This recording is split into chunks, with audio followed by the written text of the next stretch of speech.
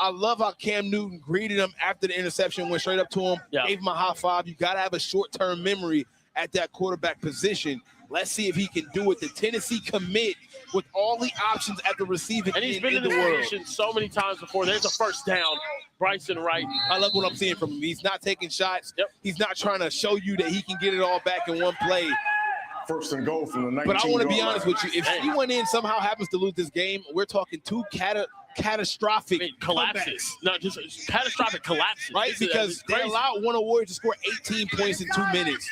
And now somehow Team Uno is getting back. You got to keep throwing it to this guy right here. Bryson Wright needs every target right now. And how about Bryson Wright? Just you need to move up the field here. It's a must-score situation. Just get open. And the ability for him and Derek Baker to have that relationship, Derek Baker's going to keep looking. If it ain't broke, don't fix it. Guys, remember yesterday in the chat when I said Team Uno could beat C1N? Yes. And everyone was saying, are you out of your mind? And I asked for the believers, man. I need to know if the believers are still in the chat. Where are my believers at, man? Chat, if anybody believes, let us know down below in the comments, man. We are in the chat as we speak, watching. The lowest ranked seed potentially going. But they've done it all season. They have done it all season. We try to do our best by letting them know. Oh, and right through the hands of Bryson Wright on that one. You rarely see it. And we try to do our best by, like, giving people an update on this Team Uno team, right? We said it over and over again. Upsets is what they do. Yeah. This is what they do. They have been built. All 3 wins are upsets. Yeah. They have not beat a bad team all year long. Every team they beat has been great. See if they can pull one more rabbit out of the hat here. They got two chances coming up here. If they can't score here, so here we go. Got a man looking. B5's open. Oh, but it will. Oh! It would be a flag. It was a hold. Intercepted. It was a hold before. It's gonna be a hold on that play. Got to hold him, man. He was wide open. But honor the great Johnson and his brother King Rich Johnson. It was just a tip to a pick for your brother. How cool was that, though? That's the real Johnson. Now, unfortunately, there was a hold before. Third and goal. You see the tugging of the jersey. I mean, you gotta hold. And there was a bit of a PI though too. I'm not gonna lie. Yeah, you gotta hold that guy, man. That's the only way to guard him. That's the only way. Holding Nicky Simple is guarding him every single time because I'm not gonna let him do anything. That's it. In a hole here with no yard, I mean, you're not really moving. You know what I'm saying? Any closer? I think it's worth a hold. Is worth giving up a touchdown. You know it's going, Jackson. 2 chances here to see one in. Here we go. Oh! Derek Baker, I think he tried to throw that defense nearly intercepted. Kieran, this is it for C1 in. Oh my God. A favorite to win it all. If they do not score here, the game is over. One chance, Kieran. Can they do it? This is as dramatic as it can be. Loser goes home. We're on the survival side of the bracket. C1 in, the 1 seed, playing the 8 seed, the favorite to win this entire conference, playing the team that everybody forgot about. Can they do it right here? One play. My goodness. For Team Uno. Here we go. He's looking towards Bryson Wright. They go to Bryson Wright. He got it. He got it. And it's Bryson Wright coming up big again. I love it. How about Derek Baker looking, believing in his guy on a one-on-one matchup on the outside. The play is a touchdown. After the play was over, sportsmanlike conduct. And we see taunting, scoring team number 3. Touchdown. His first of the game towards an ejection, 10-yard penalty.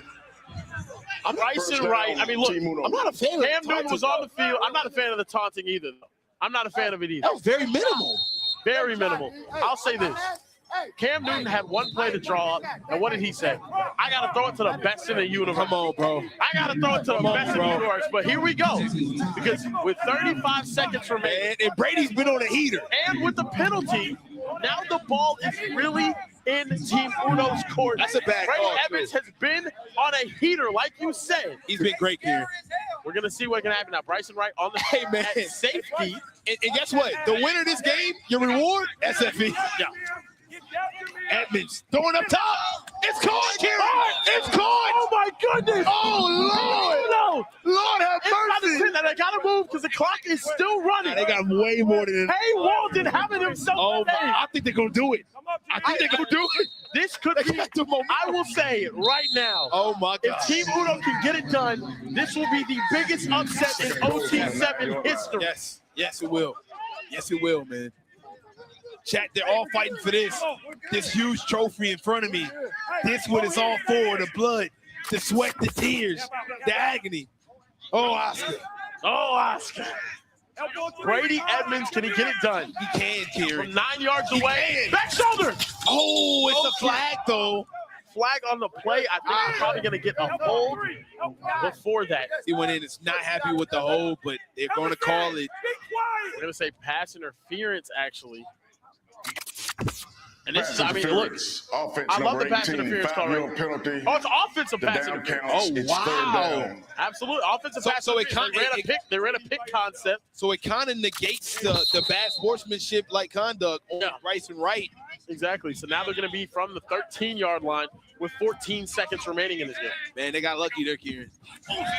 Brady Edmonds throws it up. Hey, Walden. Can he do it? Oh, my goodness. Yo, okay. I'm going to be honest with you. They might have to switch that coverage up. I think the height mismatch is just too. I think it's too big, man. I would believe in a one-on-one matchup with him. They might have to switch that. This one was very close to being. Tay Walden is a 4-star athlete with offers from Georgia, Oregon, and Missouri. That is number 0 with the orange helmet on the left side of the screen. Hayden Kent, the 5'8". It all comes down to this, Kieran. They're going to go back to him. Oh, it's broken up. Oh, my goodness.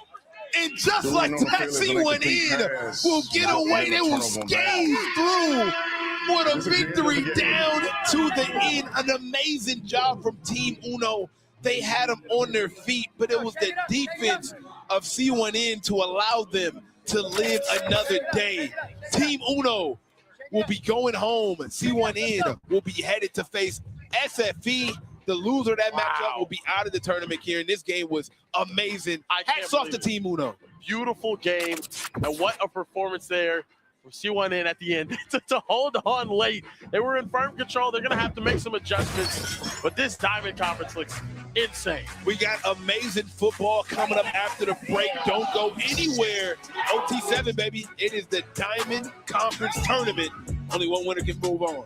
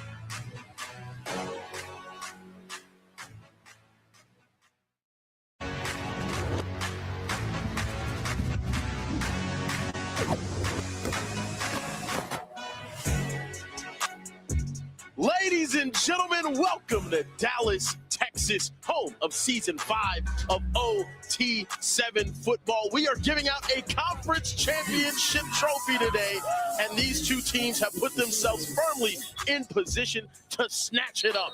RG3 and Robert Griffin's team playing on fire and upset-minded, taking on an OT7 staple in Raw, Miami. I'm Kieran Hickey Simple, joined here with my boss, Overtime Tom, also the quarterback extraordinaire, Mr. Mo Hassan. How we doing today, fellas? I'm doing great, man. We're going to get someone to win this Diamond Conference. I'm so excited. This beautiful trophy right here. I mean, these teams are going to be fighting for it. It is unbelievably heavy. I would lift it up, but I genuinely can't right now. I can't. I'm not strong enough here in the morning. Look, this Diamond Conference tournament bracket has been interesting. Hellstar got put on a t-shirt, which is why I'm wearing it right now already. On the other side, Raw Miami and RG3, big upsets to reach here. Give me the one of Warriors, man. I got a lot of faith in them. Yeah, you've been really high on them. They play C1, and it's going to be really tough to beat the best player in the universe, Bryson Wright. Yes, no, the best player in the world, Bryson Wright. But yesterday, I think the best player on the field was a young man by the name of Alvin Mosley. And Tess is down on the field right now with a very special announcement. I am. I have a special announcement for Mr. Alvin Mosley here. All right. So the Navy All-American Bowl is the nation's premier high school football all-star game, featuring the 100 best high school football players in the country. Notable former OT7 and Navy All-American Bowl alumni include Ohio State wide receiver and 2025 unanimous All-American wide receiver Jeremiah Smith, Oregon quarterback Dante Moore, and Houston quarterback Keyshawn Henderson. It is our pleasure to announce that Alvin Mosley has been invited to the 2027 Navy All-American Bowl. The 2027 Navy All-American Bowl will be played Saturday, January 9th in San Antonio, Texas on NBC and Peacock. Here you go. That's your invite. Congratulations. Man, I feel good. I'm blessed, man. I'm thinking that, hey, I went off yesterday, had 4 touchdowns for SCP, and then some came good, you know. So I'm happy. I'm blessed. All right. Well, thank you, Alvin. Back to you guys in the booth. Let's get this game started. Oh, yeah. Let's get to it. I want to see that young man play some football, guys. Yesterday, he said he had 4 touchdowns against SFE and upset them in the first round of this tournament, putting them on the survivor side of the bracket. And this guy is a huge reason why. Knox Kiffin, Lane Kiffin's son, about to get it started here for RG3 on offense. No, seriously, Kieran, the Knox Kiffin Alvin Mosley duo is absolutely unreal. They torched SFE yesterday in an offensive explosion that no one really saw coming. And Knox quietly putting together a really good weekend, solid throws, orchestrating this drive. An upset-minded team, like you just said. Yes. They already beat one of the best teams in South Florida. Now they're looking to do it again. It's a nice first down completion to Mike Brown and on Alvin Mosley. You know, I was texting his trainer, Deshae. He said, Des Bryant, too. Oh, that's what he was saying. I think he's going to take a shot downfield right now. It's going to be a little overthrown there. Coverage also from Zayden Gamble. He followed me on Instagram this morning. I didn't follow him back. Oh, wow. Yeah. Gamble, that's crazy. It's too many. That's too many insane. players. Chat, we appreciate you guys all being in here. Let us know who you got winning. You got RG3. Do you have a Raw? Who do you fellas have? Who do you got? I think I like RG3, honestly. I have to go with RG3 in this. Actually, you know what? I'm going with Miami. I'm going. Okay. You want to know why? I know why. Give me Raw. I got Raw winning. That's incompletion. Going to bring up a 4th down here. But I think the reason why I'm going with Raw Miami is they brought us a care package. You get the camera up here. Oh yeah. This is how you buy favor with me. Look, go Raw. Let's go Raw. I'm a huge Raw Miami fan. You're wearing a Hellstar shirt. Hey, Aaron, we don't care about that. Raw Miami, baby. That's what I'm talking about. All right, flip it around for a second. Look at that. Also, shout out Adidas. Shout out Adidas, man. 4th down here, by the way, boys. Come on, Knox. Take a shot, Knox. Looking in the back of the end zone, Nooner Starling, and that's going to be broken up. What's in and there, a huge. You keep talking about him. I'm going to look. Oh, yeah, no, we're going to have to take a look. It's a big stop for Raw Miami on that first drive of the game as they get the momentum rolling and pick up right where they were left off yesterday. Look, the rules here at OT7 are simple. Oh my goodness. There's no way. There's no way. We got the tracksuits from yesterday. There's got to be the There's no way. Oh, yeah, this is me. Oh, my goodness gracious. Hold on. If there's only Look 2, at this right here. No. There's right. Shout out Adidas. Nah. Goodness, Bro, these are me hard. right here. These are me right here. Yes, that's got to be you. Is that luck? Yeah. Oh, yeah. Hey, Let's ride. Poor Sniper Jones. Hunter's down there on the field, jealous right now. Good luck, corrupt commissioner. Oh, what size you got? I'm riding with Raw. oh, this is beautiful. I got pants for you. Oh, these are. Oh, man. This is everything we ever needed. Look at this. Shout out to our guy KJ, our Throw this on producer, right now. along with Sterling. You guys got no shot with these, man. I'm about to throw this on right now. This is beautiful. Yeah, RG3's got no shot. Oh, Ace Amina. Oh, give it to him. Right That's through a touchdown. the hands of Nick Lanier. Look, guys, the rules here at OT7 are simple. I tried to go over them earlier, but look, it's 4 downs to reach your opponent's 20. A touchdown is worth 7 points on a normal drive. We also have the money drive, which results in 10 points. This was nearly a touchdown right through the fingers of Nick Lanier. A beautifully placed ball for Ace Amina, who might be the swaggiest quarterback here at OT7. I like his jacket also. Yesterday he wore this exact full sweatsuit, so I feel the aura from that. And then today with the baggy Adidas sweatshirt, I mean, it's gorgeous. That's a tidy, is he the most swaggy quarterback at OT7? On the field as a runner was Let's say he was touched just short. I don't think so. Tuoloni, I don't know if he was touched there. We're gonna have to take another look. Let's see right here. Did he get a hand? No, I don't it's think a he did. touchdown. I think that's a touchdown right there. Swaggiest quarterback in OT7. Last year, safe to say that was Micah Eugenio with all the chains. Okay. Right. That's a first touchdown for Raw Miami as they get it started. Ace Amina on fire. Ace looks pretty dripped out. At the same high school as Micah last year, Bishop Gorman out there in Las Vegas. Ace got the chain with the baggy jacket. Right. Something about Vegas, man. Vegas be elite. I'm trying to think who else would be in the running from a quarterback. I mean, Trey Wright, Trey Swag. I'll say Trey Taylor wearing a shirt of yourself. Izzy is Not downfield, Alvin Mosley. And once again, Zayden Gamble on the coverage. Wow, you look good. I mean, come on now. Oh, yeah. That's a good look. Sharp. You look sharp. What are we talking about? I'm a Raw Miami player, essentially, now. This is great.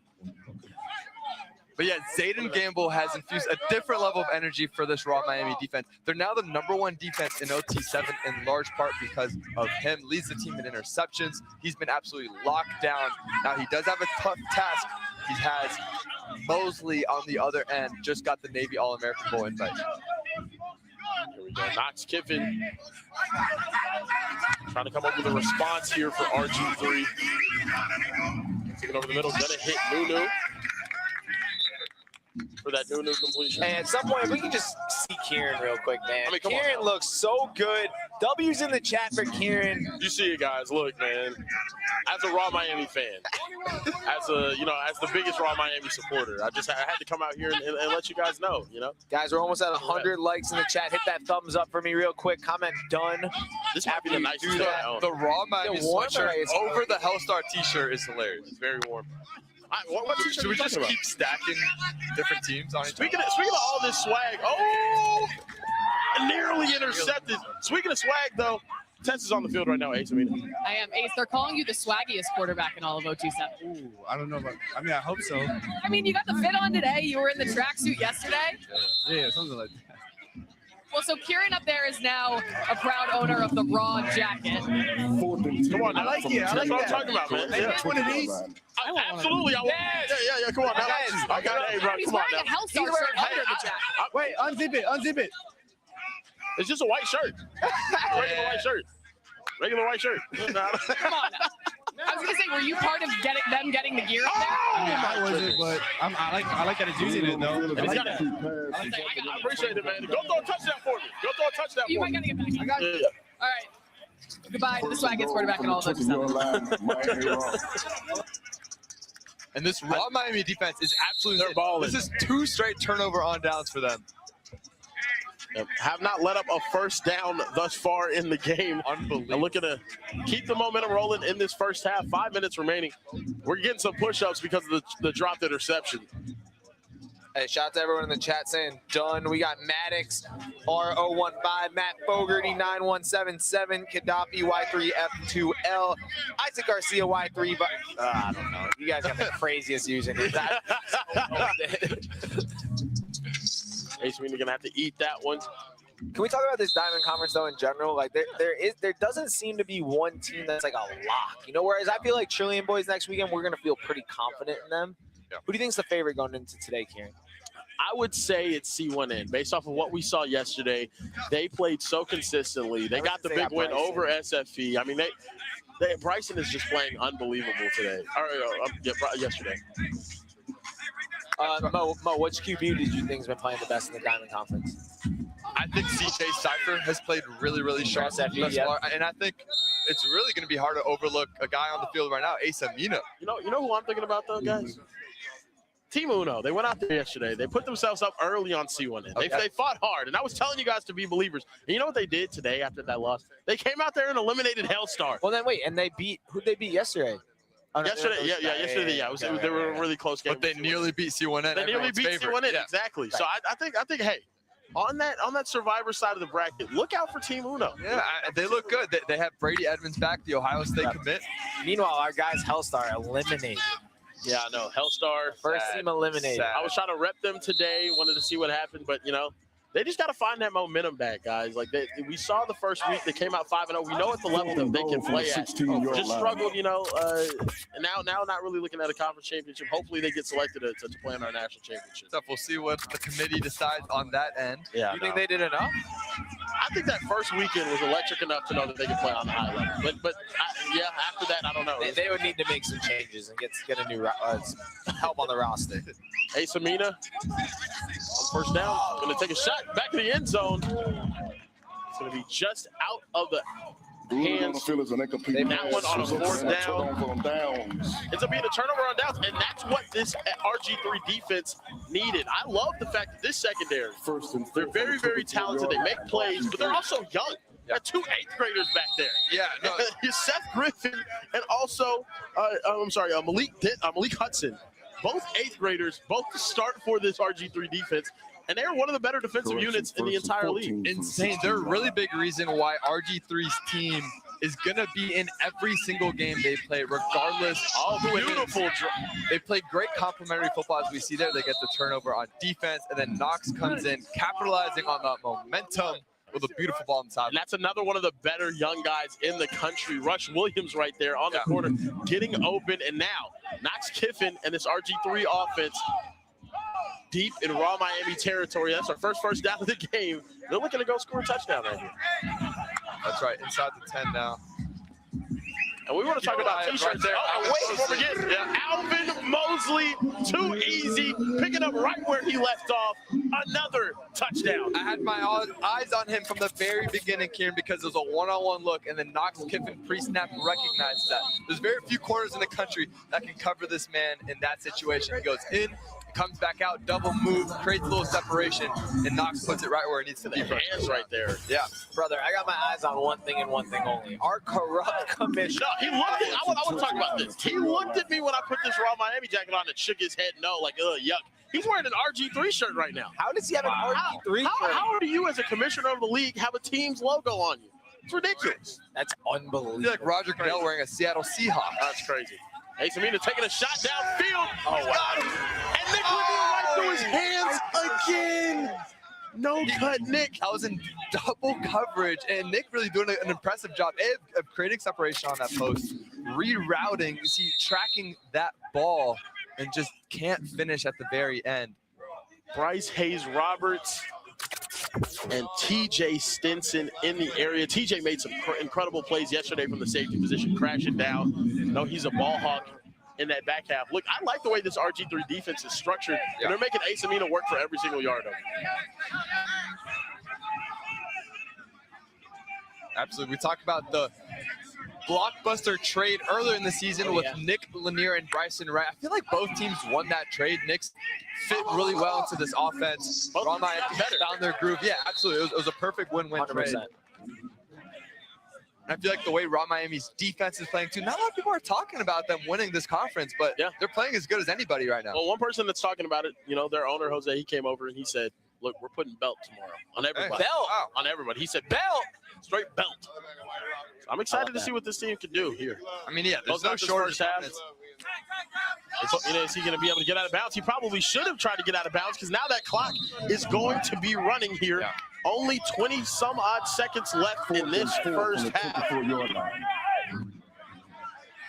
you go. Ace Amina on fourth down here. Braylon Callis, and the miscommunication results in a turnover on downs around midfield. And RG3 is now going to have an opportunity to take the lead going into halftime. How about these two defenses and that turn of momentum, fellas? A critical mistake here for Raw Miami. Callis just doesn't turn his head here on the wheel. I think he would have gotten the first. It was kind of a pick concept. The linebacker didn't get over in time. And an opportunity for Knox Kiffin to take advantage and take the lead going into the second half. Knox. That one's broken up, incomplete. Guys, these two teams are on the undefeated side of the bracket. It is a double elimination tournament to win this Diamond Conference Championship. So the loser of this game will not be eliminated. They'll go to the survivor side of the bracket. The winner will advance in the undefeated side of the bracket. We're going to have some very interesting scenarios here today. Oh, yeah. Double elimination I tournament. mean, even the next game is going to be crazy already in the survival bracket. The Cold Heart SFE. Cold Hearts SFE in the first One of round those teams that eliminated next game. Yes, yeah. Here we go. Shot to the back of the end zone. Oh, it was actually crazy. He almost got a hand on it with Mike Brown at the back, but it's going to be incomplete. RG3 and Raw Miami go to this first half tied up. This is the undefeated side of the bracket. We got C1N taking on Wonder Warriors later on today. RG3 and Raw Miami fighting for a chance to get to that end game of the undefeated side of the bracket and punch their tickets to the championship game, the conference championship game. I think we're starting to see some of these teams advancing with the best defenses. Like Raw Miami, #1 defense in OT7. And honestly, Kieran, I think these are the two best defenses here in the entire conference. I think so, and Raw Miami. Yeah. The way Zayden Gamble has been playing for Raw, and Seth Griffin, the 8th grader, like you said, I think really one of the coolest stories in our entire league, what he's done for RG3's defenses too.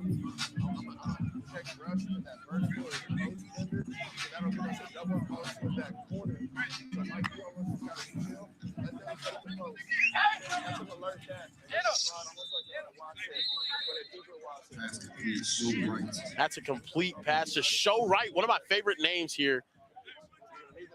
For Show Right. Show Right. Throwing the ball in my area is Show Right. I like that. We have No Cut Nick and Show Right. A lot of these guys from South Florida, they know each other. Show Right playing for St. Thomas Aquinas High School, one of the most prestigious institutions down there. Guys like Michael Irving. There you go. Here we go. They're winning state championships year in and year out. Julius Jones Jr. also St. Thomas Aquinas. Oh, yeah. St. Thomas, great school. The Bosa brothers went there. Oh, yeah. Yeah. Played against them. Wow, really? Yep. I know you got sacked numerous times. Unfortunately, it was quite painful. Was it a nightmare? More than a nightmare. Yeah. That's the most times you've been sacked in a game? I still think about it to this day. Ooh. You think you hit double digits? No, the double digits would be crazy. It's happened. I've seen it happen before. Yeah, it's happened. You remember when Mo threw that pass the All-Star game last year? It was nasty. Oh, my goodness. Broken up, and that's Seth Griffin, the best 8th grade DB in the country. This kid is everywhere. I mean, dude, he's all over the place, man. This kid is I mean, just pick after pick making plays. And the thing is, they're so comfortable putting him out there. Yeah. There's no drop-off in ability. He's a very, very smart kid. He's athletic. He's capable of doing everything. One, to be in the 8th grade and be athletic enough to cover these positions is one thing. In week 1, he had 3 picks because I think offenses were starting to target him. It's like, all right, there's a middle schooler out there. Let's see what he's got. He hasn't had one since, I don't believe, because teams just stopped throwing his way. Yeah. Mo, did you ever get hit in practice where like the coach had to freak out? Like, you know, the quarterback's not supposed to get hit, but then once in a while you see a clip where the guy just like drills the quarterback by accident. No, I mean, there's moments where he gets too close and then your hand hits someone's helmet. Got it. Which the coach also freaks out about. But well, you know what? I'm happy that you've never been knocked out before. And I'm also happy that we have a beautiful chat today. Guys, we want to follow back as many people on Overtime's Instagram as possible, as we see a sick touchdown there from Raw Miami. Let's get this up to 300 likes in the chat, okay? So hit that thumbs up, get it up to 300 likes, and then let's start dropping Instagram handles. I'm only here for one game personally. So if I want to follow people, it's got to be in this here for game. one of Warriors, huh? I'm just here just checking out this game. So if you want to get followed back from Overtime's Instagram, it's got to happen now. Make sure you hit that thumbs up and go ahead and drop your Instagram handle in the chat. Raw Miami's up 14 seconds. They are, and that's Dennis Tuaoni's 2nd touchdown of the day. This is a very welcome addition to this Raw Miami roster out of Provo, Utah. He is a stud. I mean, #3 athlete in the country, #1 player in the state of Utah as well. Hey, Ball Out 4 in the chat saying, bro, the commentators are talking over the ref. It was a false start. If you couldn't see that, you just don't know ball. So Ball Out 4, if you have a problem with us, you can reply to Dallas, meet me on the 50-yard line, or get the hell out of my chat. yeah. Goodness. I love you. Tom, I like this out of you. Yeah. Let me get everything out of me. Nice completion on 1st down. Max Kiffin fired over the middle. Mike Brown goes down for it, and he will scoop that one off the turf. 1st down here for RG3. And this offense is now finding themselves a little bit of a rhythm, Mo Hassan. Yeah, they're doing it in all phases of the. Oh, I don't know it. No, that's a catch. I like that. Holding the defense that plays decline. With the hold, that's declined. But yeah, no, you're absolutely right. Knox Kiffin is absolutely dealing. Over the middle. Alvin Mosley again. Touchdown number 2. And RG3 ties it right back up. Where did this kid come from? He's unbelievable. You said Des Bryant earlier, and I kind of doubted it, but now, Come on, I now. see it, You Kieran. see it. This kid is absolutely unstoppable. He got the Navy All-American invite earlier. I feel like he's going to just terrorize those defenses out there, too, on NBC. Look, he is going to make a college program very, very happy. Yeah. Unbelievable here from Alvin Mosley. This weekend, I think he's been the star of the show. No, he really has. If we have an MVP for the weekend, it's Alvin Mosley. Here we go. Raw Miami going with the money drive here. 10 points will be awarded to them if they score a touchdown here. But also, you want to be careful and protect that football, because if you end up throwing an interception, one, you only get one money drive a game, but also that can be returned for a 10-point pick. 10. Where do you think Mosley's going to go to college, if you had to guess? Wow, I hope the University of Texas. Beautifully fired in there from Ace Amina as they pick up a first down. Dennis Tuahoney. Did I see Jermaine Bishop score yesterday in the spring? Jermaine Bishop went off yesterday in the spring. From OT7. He's really, really good at football. And I think I saw Des Bryant tweet about him even. Yes, Des Bryant saying Shout out to Jermaine. What team did he play for in OT7? he played for, I believe it was a team with, was it RG3? It was with Keyshawn. Yeah. Tess is down on the field right now with Knox Kiffin. What's going on, Tess? I am Knox. Okay, so your receiver Alvin obviously got invited to the Navy All-American Bowl game earlier, and then just had 2 touchdowns already. Yeah, he's him. What up, and he catches it. So last night before you guys won, and you looked at me and said, "You ready?" before your game. Would you like to say anything else to fire up everyone watching at home? Not that because we're in the middle of the game, but just watch, I guess. Just watch. You were running around with your receiver on your shoulders last night. That's my center. Center, sorry. He's like the 15-year quarterback. So, yeah. Do you plan on picking him up today if you guys get a win? My back's kind of sore. I can't lie, but maybe. Too much on the line today. Yeah, too much on the line. It's playoffs. All right, so do you think RG3's proud of you guys watching? I hope so. I think he's proud of you. I think so. Yeah. All right, thank you, Knox. Back to you guys in the booth. Back is sore from carrying this football team. I was going to say, that was the most Lane Kiffin-esque interview I think we could have had. Learn from his father. Absolutely. Oh! And there's going to be a pre-snap penalty there. RG3's. Actually, I believe that's going to be a delay of game. Delay of game. Defense causing the Oh, they're offense going to to say react. it's a delay of game on defense To for allow causing the half a reaction. goal, it's 4th down. And it's going to be a replay of down anyway. I hadn't seen that one before. Now, RG3 thought they got a false start, but because they ended up bucking at the line, so look, you'll see it right here. That resulted in a false start, but they're going to say a delay of game for the defense for drawing that penalty. Still going to be a replay of down, still 4th down. Massive 4th down here. Keep an eye on number 1. He's at the top of your screen. That's Nick Lanier, the University of Miami commit. Looks like they're bracketing There's him a on little bit that of safety side help over there, but they're having 2. Dennis Tuahoney in the back of the end zone, and it's incomplete. The upset-minded RG3. he had Tuoni back there, Kieran, and why was he open? Because they bracketed, like you mentioned, pre-snap. He was over the top of Nick Lanier. Yep. And guys, that was on a money drive. Now RG3 going to take over and go money drive on their possession. Wow. RG3 in a great position to potentially make it to the next round. Brother, of the undefeated side of the bracket. Good. You walked in with a Hellstar shirt on, they lost. Now you got a Raw Miami sweatshirt on. Oh, the Kieran Not so good. Unfortunately, I'm not taking it off. Your curse is worse than the Drake curse. Look, it's not my fault that the losing teams have really good gear, okay? We have to stop you from wearing RG3 gear because we need them to keep going. Oh, broken up. That's beautiful. And look, I mean, guys, come on. Look at how swaggy you look Raw right now. loses Come on as now. soon as you put it on. We need to have a conversation about it. Now, look, It's really just RG3 playing that well. Can we not talk about how the commissioner's wearing an RG3 shirt? Why are you trying to That's the nastiest part. We're talking about you, Kieran. The commissioner is the one, controlling everything out there. Look at this. Look at that right there, man. Oh, that's the commissioner. What a corrupt, terrible human. Wow. Take a shot downfield. This one's floated, and it's picked off. And Raw Miami gets the ball right back. Both money tries end up failing here. And Raw Miami gets an opportunity to get the ball right back with 3 minutes remaining. Yeah, coach is getting on Knox there, and that's one he's going to want back. Just floats it in the middle. There's no receiver there. Yeah, I think. Oh, he stopped. He thought his wide receiver was going to continue on that post, but even if he did, it's kind of just forcing it there on a second down. Especially on a money drive, I've got to have it situation. You're giving Raw Miami life now, in which they had all the momentum previously. And that's a tough one right there.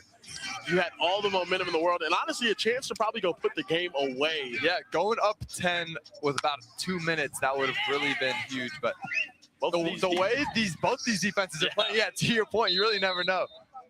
Both of these defenses not giving up anything easy. There was a beautiful first down pass breakup from Derek Jones on that drive last time.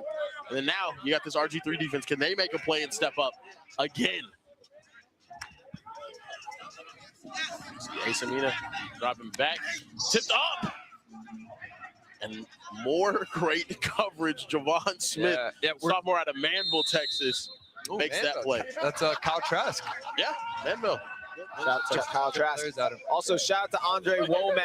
Simply.Dre_0. Just followed you on Instagram, my guy. We still got to get this up to 300 likes in the chat. Keep hitting that thumbs up, please. I'm going to follow a few people right now. I really like what RG3's defense is doing structurally. They're playing they're mixing zone, cover 2. They're bracketing Nick Lanier. Oh, he's actually wide open right there. But notice he's been one of the most electric wide receivers at OT7. We haven't called his name often. Doing a really good job of taking that away from Ace. Remember, the loser of this game is not going home. They're just going to go to the survivor side of the bracket. The winner will go on to the undefeated side of the bracket. Last game, and there's a huge completion over the middle. Raw Miami getting down inside the 5-yard line. Now with a minute remaining in this game, Raw putting themselves in great position, trying not to get upset again by RG3. Chat, let me know, what do you guys think, though? Can RG3 pull off this upset, or is Raw Miami going to punch their ticket to the next round? You might want to slow this down, too, if you're Ace in this Raw Miami offense. You don't want to give Knox too much time on the other end. You just got to score. Third touchdown of the day here. Raw Miami in control of this one. 21-14, 56 seconds remaining in this one.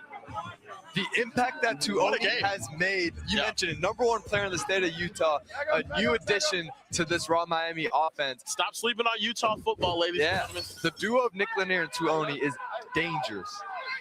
And look at Alvin Mosley right there talking to Knox Kiffin. He's on his own. His way. Yeah. You got to think he's going to get several targets here on this drive. Right there. Easy. Get out of bounds. Yep. Going to get that one and get out of bounds. It's a nice gain of yardage there. I like that. That's a good drive setter. Yep, exactly. Now 52 seconds remaining. You get time to think about your next couple of plays. Knox Kiffin.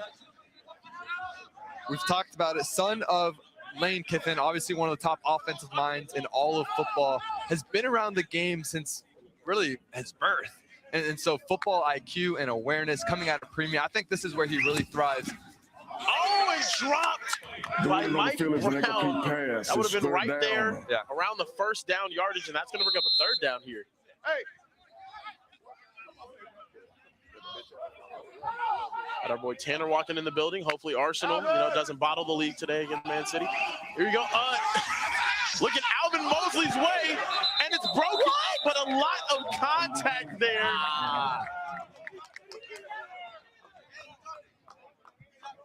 Ref is saying he caught it. Look, my eyes look like he caught it, or look like he dropped it.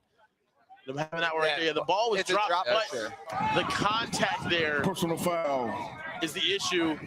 It's almost like a tackle. My thing is, like, how is he supposed to make a play on the ball? Clock stops. Yeah, the clock does stop there. But look, The result of the play is a completed catch, personal foul, unnecessary roughness, defense number 12. Yeah, I mean, that's going to be close there. He does come Half the down hard, but distance. so this is a huge thing, though. If they say that that's a catch, the personal foul is going to add 10 yards onto it. oh my The God. ruling on the field is an incomplete pass. There it is. However, personal foul, unnecessary roughness, defense number 8. So that's going to be Automatic enough to first give down. them the first down because of the personal foul. But they won't get the extra 10 yards. I like what they're doing there. Notice the entire drive is just Alvin has been on his own on that island. They're just giving him option routes. 4x1. Like, yeah, literally just get open, basically. They move him to the other side of the formation now towards the bottom of your screen. Come on, Knox. Knox kicking now with a first down and goal from the 20. 42 seconds to work. He's open again. Gonna hit Nunu. Oh my goodness! What a spin move! We got to hurry up, clock's Nunu Starling. Another got my boy Deshae Trayvis. I mean, these guys are making crazy catches out here. Look at this. Give me that. Beautiful catch there. Gives him some yards. Guys, the clock is running. He's got to hurry up. Gotta hurry up. About 15 seconds remaining. Oh, Fire that's a bad. That's going to be another penalty thrown for a tackle on the field. Just playing a little bit too physical is this Raw Miami defense. Really fortunate that there was a penalty. Yep, and it's going to stop the clock and also give them a first down. So now RG3 can have the whole playbook and time to think about it here. Ability to reset. Only 11 seconds. Now look, this is Raw Miami specialty though. They love getting in these types of situations. They're always in some sort of area where they have to make a goal line stop to win the game. It's second down.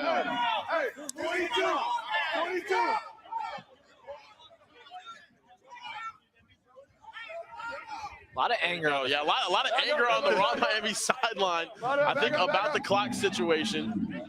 Now, inside the 5-yard line, usually these are your 2-point conversion plays. You usually have two that you really love.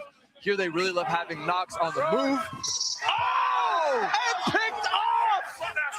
Raw Miami at the end of the game! Make it happen in the end zone! And they're going to take the victory here, 21-14. I didn't jinx anybody, Tom. Oh, you did a great job. Oh my goodness, what a stop and a clutch interception at the end of the game. Look at this right here. Jakari Watson wins them the game. Guys, don't go anywhere though. Next up, we have SFV taking on the Cold Hearts in an elimination game.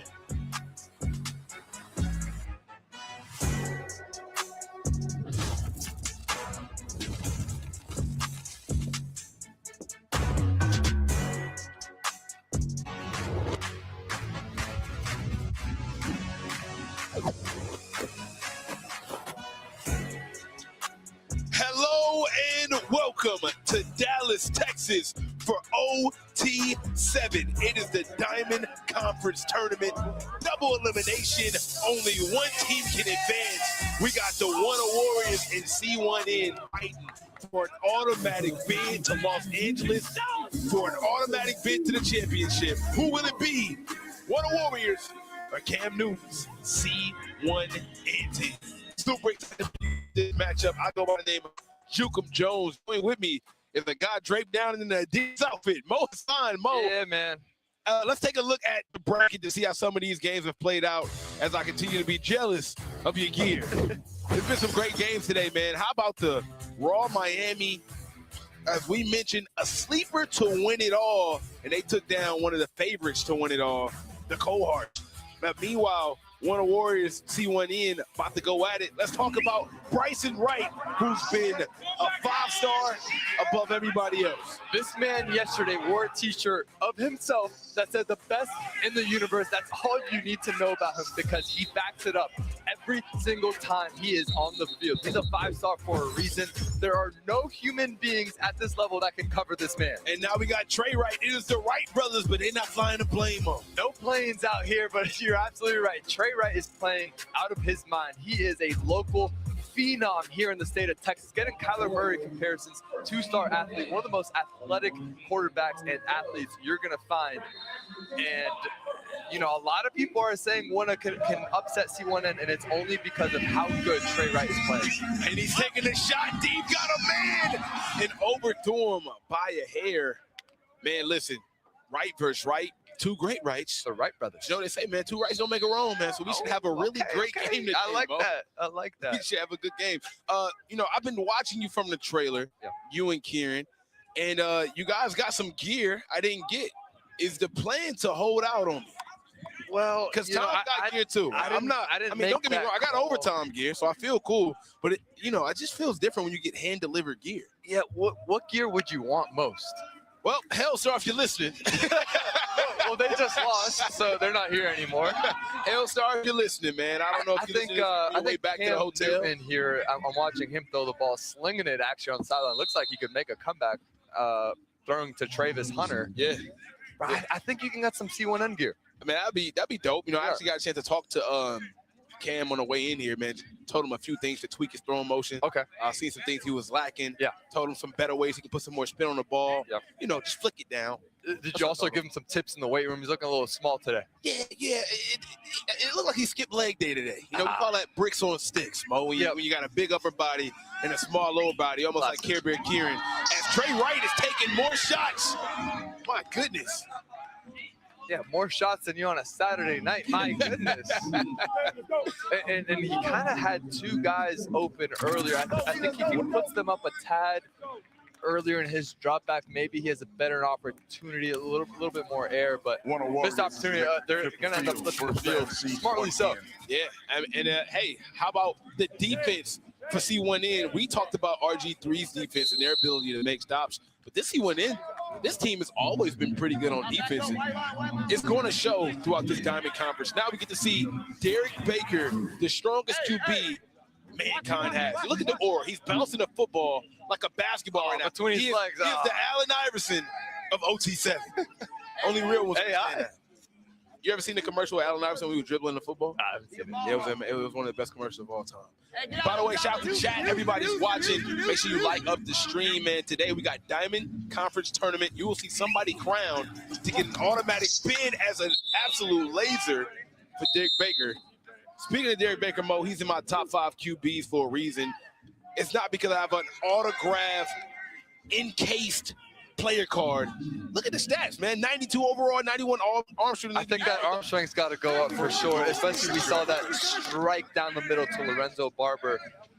He's already got 4 touchdowns through week 3, had a bunch this weekend as well. One of his most reliable targets here for C1N. Oh, and got another one in there, just like that. Back to him. If it ain't broke, don't fix it, man. Baker and Barber. That looked way too easy.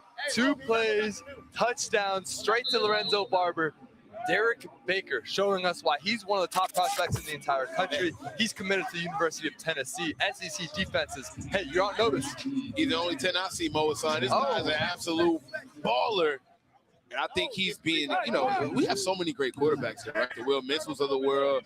We got the Trey Wrights of the world. We got the Brady Edmonds of the world. You know, don't allow that to take your eyes off this young man. He's a great quarterback being coached by a great quarterback in Cam Newton. Speaking of great quarterbacks, Trey Wright with another shot. My goodness. Every pass.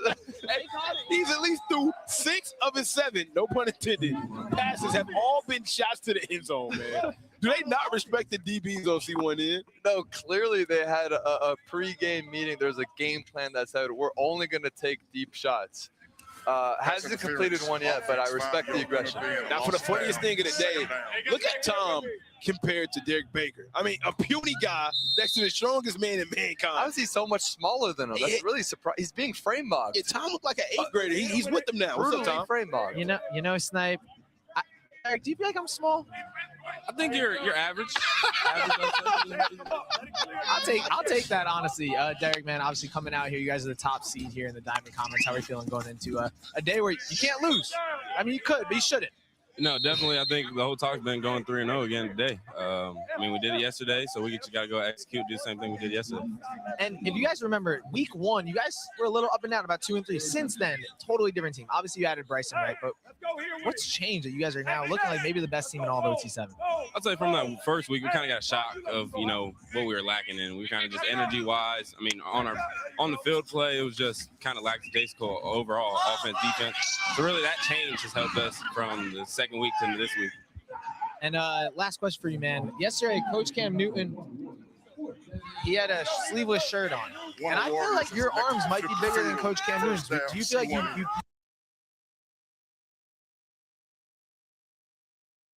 passed him? I think I have, you know. I think we might be even, but I think I'm getting there. Okay, you need to go play football. Goodbye, Derek Baker. Appreciate you, man. He is so big. Yeah, man. Derek Baker is literally the strongest QB in OT7. How much does he squat? I would be curious to ask. Tom, if you get a chance, I really want to know the answer to that. I thought I asked it. I can't remember. He probably told us. I'll tell you what. He's back out there on the field, okay, with a chance to go up 14 points on a really good Warriors team. Let's see what he can do here. Only took him 2 plays last time, Mo. Yeah, we'll see. Who had Bryson Wright down there, but a wide open Trayvis. And look how fast he is. My goodness, Trayvis Hunter, the youngest brother of Travis Hunter, an absolute speeder, especially when he get football, man. He can turn the field quick. Yeah, one of his best attributes as a wide receiver is what he does after the catch. Watch him catch the ball and just have the awareness going around into the defenders, especially once we get on to 11-on-11 ball and what he's going to do at the next level in college. Some of these tags aren't tackles. Easy catch across the middle and a lot of flags out there. You know the rules, man. I'm going to hold you if you get close to getting back. And that's Amari Stevens across the field. Recently just flipped his commitment from UM to LSU, going down to Baton Rouge. I think Knox maybe got his ear. But guess who was out here watching him earlier? Good old Pops. Good point. They had Lane Kiffin here in the stands. I don't know, maybe. That's a really good point, Mo. You might be on to something. Defense and we talked about how second down. You know, physically impressive Derek Baker is. Like, there's that side of it. Bryson Wright's a big guy too. Like, these guys are really impressive. But what's even more important, I think, to me, is the impact Cam Newton is doing mentally with the football IQ side. I saw them posting a bunch of videos of them watching film on Instagram, both in one-on-one settings. Watch with Derek Baker back at home in Georgia, the whole team at the hotel. He was collecting everyone's cell phones in a bag and saying, guys, if you want to play at the next level, if you want to be a Heisman Trophy candidate and just be on that elite stage, oh my goodness. Touchdown, Derek Baker. Manny McKinney has been the unsung hero for the C1N offense. I think it's no debate at this point. I talked to Amari Stevens yesterday. Yeah. This is the best wide receiver core in OT7. Well, it's definitely the deepest. Yes. I'll give you that. That's why I give it the best. Yeah, I mean, look, it's really important just to have so many different weapons and guys that could do different things too. Manny McKinney, so good. How about that Selly? I love that. A really good route runner, possession wide receiver, creating separation. And Derek Baker spreading the wealth around, not keying in on Bryson Wright, having no catches so far today. They're double teaming him, so what do? You throw it to your other targets that are wide open. And for Trey Wright, he's taking a shot every time downfield to the point where they haven't even got a first down yet in this game. But ironically enough, the one time he should have went downfield was right there. He had a man wide open, I think because of his lack of success. Yeah. He was kind of a little hesitant on throwing that one, but the receiver had a lot of separation. And now I got to ask, can they get a first down?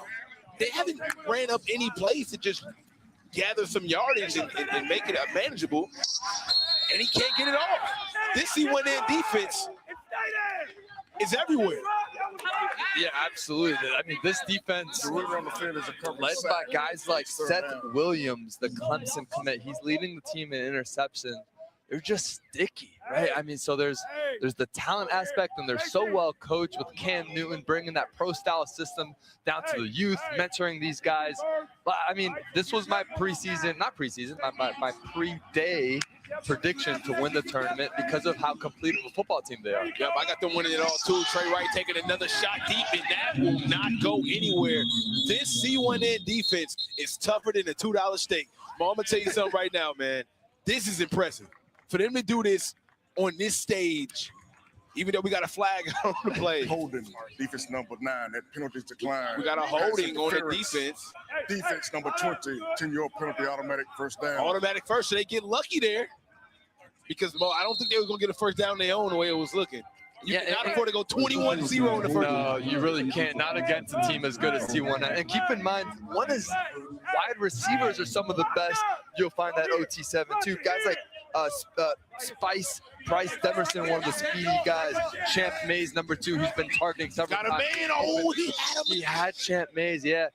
It's like the shots that he's not taking are the ones that's there, and the ones that he are taking is the ones that's covered pretty well. Trey Wright has been really good, especially as of late. I know he's going to find his rhythm, but why do you think it's taking him such a long time to gather a few completions in a row? Just out of sync. You're going against a really good defense, right? And they're giving him different looks, mixing in zone, man, pre-snap.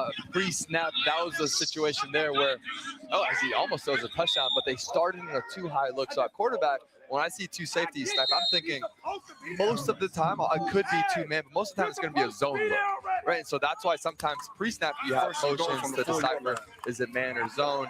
But when they move post-snap, it just changes the picture, muddies it a little bit, and that's what C1N's doing. And right there, I mean, Trey Wright was able to pick up a quick little check down, and he was able to turn upfield. I think he's trying to get it all in one play right now to get a touchdown. Great job right there, rolling out to his right side. You don't have to make it all in one play, right? My coach told me we were down by a lot of points. It was often. Can't get it all back in one play, right? Just play the game and let it happen. Good to see him connect there for a touchdown. Yeah, you don't have to be Superman, especially at quarterback. I feel like a lot of guys, like you just mentioned, feel like they have to put the team on their back and take a bunch of shots, but that's not what wins football games. That's not what the position's all about. You have to think for an offense as explosive as Gunna. It feels like it's good to see that first ball go through the basket. Absolutely. My guy, Overtime Tom, is always holding it down with us on the sideline. Got some for us. What up, Tom? Hey, Snipe, look, man, I've been looking in the chat. We have almost 5,000 people watching this game, but we don't even have 500 likes. So what I need everyone to do right now, you see that little thumb? Give a thumbs up. Go ahead and hit that thumbs up right now. That'll make sure that you like the stream. Help us out. We're trying to get to 1,000 likes. We're not even at 500 yet. We get to 500. I'll follow a ton of people back on from Overtime's Instagram. So make sure you hit that thumbs up right now. Get us to 500 likes. Eventually, we'll get to 1,000. We'll be with you guys all day here at OT7. My guy, Overtime Tom, is a man of his word. We've actually done that a couple times already this show. Following back a lot of you guys that's been liking the stream. So please, let's get to 1,000 likes. And not only will Tom follow some of you guys back from the account, but I'll also jump in the pit. Oh, yeah, the Jolly Rancher pit. Yeah, I'm a big Jolly Rancher. You said that a few times. I want to see you actually do. I want to see your front flip in there. A front flip. All right, man. My knees, man. I'm old. I don't know if I can do that.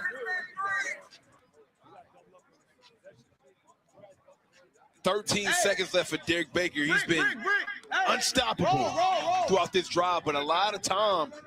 Oh, it's not taking. Here we go. Watch Bryson Wright, the big, tall, unguardable receiver on the left side of the field. Yeah, they're leaving Bryson one-on-one. Didn't look his way, but it doesn't matter. And now they're trying to hurry up. No, I don't think they'll have the time. I think they can get one off. That's it. Come on. This is the end of the first half. They didn't have the time to get it off. Great job, but it just couldn't get it done, man. Ladies and gentlemen, spring sports season is here. Whether you're on the court or on the field, OT Compression is the best layer in the game. We got tons of colorways and patterns, and right now you can get up to select styles 30% off right now. Tap in, scan the QR code right there on the screen. They'll take you exactly where you need to go for 30% off of the OT Compressions. I promise you, you won't regret it. I'm wearing a pair right now, and I'm doing a broadcast. And you look good, brother. Hey, thank you, man. Yeah, I appreciate it. Makes you a better athlete, too. Yeah, I think man. it makes you run faster, I'm a little limber, higher. You know what I'm saying? Like, throw the ball further. Yeah. Well, you can't throw as much higher. as Derek Baker, so. In these, I can. Well, in these, I mean, they give you a chance. Yeah, I'm agile. I'm limber. Yeah, you know what I'm saying? Without these, I don't have a chance. No. Speaking of not having a chance, all right, C1N got the football back, and if they score here, things get pretty interesting. And a really a huge missed opportunity there at the end of the first half. Derek Baker spiked the ball when they could have probably snapped. There could have been a 14-point swing, but nonetheless here at the beginning of the second half, it feels like this offense could do no wrong. Absolutely. And a reminder for everybody that's watching, what we're watching right now, this is a double elimination, right? So both of these teams haven't lost yet. Whoever do lose will have to go on the survival side of the bracket, which means another loss, they will be out the tournament. However, to advance, your chances of getting an automatic bid to the championship game increases. And just like that, another completion for Derek Baker and Trayvis. Let's take a look at the bracket. As you can see, C1N and one of Warriors. Whoever wins this game will be headed to play Raw Miami. This is the undefeated side as well. We have the survivor side of the bracket, but right now, 2 undefeated teams, C1N and one of Warriors. By the way, man, C1N is my pick to win this whole bracket. Okay. I think they have what it takes. I think it's their time. And I think on this side of the bracket, they might be the best offensive and defensive team. That's really been a big theme for me because I think Trillion has a chance to win it all for the same exact reason. They play both sides of the football pretty well. We've seen how big defense has come into play. Just today, in the few games we've already played, the previous 2 have come down to stops inside the 5-yard line. It was RG3 throwing a pick, and it was the Cold Hearts not being able to finish inside the 5-yard line. So really good defensive play there. I expect the rest of these games to come down to the wire because there's just too much talent. The margin for error is so small. Speaking of error margin, there was an error on the field, so we got a flag out on the play. Cam does not look happy. So you think C1N is the favorite? Who would you put second to, who would you expect them to play in the championship here? That's a great question. Cold Hearts is out, which is crazy. Yeah, but I would thought Cold Hearts. I would have to say SFE. Okay. So SFE is on the loser side. Yep. Yep. They're on the survival side of the bracket. Yeah. Which a lot of good talent is, right? Because I mean, the Cold Hearts are there. SFE is there. Team Uno is there. They can shake some things up. So anything is possible. I think RG3 is there. RG3 just lost. Oh, well, they're out of it. Okay. You never know, man. How about Team Uno? Oh, no, RG3 is there now because they just lost to Ramen. Yeah, absolutely right. Yeah, so, and they're really good defensively. So, right. It's anybody's game. And RG3 is known to upset good teams. It is an interception. One of Warriors with a whole new breath of fresh air. That is how you change the momentum of a game. And what a matchup that is. That's John Meredith, 5-star, 5-star. The #1 corner in the entire country, #2 player overall in the class. On Bryson Wright, the 5-star wide receiver, it's a corner route. Look, he kind of had to step on it. Honestly, I think if Derek puts it up with air over the top, he's going to have an opportunity. But the length of John Meredith comes into play to save this game for one of Warriors. Now, the onus is on this offense. Can they capitalize on the momentum, Snipe? Let's see what Trey Wright's got. That is a huge play right there from John Meredith. And remember, he's newly added to this team. So how about him making an immediate impact as soon as he's on this roster? Big time play from the 5-star. And my guy Overtime Tom is with the man right now. What's up, Tom? We see a nice little catch there. John, man, one of the best players in the entire country, coming with a big interception there when your team needed it most. Take me through what happened. It's nothing serious. I just did my job and I completed it. That's what it is. Defense number 20, 10-year Now, we haven't had a ton of times where people have even thrown your way. So to finally get an opportunity and come make an interception, how much does that mean to the team and to you to have a big play? No, for real. It just showed me how both they is. Yeah.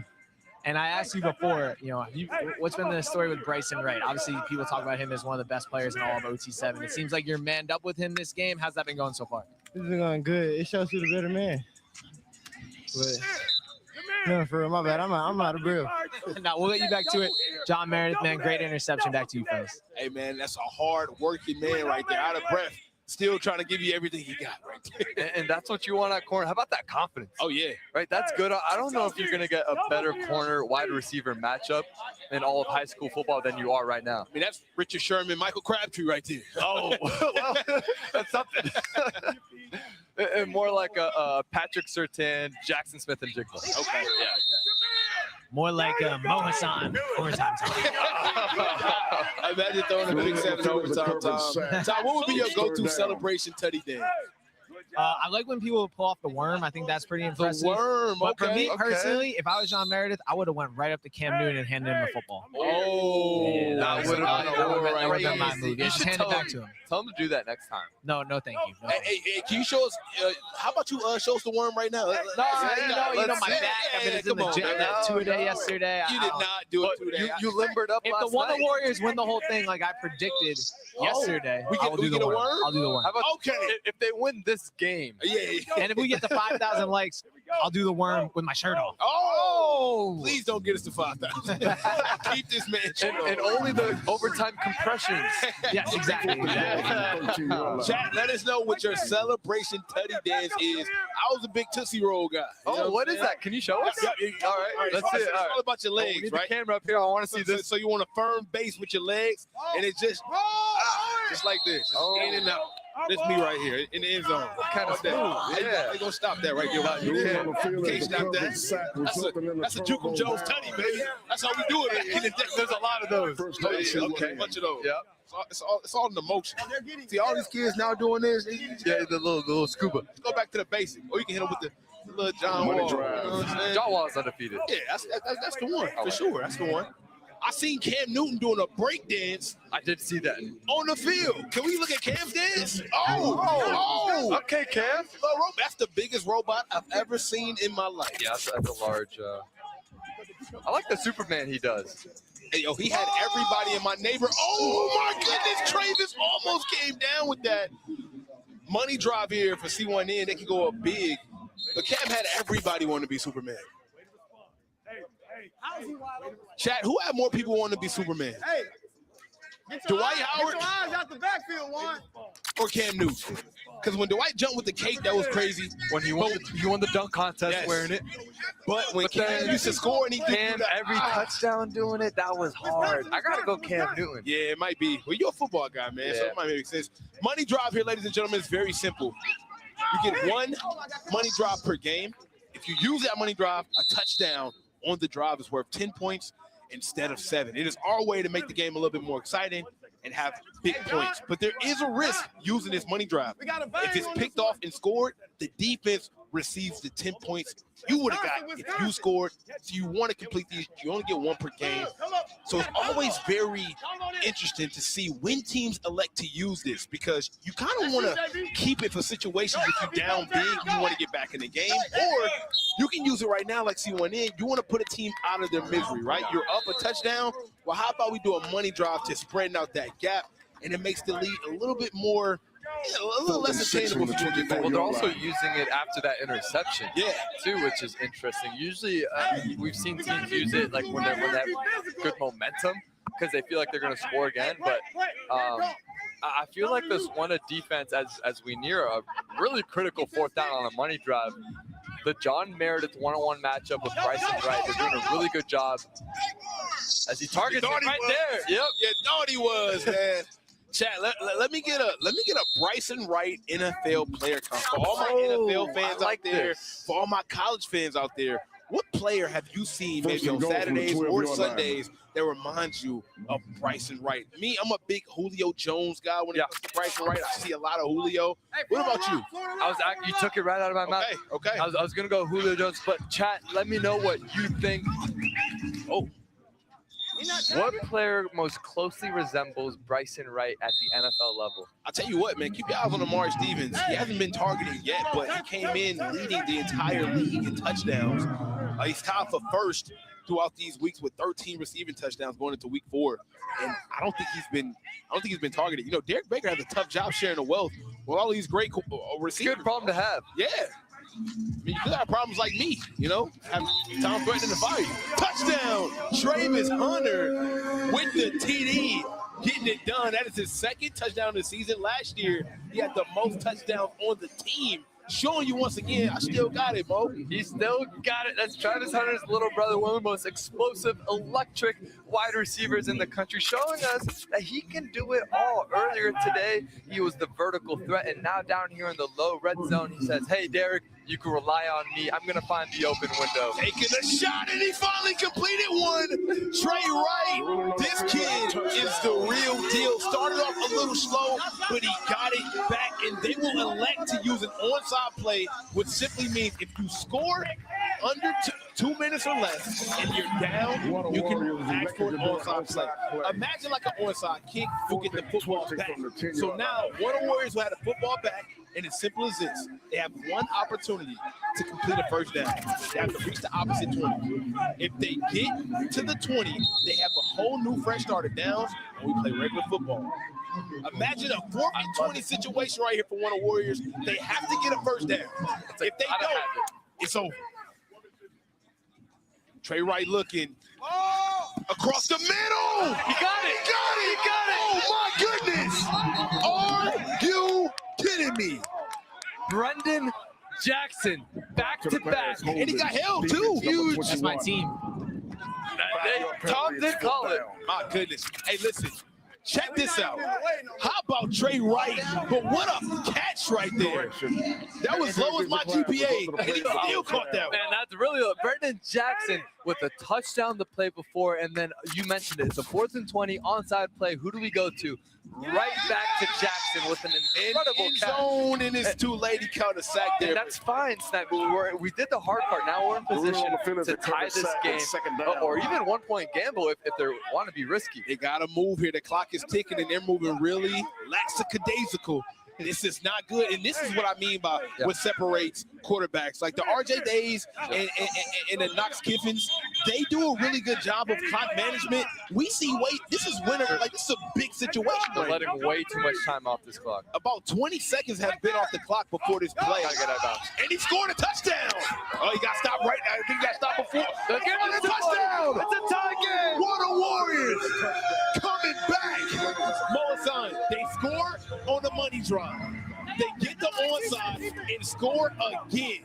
Are you kidding me? What a play right there, man. They were just down 17 points. I blink, and it's a tied football game. This is why OT7 is the best league on the planet. Having plays like this, onside plays, money drives, nobody is ever out of a football game. And Cam Newton is going for his signature play. He is the only coach who has called for a 1-point gamble the entire OT7 season 5. I think we literally had to change the rules for Cam Newton. This is his play. A 1-point gamble is very simple. If he scores on the 10-yard line, this is Warner. Warner's using it. They're using the Cam Newton rule on Cam Newton. Yep. If Warner scores here, they get an extra point and they will have the lead. However, if they do not score, they lose a point and they will be down. And they got it. Are you kidding me? Wow. Imagine the balls this team has, bro, to call a 1-point gamble. They had almost a guaranteed overtime game. They put their entire season in jeopardy by electing for a 1-point gamble. And how about Trey Wright showing up when they needed him most? MVP. My goodness. MVP. Trey Wright, you are the most clutch player here at OT7 to do what he did down 17 against the #1 seed in the entire conference. Don't get me right. Insane. John Meredith almost got another pick. Listen, this One Warriors team know exactly who's going to be targeted. Yeah. Why not throw it to the most unguardable player on planet Earth, Bryson Wright? But even that one was just not enough. And he almost got that. Yeah, I fully expected. He almost got the catch.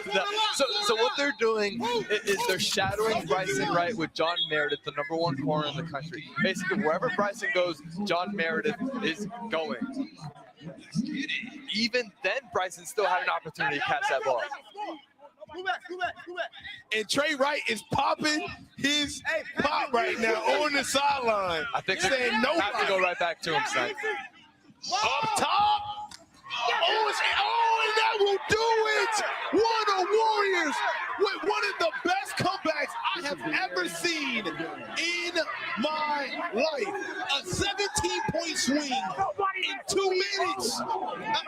3-point swing.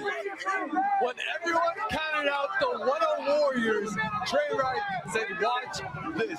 Strikes to Brendan Jackson, and then a clutch and ballsy one-point gamble to overtake the #1 seed in the Diamond Conference. C1N will move on to the survivors bracket. They are still in the tournament, but they cannot afford another loss. Meanwhile, 1-0 Warriors remain undefeated, and they will move on. How about that? I have never seen this in my entire All of a sudden, the survivors bracket gets crazy. SFE and C1N are both in the survivor bracket. Man, oh man, do you have to love OT7? Trey Wright came over here and said, I tried to tell you, I am the best quarterback in OT7. If you didn't He started so slow. Now you do. Hey man, if you don't know, now you know. Top five, top five, top five.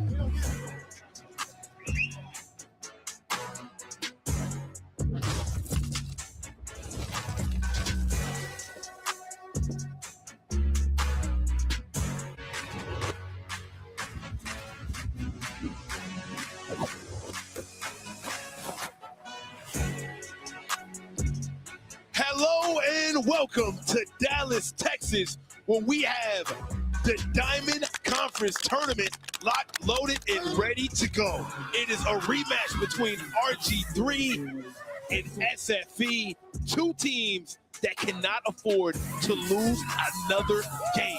This is the survival side of the bracket, double elimination. If both teams have already gotten a loss, they cannot afford to lose again. I go by the name of Jukum Jones. Alongside me is my guy, Care Bear Kieran. An amazing day of football. Let's check out the bracket to see how everything has come about as we look inside the survival side of the bracket, which is exactly what it sounds like. You gotta survive. You gotta survive. I'm a survivor. I'm not gonna give up. Look, RG3, SFE have been playing unbelievable ball today. RG3, we know how solid they are on the defensive side of the ball. SFE is showing us how solid they are on the defensive side of the ball. CJ Cypher, Knox Kippen, we know this is going to be a great matchup. Speaking of CJ Cypher, we mentioned him briefly. He is an all-out stud, one of the best young superstars we've ever seen in OT. He might be the best freshman quarterback I've ever seen. The arm talent is unreal. And also, on the other side of the ball, it's your guy. It's my dude. Alvin Mosley he's had a star-making performance this week. I was told coming into this week, this is a player to watch out for, someone special, and all he has done is live up to that expectation and exceed it even more. He is absolutely star-studded, and I'm expecting him to have another big game today. But how about this RG3 team who's known for upset after upset? This RG3 team just beat SFE yesterday. But as you know, Kieran, it is very hard to beat the same team twice. No, absolutely, it is very hard. Oh, my goodness. Well, hey, he catch that, I lose my mind. This kid right here, I'm going to be honest with you, Kieran. We do a great job at knowing these kids, knowing their tendencies, knowing what schools they want to go to, what their favorite food is, okay? It's almost information overload. But even I can admit that he slipped past me. I did not know he was like that. You told us about us. You told us about him. You warned us.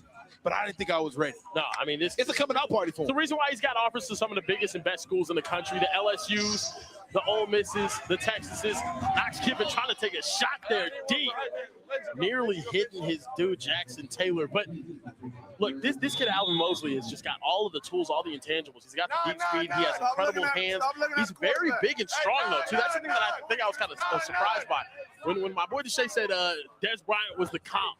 I was like, you know what? I don't really see it. And I see him in person. I see how broad he is and just how easy adjusting to the ball in the air like Dez Bryant he is. I think he's an incredible player that a college program is going to be very happy with. SFE trying to get a stop here on third down, 3rd and 20 once again.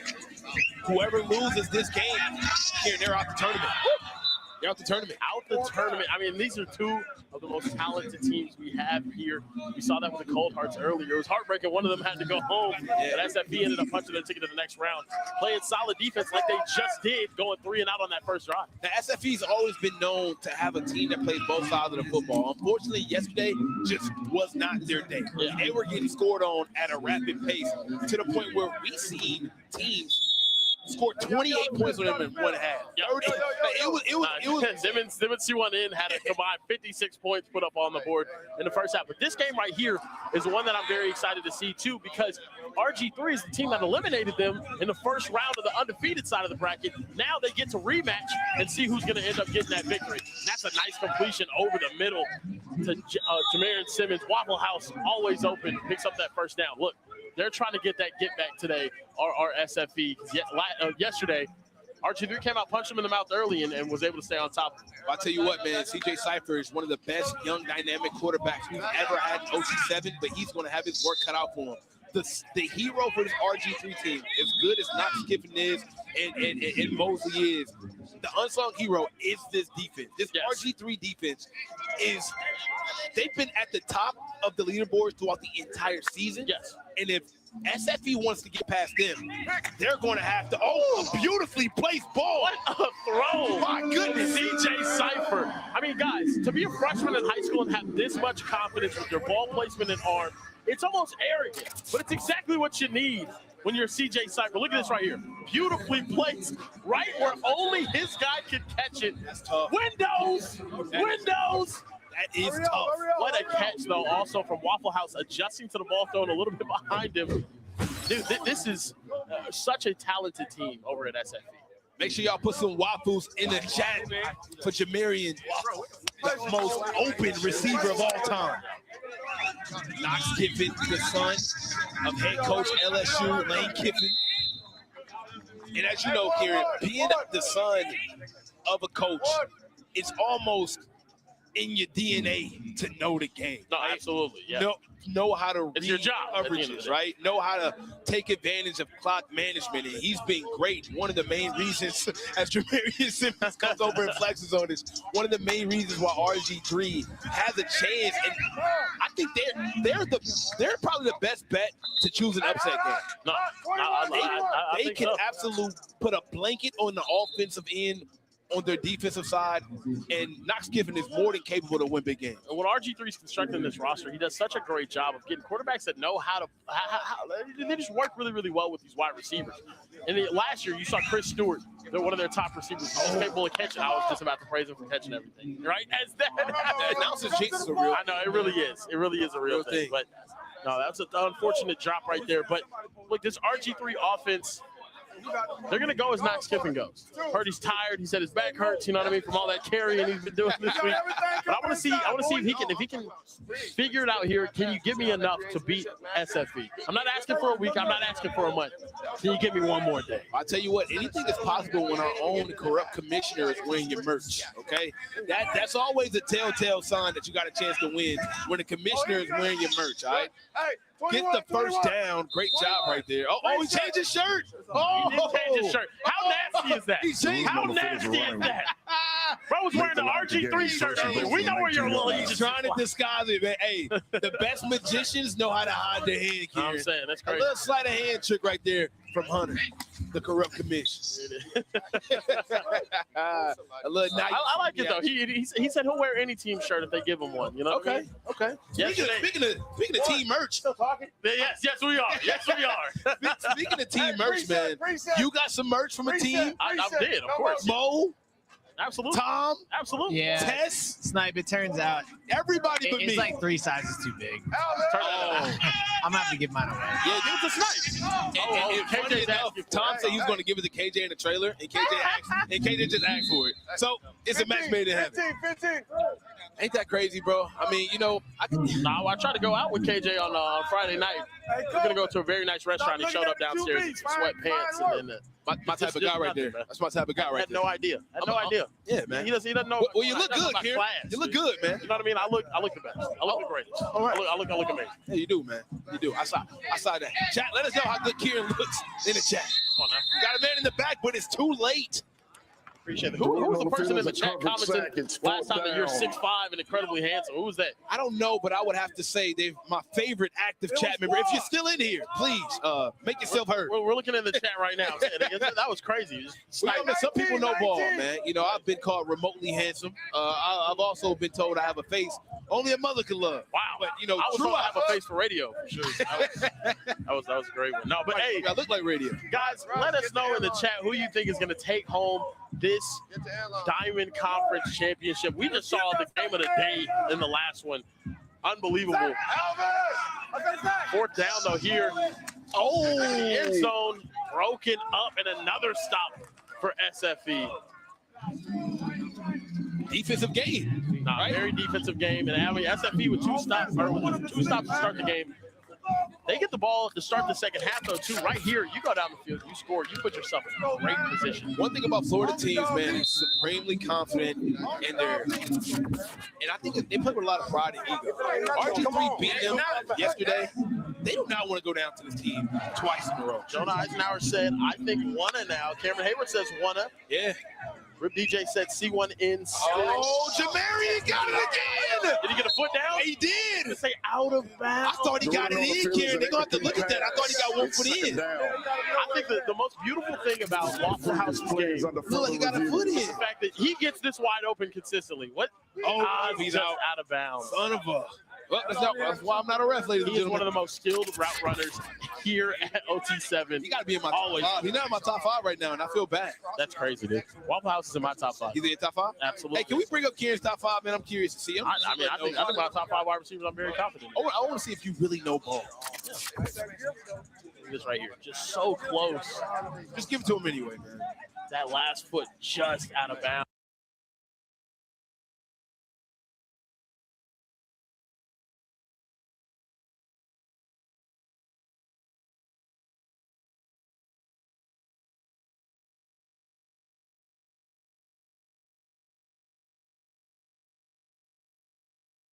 I'm going to drag that one right there. The ruling on the field is that complete pass is upheld. It's second down. Second down now, though.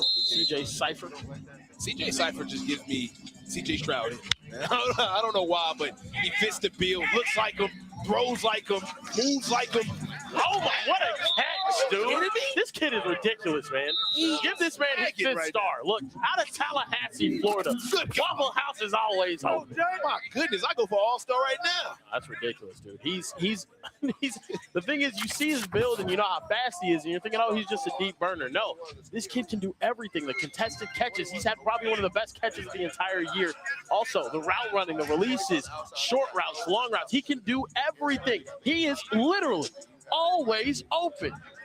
It's actually very impressive because if you're the defense, you know he's the guy you have to focus in on. Even though it is SFE, this team has a really, really good receiving core. It's just surprising how he's open again. Oh, intercepted. He might run it back here. He won't. But listen. Wow, that's huge for RG3. I've said it before. I'll say it again.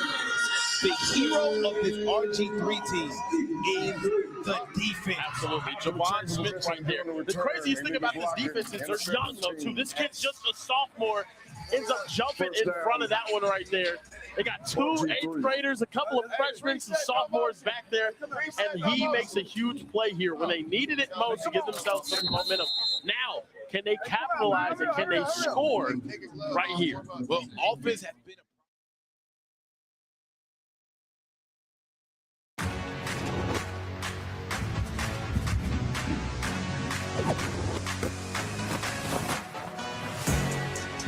Did you miss me? We back like we never left for Diamond Conference Tournament action here in Dallas, Texas, where we got 2 undefeated teams. Only one will remain undefeated. It is the Gunna Warriors going head-to-head against one of the OG teams of OT7, Raw Miami, for the winning of this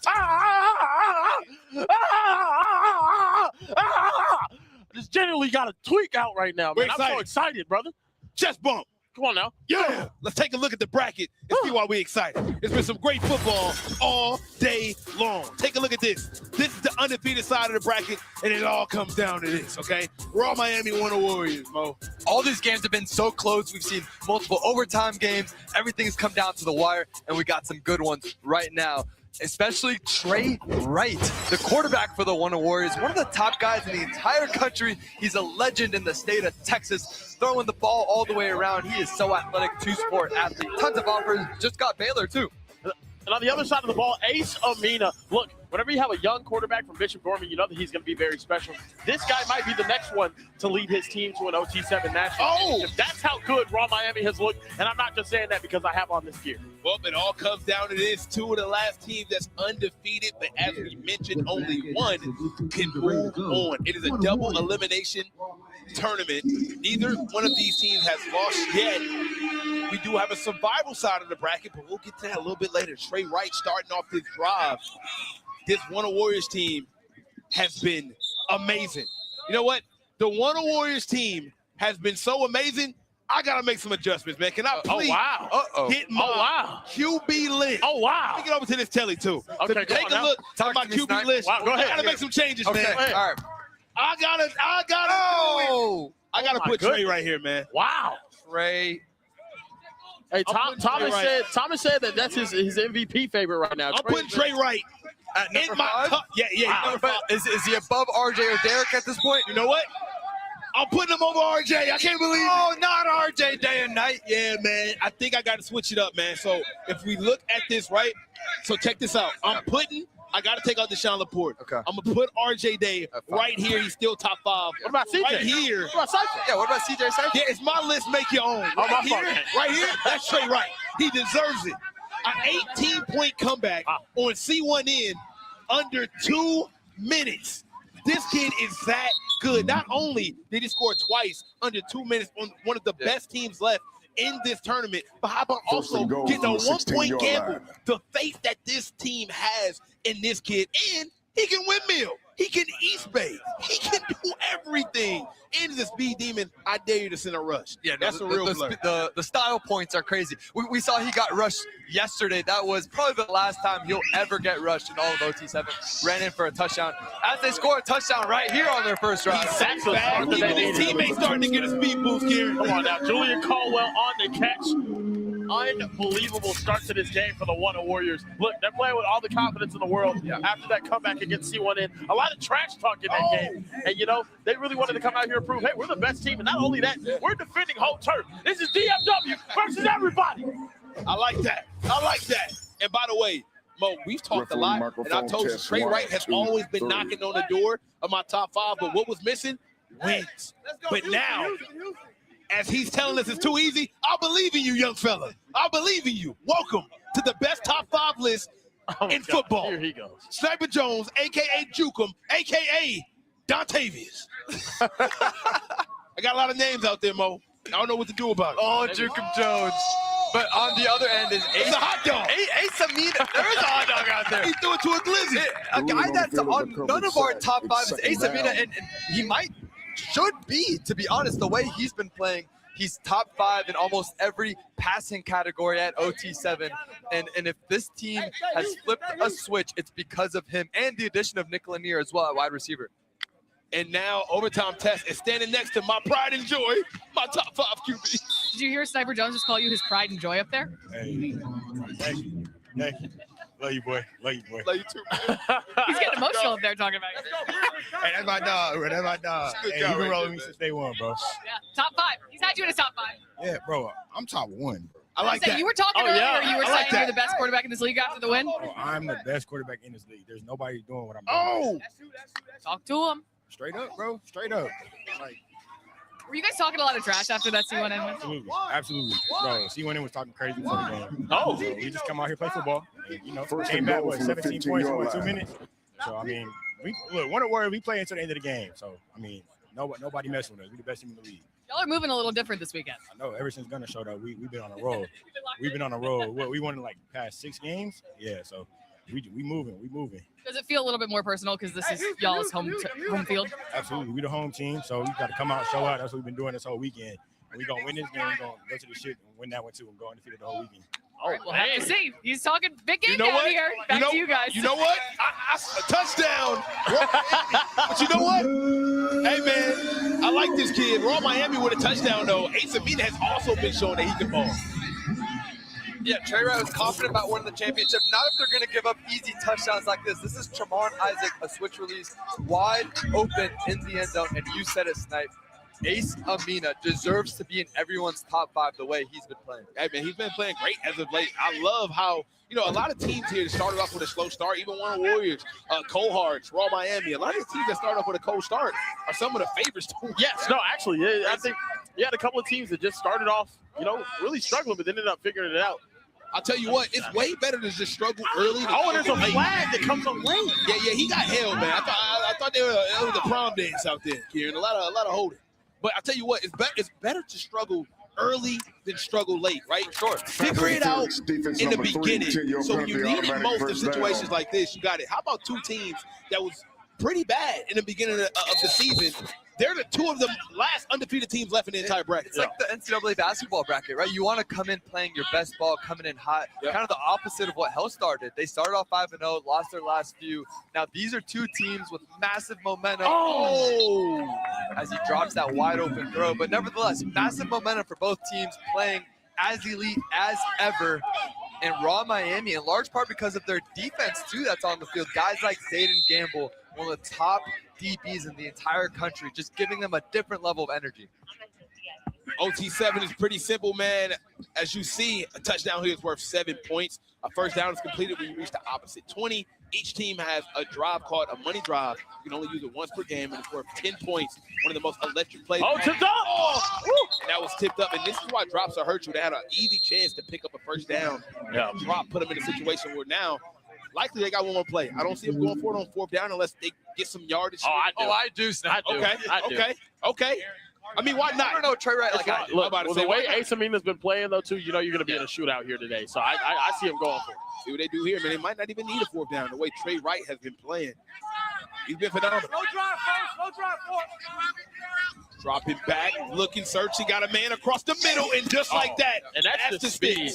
That's just speed right across the middle. He just runs a short crosser there, Mo. Spicy, man. Spicy Demerson is one of the more underrated guys in the country. Yeah, he's 5'7", 5'8", but he's unbelievably shifty and one of the fastest, most explosive, short-handed players that we have out here. Best nickname, too. Yeah. Yeah, spicy. We have a lot of good ones. Waffle House, Spicy. I like Oral Laura. Wide receiver for SFE. Is good. Yeah. See what we got here, man. First down. Look at that big. I mean, that is a huge target. You can't miss right there. Yeah, Titan McNeil. He's 6'5", 215, 5-star sophomore. He's the #1 tight end in his class. Just throw him the football. The wheels on him, too, after the catch. Usually for a guy that big, really hard for him to accelerate. I see why he's the #1 tight end in the country. He's the only non-Texan on this one roster, though, too, from Washington. He's an NBA small forward, okay? You can throw him the ball. Yeah. There's Julian Caldwell. And look, this offense is just rolling super duper well right now, Mo. Those are 3 straight shallow crosses. We see the versatility in Trey Wright's game. Early on, taking a lot of shots. Remember earlier, Snap, we watched him. That's the reason why they went down 17 against C1N is because they were unsuccessful on those shots. Now Trey Wright, I think, is adjusting, taking what the defense has given them. Great point, Mo. It's been successful for him. Absolutely. That's a great point. Chance to put it, and he does! What a catch! Touchdown! Trey can't do no wrong because he's always right. Come on now. Marcus McCoy with a great catch right there. Did his job in the front half, getting wide open, and then right here, just make sure you reel that thing in. A beautiful placed ball where only his receiver can get it. Fire it over that first line of defenders for Trey Wright. It's great. You know what, fellas? I got to be real with y'all, man. Let me see my QB list again. Yeah. Oh, my God. Again? You know what? Oh, my God. All right. You know what? You know who's right here? Uh-huh. Derek Baker, you got to drop. RJ Day, you got to drop. Number 3 is now Trey Wright. Wow. Play-by-play. Okay, so talk to me. We're going Ryan, Trey Taylor, and then Trey Wright? Yes, sir. Okay. And I tell you what, Trey Taylor better be careful. Trey Taylor better watch his back. Because if this young man wins this side of the bracket and they punch their ticket to an OT7 championship in June, boy, I'm going to lose my mind. Hey, would you put number two? Wide open. Just like Jamarian Simmons. It's wide open right now. Wow. This, hey, listen. The only thing that has stopped me from putting Trey Wright in my top 5 list was the wins. It's very hard for me to make a case for somebody who can't win a game. Now, hold on. It's hard. Can we the talk about talent has always been there. Can we talk about someone else that's not on that list? Ace Amina's got the ball right now. And he's been since that first weekend where they were struggling a little bit. You can make an argument. He's been one of the best quarterbacks and one of the most consistent quarterbacks in all of those. That's a good point. He has the same amount of wins, and statistically, again, top 5 in every passing. Absolutely. It's really hard to leave him outside. And he's swaggy. Look how swaggy he is out there, man. He's really swaggy. If swag points was a thing, he'd be number 1. Yeah, well, he has a chain too. His big A on the chain. That might just be, a Jermaine that might be a Bishop thing. Michael Eugenio used to wear 3 or 4 chains too. Bishop Gorman. And there's something right here too. There's something right here. If we could get it, there's something right about him being trained by Tua Tagovailoa's dad. Yeah. Oh man. You know what I mean? Tua's dad trained him to be one of the top quarterbacks in the country. Went to Alabama and lit it up. I don't know if you guys remember how good Tua was over at Alabama. Oh, I remember. Unbelievable. Oh! Even with the Dolphins, led the league in passing too. Exactly. Second and goal right here for a couple seasons. Gonna see if he can maybe. I show love to all my lefty quarterbacks, man. There's not a lot of us out there. That's what I'm saying. Me, Tua, Mike Vick, Michael Penix. Not a lot of Brian Left. Wow. How about the Falcons really have 2? Most said that the Falcons have 2 because they don't want to have to switch up. Ian Patterson. How about him? Team Uno quarterback who played yesterday. Yeah, there you the lefty. Oregon Hassan. I'm a righty. Did you guys know that Tua is naturally a righty, but his father made him throw with his left hand? But isn't that a disadvantage? Yes. Well, 3 and goal right now, 3rd and goal, with an opportunity to tie this ball game. Fun fact. I'm a lefty. I bat with my right hand. I golf with my right hand. Yeah. I'm what you call ambidextrous. I once went to a camp with lackadaisism. Hey, chat, man, we having a good time. I'm enjoying this. Let us know who you got winning this matchup because I think this one has all the writing to go down to the wire. We got one of Warriors in Raw Miami. Let us know in the chat. Steve, Kieran, Mo, we're all in the chat right now. Subscribe. And I say London, man. Saying Brooklyn. Brooklyn in the house. Brooklyn. Yeah, son. In the Bronx. Big 4th down here. Raw Miami. Letting the clock tick down just a little bit. A lot of bit. Last play for Raw Miami. They got a waddle waiter dog. It's a hot dog in the end zone. There's a glizzy in the end zone. Jalen Ash rocking the glizzy uniform. My goodness. Coming up clutch right there, just like Mustard and Relish does on that hot dog. Hey, man, that's electric, man. On Sundays, we're going to call that stadium mustard. He should not limit your running. He's just right. You think it would get in the way of your legs. Everybody has a name. Beautiful. I know. Flying. Flying glizzy. I know you like your sauce. You ordered at Terry Black's, right? Yeah, man. Terry Black's is good. Barbecue. Good barbecue, man. Yeah. But I tell you who's better than Terry Black's, Trey Wright. He's back up right now with a chance to score in 17 seconds. Anytime, it's too much time for the Trey man. He's got a man wide open. Now you got a manageable opportunity right here. That's smart. He didn't take a shot, and you pointed that out, Mo. He was taking shot after shot after shot. Oh my gosh, so many, and for a good reason though. They had so much speed out there. Guys like Chant Mays, Spicy Demerson. This Texas speed, it feels like a track meet, honestly. We've got the best of Texas versus the best of South Florida. A lot of people think they're 2 best states for football, so bragging rights are certainly on the line right now. They got a chance for 2 plays here if everything goes well. Watch the big tight end. They're going to go with a one-on-one coverage, and he almost sprung it in. They will have one more play.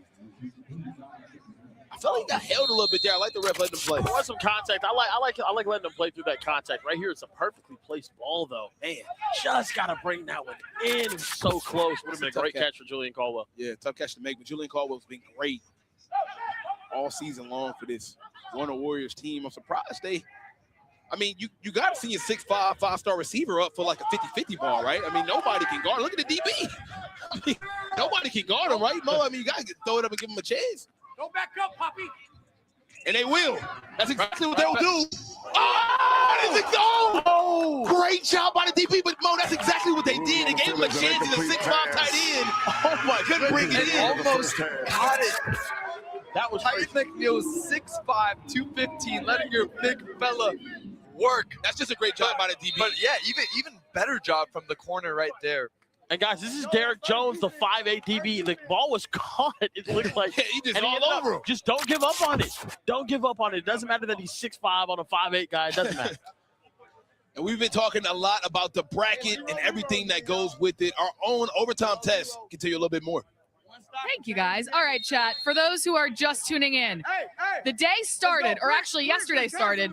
We seeded every team in the Diamond Conference 1 through 8 based on their regular season record. Then, if you took a loss, you moved over to the survival side of the bracket. So the teams left are Gunna, Raw, C1N, and SFE. So the winner of this game that you're watching right now will advance to the conference championship. The loser will move to the survival side of the bracket and play the winner of C1N Raw. So that's what's at stake. The teams on the survival side, again, can't take any more losses. The loser of this game will play the winner of C1N Raw. So chat, there's a lot of good football games left to be played, a lot of great teams, and a lot on the line. And the winner of the Diamond Conference tournament gets an automatic bid to the OT7 finals in June. So this is super important for all these teams to make their case to the committee as to why they should be at the finals in June.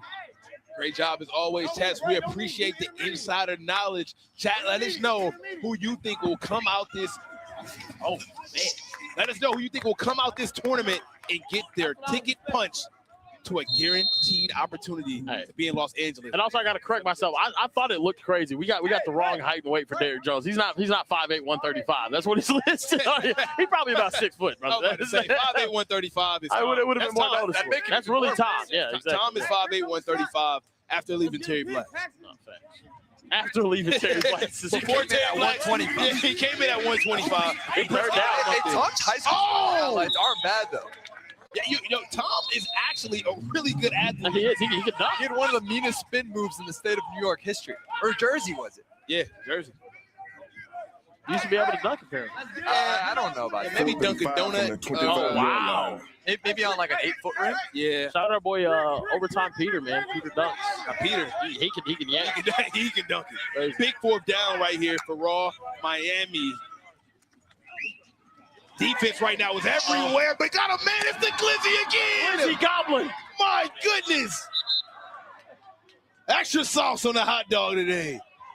Getting it done. Holding defense number 7. That penalty decline. And they're going to decline the holding and take the lead. How can you miss the wide open wiener dog? What a find here from Ace Amina. Clock ticking down, scanning it back across the field, something that Mo was never able to do at a high level. Never. And now gives Raw Miami a lead. A 2-touchdown performance by the Glizzy. You think the defense would start to hone in on the guy with the massive hot dog costume. You can't miss him. Can't miss him at all. That's how you do it right there. That's how you do it. They have Spider-Man and a hot dog. Well, maybe Spider-Man likes hot dogs. Oh, yeah. Well, I mean, he's from New York. Not like a New York hot dog. Trey Wright looking and searching. Great pickup, and it's a flag on the play. Got a lot of great football out there. And overtime test is with the Flying Glizzy. Have you heard your nickname from the booth up there? I haven't. I'm calling you the Flying Glizzy. The Flying Glizzy, you know what? I'll take it. I'll take it. Do you think this is giving you some extra powers out there or something? It is. I really haven't scored like all day, and now I'm just put the hot dog costume on. You got 2 really quick. Superpower, I'm telling you. Hot dog, just mustard, no mayo. No ketchup, no relish? None of that. Just mustard. No That's all you need. That's all you need. No noodle. How are you feeling about Raw Miami in this semifinal game? We're playing great. We're playing complimentary football. You know, defense doing what they got to do, doing all they can. The offense doing what they got to do. Try to catch my breath. To the pass holding, no, we're going to come out with it, of course. I feel great about this team. And we're going to go all the way and get these diamonds. All right, we'd love to see the Glizzy in the end zone a couple more times. So We got you. Back to you guys. Jalen Ash with the can murk. The powder murk. He just stole Clyde Walters' name. If anybody here is an OTE fan, we actually have a basketball player, started small forward for RWE. His name is the Flying Glizzy. Not anymore. It's that man. Oh, man. Touchdown. Warner Warriors on the money drive, which means a touchdown is worth 10 points. They take the lead. And Trey Wright doing it, and doing it well. Trey Wright doing it big. Give you to Champ Mays right there. How about the different arm angles on those last two completions there? We saw he had a crazy jump pass yesterday. This time, rolling left across his body to the big target. The 6'3" wide receiver, Champ Mays, one of his favorite down there in the red zone. Trey Wright, like you said, Snipe, is playing like a top 5 quarterback at OT7. This is a battle between two just amazing quarterbacks. Yeah. One money drive already cashed in. We're going to see what Asa Meany can do right here. He might get it all right here.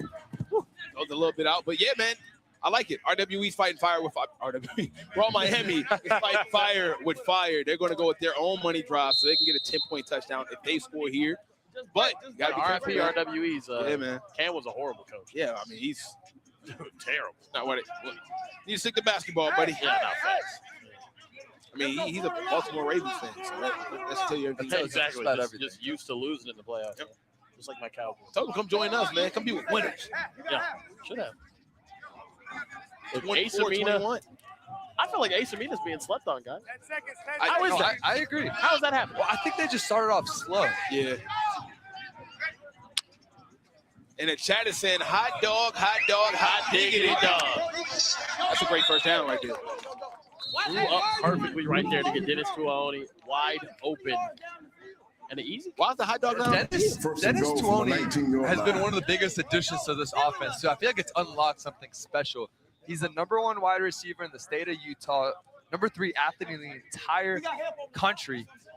But it just allows this offense to operate on a different level because you can't double team Nick Lanier, the 5-star wide receiver committed to the University of Miami. We haven't said his name much, and there he goes there. Targeted. He was open. We haven't said his name much today. Yeah, no cut Nick's been quiet. Certainly expect for him to have an impact here. Down 3, 5 minutes left to advance to the Diamond Conference Championship. A lot on the line, fellas. It is a lot on the line. Imagine getting your ticket punch, man, an automatic bid from the OT7 championship. That's what all these teams are fighting for. And of course, this beautiful trophy that's alongside me right now. I need my ticket punched. Yeah, or you just need it. 24-21. I want to go to the championship, man. Asa Meany's been great all game long. Another completion. Nick Lanier on the catch. One of the best receivers in the country. Got good hands, man. Yeah, I think Miami commit, 5-star, 7 touchdowns on the season. #3 receiver in this class, Mo. He's been so good. I mean, even since last season, one of the top guys as an underclassman. Now he's a veteran presence on this Raw Miami team. Remember, he got traded from C1N. It was a big blockbuster trade with Bryson Wright. And I feel like both teams really won from that transaction. Raw Miami looking at an opportunity to win this entire conference. Looks like they're going to be in position to do so. Especially if this guy's behind the helm. What a pass. And now they're down with another 4th down. Asa Meany has been able to pick up every 4th down, it seems like, in this game. And I think he's going to do it again. This will be a shootout. 4th and goal from the 5-yard line. He's been dialed in. Yeah, this is definitely, we're in shootout territory for sure. 4 minutes remaining in this game. 4th and goal. They're on their money drive. It's going to be interesting to see now, guys. See what he can do here. Big 4th down. Looking to his right. Go through his reads. Touchdown! Oh, guys, these two quarterbacks are dialed in right now, man. Man, this is good football right here, chat. You got to be excited to watch something like this. That's Dennis again in the end line, targeting the back of the end zone, puts it up right where he can get it. And this man has totally unlocked the Raw Miami offense, looking like one of the top offenses in OT7. So many weapons all around the field, making it easy for quarterback Asa. Yes, absolutely. I mean, look, you know he's from South Florida too. He just moved to Utah. I can't remember the last time Ace had an incompletion. Yeah, I think the first throw of that drive, but I think he hasn't had completed like 90% of his passes right now. He's absolutely balling. Now Trey Wright is too right now. Trey Wright got to step up and score here because they needed to tie this ball game up. It might go 1-point gamble again. They got that much faith in this kid, man. Might need to. No money drive too. They already used it. Yeah, they scored on it They already. already scored on their money drive. Yep. Change the leverage of each other. Trey Wright has been pretty good, man. 3-star, only a 3-star, which is very, very confusing. You got offers from Baylor, Missouri, TCU, only a sophomore. The road is his. Dual sport athlete as well, man. He can hoop. Check out his basketball highlights. He can do it all. I think he's legitimately the most athletic quarterback that's come out of high school in maybe the last 5 years. It might be like low-hanging fruit, but I really do see the Kyler Murray comparison all over.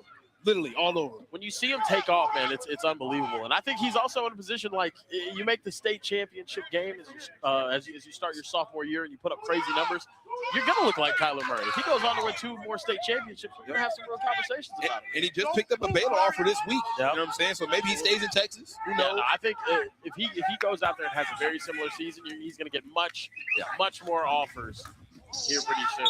It's a lot of good talent out of Baylor. We got an owner, coach, RG3. Coach here at OT7. Unfortunately, it's some losses. Baylor legend. Yeah, Baylor legend. Won a Heisman there. Yep. But yeah, I don't want to go to Baylor. No, I'm joking. No, that's also an awesome offer. Dave Miranda and that program down there looking to do some damage in the Big 12 this year. He keeps playing like this, man. He's going to pick up a lot of offers. Oh, my goodness. Catch. He didn't catch that. He corralled that. Dude, that was a corral. That was a corral. A corral by Caldwell. My goodness. A Caldwell corral right there. Oh, yeah. I thought a corral One was of the just top a buffet. receivers in the state of Texas snagging that one. That was impressive. Because I ain't going to lie, if you don't catch that, you're probably getting picked off from DB behind. Oh, absolutely.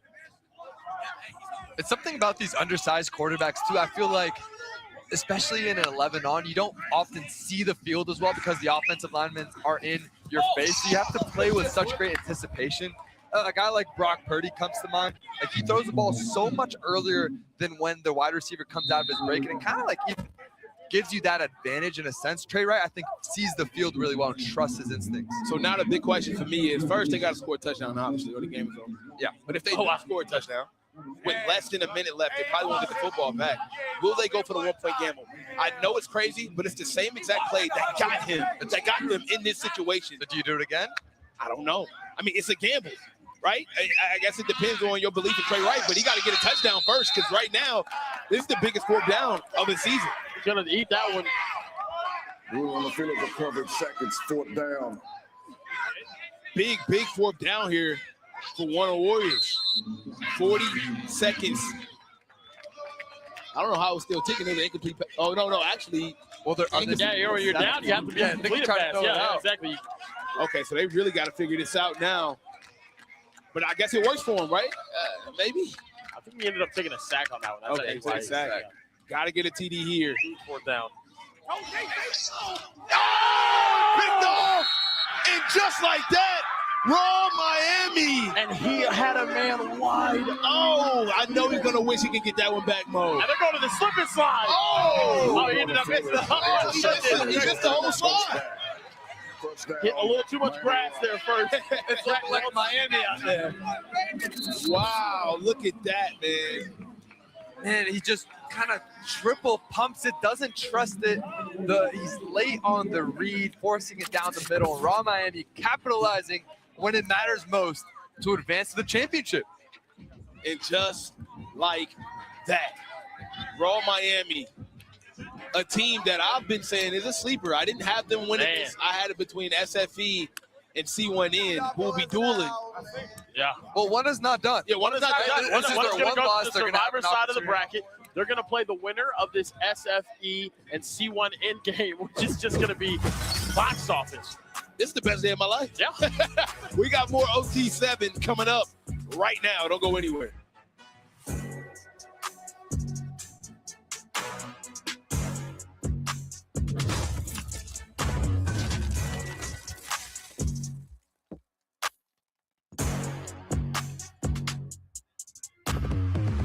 Like the chat was saying, hot dog, hot diggity dog. Raw Miami taking the win in that one, advancing to the Diamond Conference Tournament Championship. Yeah, the Glizzy gods on their side today, 100%. What a fun game that was. I'm a little upset that one lost, but they're still in it, you guys. This Raw Miami defense all weekend really has come up with some really clutch late stuff. Yeah, all coverage, no insurance. They've been absolutely insane tests, and it's so fun to see Ace and Mina out there having a great time. and finding his favorite target, Dennis Tuone. Absolutely. Let's take a look at the bracket. We just saw Raw Miami advance their names to that championship game. Coming up next, though, we have the SFB C1N rematch. I mean, these have been some of the best games in OT7 history, probably. And now they're just trying to survive. Kind of crazy to see that both of those teams are here in the survival bracket. Yes. That's who you got. I think I'm going with C1N. I don't know, though. SFB was my original pick, so I'm really like flipping all over the board here. But I feel that. And then the winner of this game will go on to take the Gunna Warriors. So again, a lot of great football left to be played. Chat, let us know who you got. SFB C1N rematch coming up next.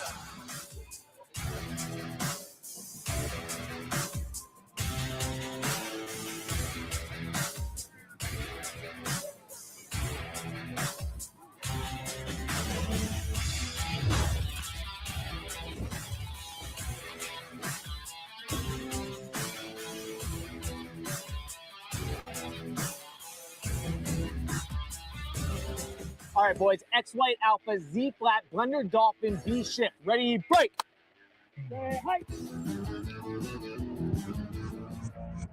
What are you doing? I said Blender Dolphin, B Shift. My bad. All right, boys. We're running it again. X White Alpha, Z Flat, Blender Dolphin, B Shift. Ready, break.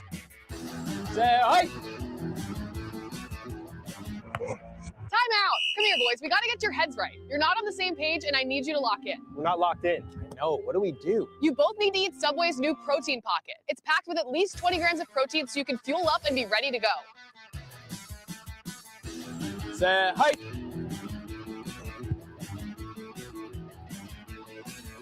Let's go! Woo!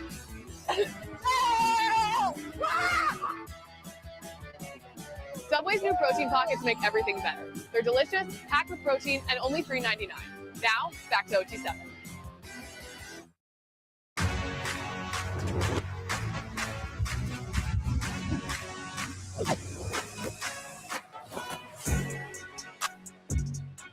And we are live in the heart of Dallas, Texas for the Diamond Conference Tournament Survival of the Fittest. In double elimination, it is SFB and C1N fighting for their tournament lives. Loser goes home.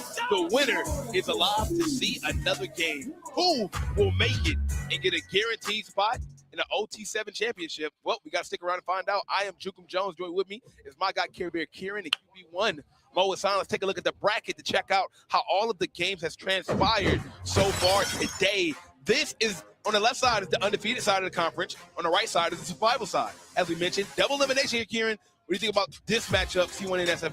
I think I'm very excited for this matchup. Look, C1N and Gunna Warriors just went to battle, and also SFE and Gunna Warriors have gone to battle. Either one of these matchups is going to result in an even more fun matchup in the next round. And Mo, you're our QB guru. CJ Cypher has been phenomenal today. I think he's going to have another big game. Man, you're absolutely right. CJ Cypher, one of the most fun quarterbacks in the country to watch because he trusts his arm talent. He fits these footballs into some of the tightest windows you'll ever see. And guess what, Snipe? He's only a freshman in high school. The end product when he comes out is going to be unbelievable. And for you, Kieran Bryson, right? He's just an all-out superstar. No, he is an all-out superstar. You throw the ball in his area one-on-ones, they're 99-1 situations for him in his favor. I like those odds. Yeah. These two teams have been in shootouts every time they played each other. They have been the best games we've ever seen in our lives. Oh, wow. And I think this one will meet the expectations. Oh, yeah. We're talking about two teams that have had absolutely insane moments against each other, and I'm excited to see more. I would not be surprised if there's a third shot. And it is Jamarius Simmons. Oh! The defense. Waffle House Jamarius Simmons nearly takes it to the crib on the very first play. He's been unguardable in this matchup. Waffle House has been maybe the most explosive wide receiver here, but how about number one, Kamari Dorsey? He's a Texas A&M commit. He gets beat on the route, but doesn't give up. That's the kind of awareness and effort that has led C1N to this point. Help me figure this out. If you catch the ball and get 2 feet in the end zone, it's still not considered a catch. You got to maintain possession. Yeah. So yeah, you got to control the ball for the entire catch. CJ Cypher taking another shot. Double coverage. That's dangerous. That is nearly dangerous. intercepted there also. Just double hitched on that one and was a little bit late targeting. Sebastian Laura, really kind of one of the most underrated guys. I'm a really big fan of his. He's from Rhode Island, which is kind of crazy, not really known for football. His family and them moved to the state of Florida, trained with some of the best guys. Now he's here with SFE. And no Amari Stevens, I see him fully dressed up on the sideline. That's going to hurt one of the best receivers in this receiving core when C1N gets back in on offense. Got bumped up a little bit earlier, so somebody to step up big, man. CJ Cypher. Another shot, nope. He needed that, right? Took 2 shots to the end zone. That's a beautiful Wasn't able to go up the field. Now he got a manageable 4th down here. Come on, son! Yeah, big catch from Zion White, big 6'4" target from Honolulu. Yeah, I mean, CJ Cypher, what more can be said about this man? He's got some glasses, now he's aura-farming. But we saw him last year as an 8th grader. I feel like he grew maybe 3 inches. He looks much bigger physically, looking like he can play college football today. He definitely has the arm talent to do so. We'll see what happens on this 4th down. 4th and 5. Need a 1st down here, and they will get. And the drop. These drops are killing them, man. Had a touchdown and a 1st down. 2 drops, and now you give a C1N not only field possession. Oh, hold on. A little confusion right now. It was a Result of the flag. play is an incomplete pass. Sideline warning. It was a sideline warning. So First of the the play will game. continue, and now First down, C1N will be out here on the field. Fellas, how about 2 10-5 teams on the losing side, on the survivor side of the bracket? No, I mean, look, these 2 teams have played unbelievable. SFE got put here in the very 1st round after dropping their game to RG3. They end up getting that revenge, and now they're punching their way, or they're fighting their way up the survivor side of the bracket. C1N, though, a very daunting task. What we talked about, CJ Cypher, we didn't get a chance to talk about is this young man right here, Derek Baker. He's been pretty good, as good can get. The Tennessee commit, just showing that he's levels above a lot of these quarterbacks. He's in my top 5 from Alpharetta, him and Cam Newton. Alpharetta in Georgia together. That's his coach. That is his mentor. And I can see why he was handpicked. Yeah, we saw him last year for C1N. They made a run. I think the big thing for Derek Baker this year relative to last season, as targeting Bryson right there in the end zone. I think they're going to call it. Yeah, I mean, that's a great matchup. But Snipe, you mentioned it. It's really the mental side of the football IQ. When you have a mentor like Cam Newton, the guy that won a Heisman Trophy, he's been in the NFL, won MVP at the highest of all levels, and they're watching tape on a regular basis. Like, that's unbelievable progression. Once he gets to Texas, I mean, not Texas, Tennessee in a year or 2, he's going to be years above the other guys in terms of just awareness and football IQ. Like, having someone like that in your corner is insane. And how about this, fellas? Got a bomb drop for you. Derek Baker currently has 59 touchdowns on the season, most ever in OT7. Oh my goodness. Some snipe. Almost. Derek Baker has the most OT7 touchdowns in a single season. All time. Wow. And he's not in your top 5. And this is why I'm the only person that knows ball, man. Wow. You might be onto something. Where's Ryan Rakowski at? I know the game. Where's Mike Eugenio? Yeah, I'm saying. Wherever they at, they under him, man. Yeah. Derek Baker. That's why that's why I got his autograph signed card, glass case. Absolutely. At the crib. It'll be worth a lot of money one day. So where is it in your house? It's right next to all my other autograph memorabilia. Right next to the Gilbert Arenas signed sneakers. Chris Paul signed sneakers. And I'm going to tell you what. Bryson Wright is giving Amir Sears a long week, okay? A really long week. He is absolutely balling right now. And Amir The Sears, late hands, look at that, beautiful. that's on a 5-star. Yeah, that's one of the best matchups you're going to see. That's A1, 5-star He ended up trying to switch this one off, had to come over late and recover. Yeah. Tough. Just miscommunication there. And that goes back to your play calling from Cam Newton. They go to him when they need him most. They went to him to win big games. They almost lost earlier today. Went to him in the clutch, came through. Now, CJ Cypher coming back out.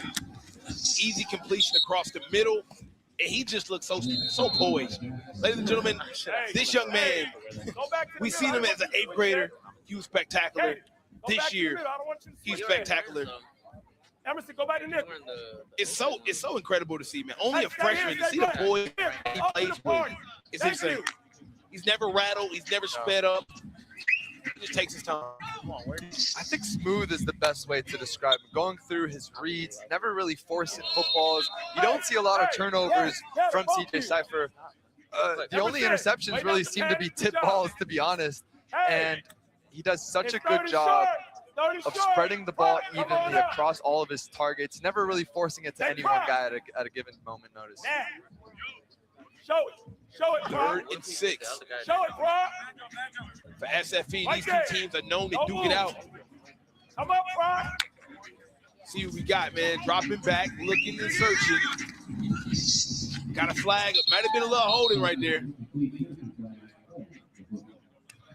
Prior to the pass, holding defense number 9, 5-yard penalty. It's 3rd down. Yeah, no, holding on the defense. Yeah. Move your feet. This C1N Hey, defense we has been punch amazing here. though We don't all grab, season. okay? You know, they've been in a situation where Hey, come all the way they up. have to. They always get Come put all in the way tight up. games against these good teams, and they seem to always prevail. Them and Raw Miami, I think, are very similar in that way. Whenever there's a late game goal line type situation or late game gotta have a stop situation, they always find a way to get it done. They did it last time against Team Uno. I think they're gonna keep putting themselves in positions similar. They always win close games. Exactly. They just love playing in close games. Quick fire there from CJ Cypher, and I like that. Fuck, that got out his hands so quick, I can't even see what happened here. I was still looking for who caught the football. They can't handle the press in 3 games. Press 1st and goal from the 15-yard line. Wow. You're the C1N defensive coach is saying they haven't handled the press in 3 games. He said press them. I don't know about pressing these receivers. I don't know if I would press Waffle House, but shootouts last couple of times wouldn't be my first option. That's We're not tagged talking. early. I got 2 of y'all. And keep in mind, this is and the 3 is wide open. I like the communication, though. I'll tell you I that. got 2 on number 1. Even I know what he wants. And I'm up here. Hey, keep in mind, this is SFE offense missing 2 of their 5-star wide receivers, Dakota Grunt and Eric McFarland. And for them to be making this run without them, with some of these guys stepping up like Jamarin Simmons, has been really impressive. Don't let him hold you. CJ Cypher. Hey, looking. And it's a great play right there by the defense. Yeah. Hey, just line It's gonna up. bring up a You big go to 4th the down here, Come Mo. to that nickel. Mo, you tried to make this SFE team and weren't good enough. Oh, It's true. How did that feel when you were a child? Made me cry. Oh, I didn't leave my room for about a week. It's very traumatic. Thanks for bringing this up live on air. Actually, I Only thought the best of the best. I thought we were good friends, and for you to do that is, devastating. Yeah. Yeah. Get SFE mug. a lot of wet pillows. But you know what I did, Karen? I joined another team and I beat SFE. Oh, that's what I'm talking about. Yep. That started the Hassan. Oh! Picked off. Might run it back here. And He might be able to get it. He might be able to get it all the way a pick 7 on the goal line. That's what you kidding me. That's what happens when your defensive coordinator is on you like back pockets. My goodness. Wow. A pick 7 from the goal line all the way to the other side.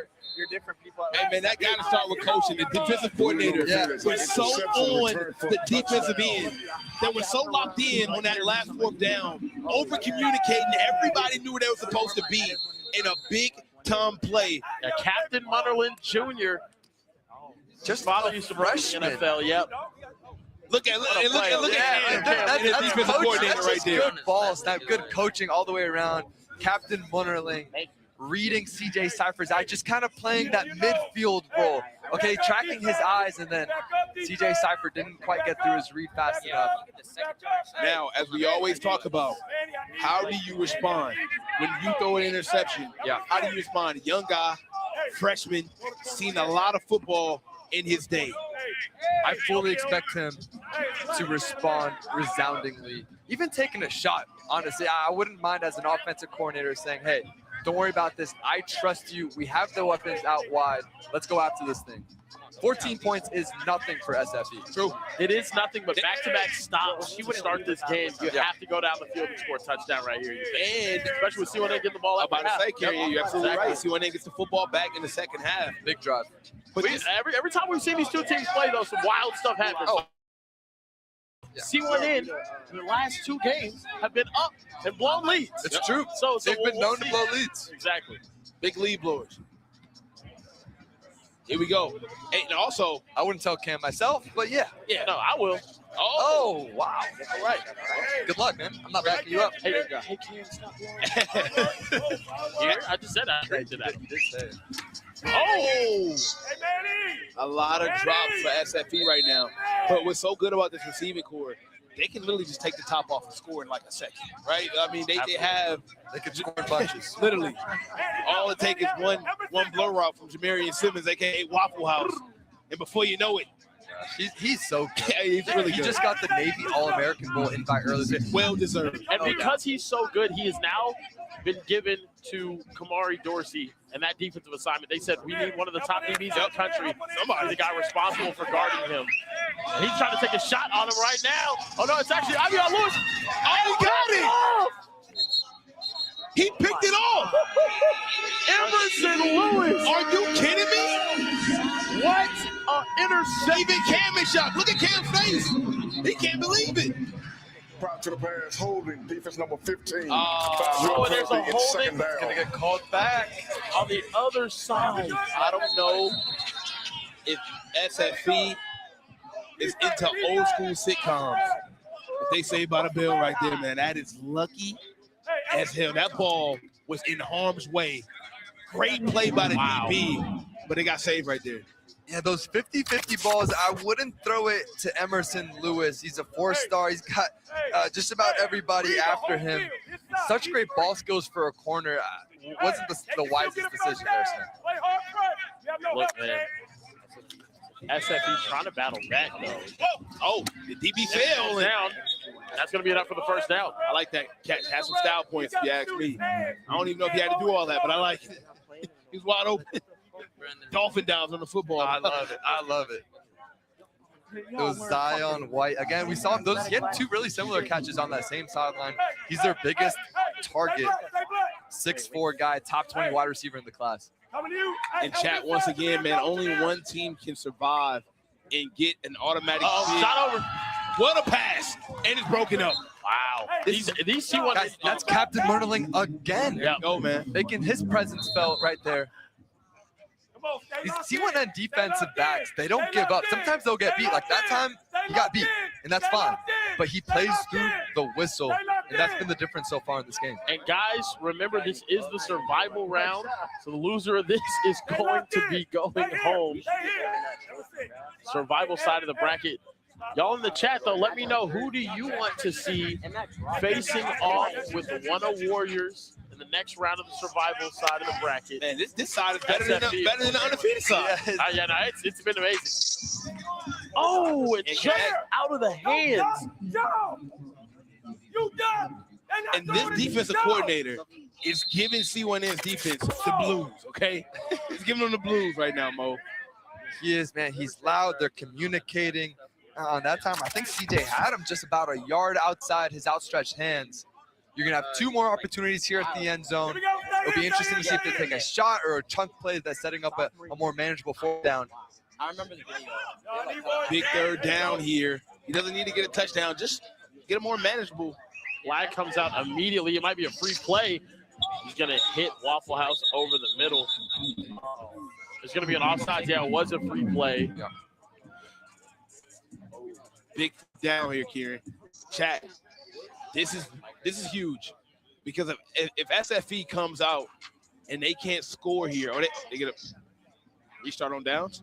Yeah, no, chat's begging them to throw it to Waffle House. Lined up in the neutral zone, Just drive 2 right there. It's third down. Third down, big third down here. Jazzy Howard said maybe one 3 in on top. more Claire chances, the Great 2 more said SFE. Drew on 1 said C1N. Okay. Make sure you guys hit that like button, hit that subscribe button. You know what? Hit that bell button to be notified when we go live next week. It's back for the Gold Conference. C1N team is very sticky, man. Very sticky right now. 5 seconds left. And Kieran, now they put themselves in a situation to where if they don't score here, C1N gets the football back. And I'm not a gambling man, but I'm willing to bet. Oh, I am. That the C1N team comes right out to a money drop. No, absolutely. I think that C1N team will try to send a message to start the second half. This is paramount to SFE score. Let's be honest. C1N's getting the ball after halftime. SFE has to score right here if you want to feel in any way confident moving forward in this game.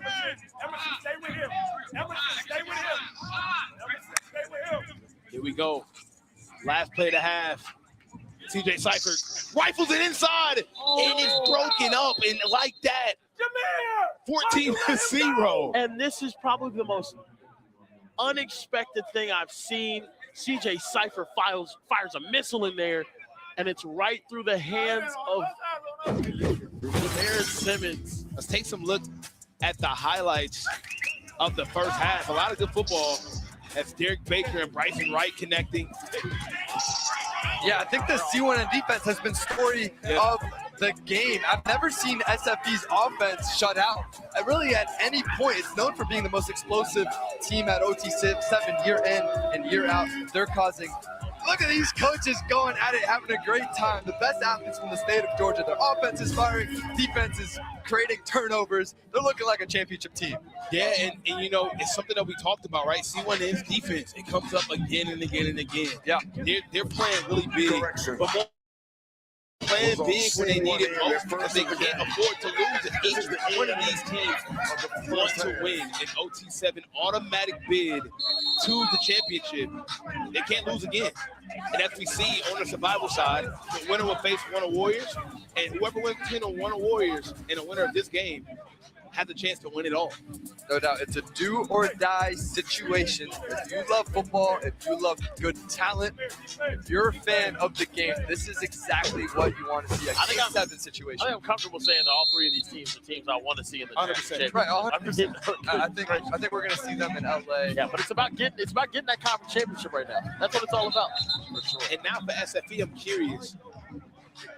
They go scoreless in the first half. Do they switch cues? Do they bring in RJ Day? I've seen RJ Day struggle in the first half, and then they bring in CJ. I'm curious to know if they're going to stay with CJ or bring in RJ Day, who played pretty well as well. It's a fair point.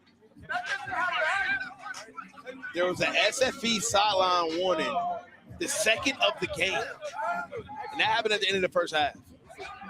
So we're going to have an untimed free play. Actually, I believe it was a C1N sideline warning, which is why they're getting this free play, this free down. They should have another play. So there was a flag that came out after that last play in the first half. It was on C1N for a sideline warning, and SFE's complaining that there should be an untimed down. The sideline warning, you know, I think Cam is feeling like it's just a warning, so there shouldn't be. Coach Cam Newton is not happy. They don't have the football to have an untimed down. They have a turnover on downs. Yeah, I guess they're saying replay of downs. In no way. If it is a sideline warning, they'd replay the down is what the complaint is. You can't get a fourth down back like that. Especially if the penalty was called after the incompletion. The craziest thing is it has to get figured out because this is a huge possession. If SFE is able to go put 7 points on the board, but why would you be able to get a second chance to score if the penalty happened after the incompletion? The thing is, it happened after it was already incomplete. Yeah, well, no, it's not your ball. I'm not sure if the sideline warning happened after it did or during the play. The coaches sideline warning happens during the play. Right. Yeah, so it's during the play. But I seen it called it afterwards. It's a situation now. So no, so it was called after the play because after they got the stop, that's when the sideline started going crazy after the stop. No, that's why I think it was actually okay. Yeah, a lot of confusion on here. If they do get an extra play, it would be huge.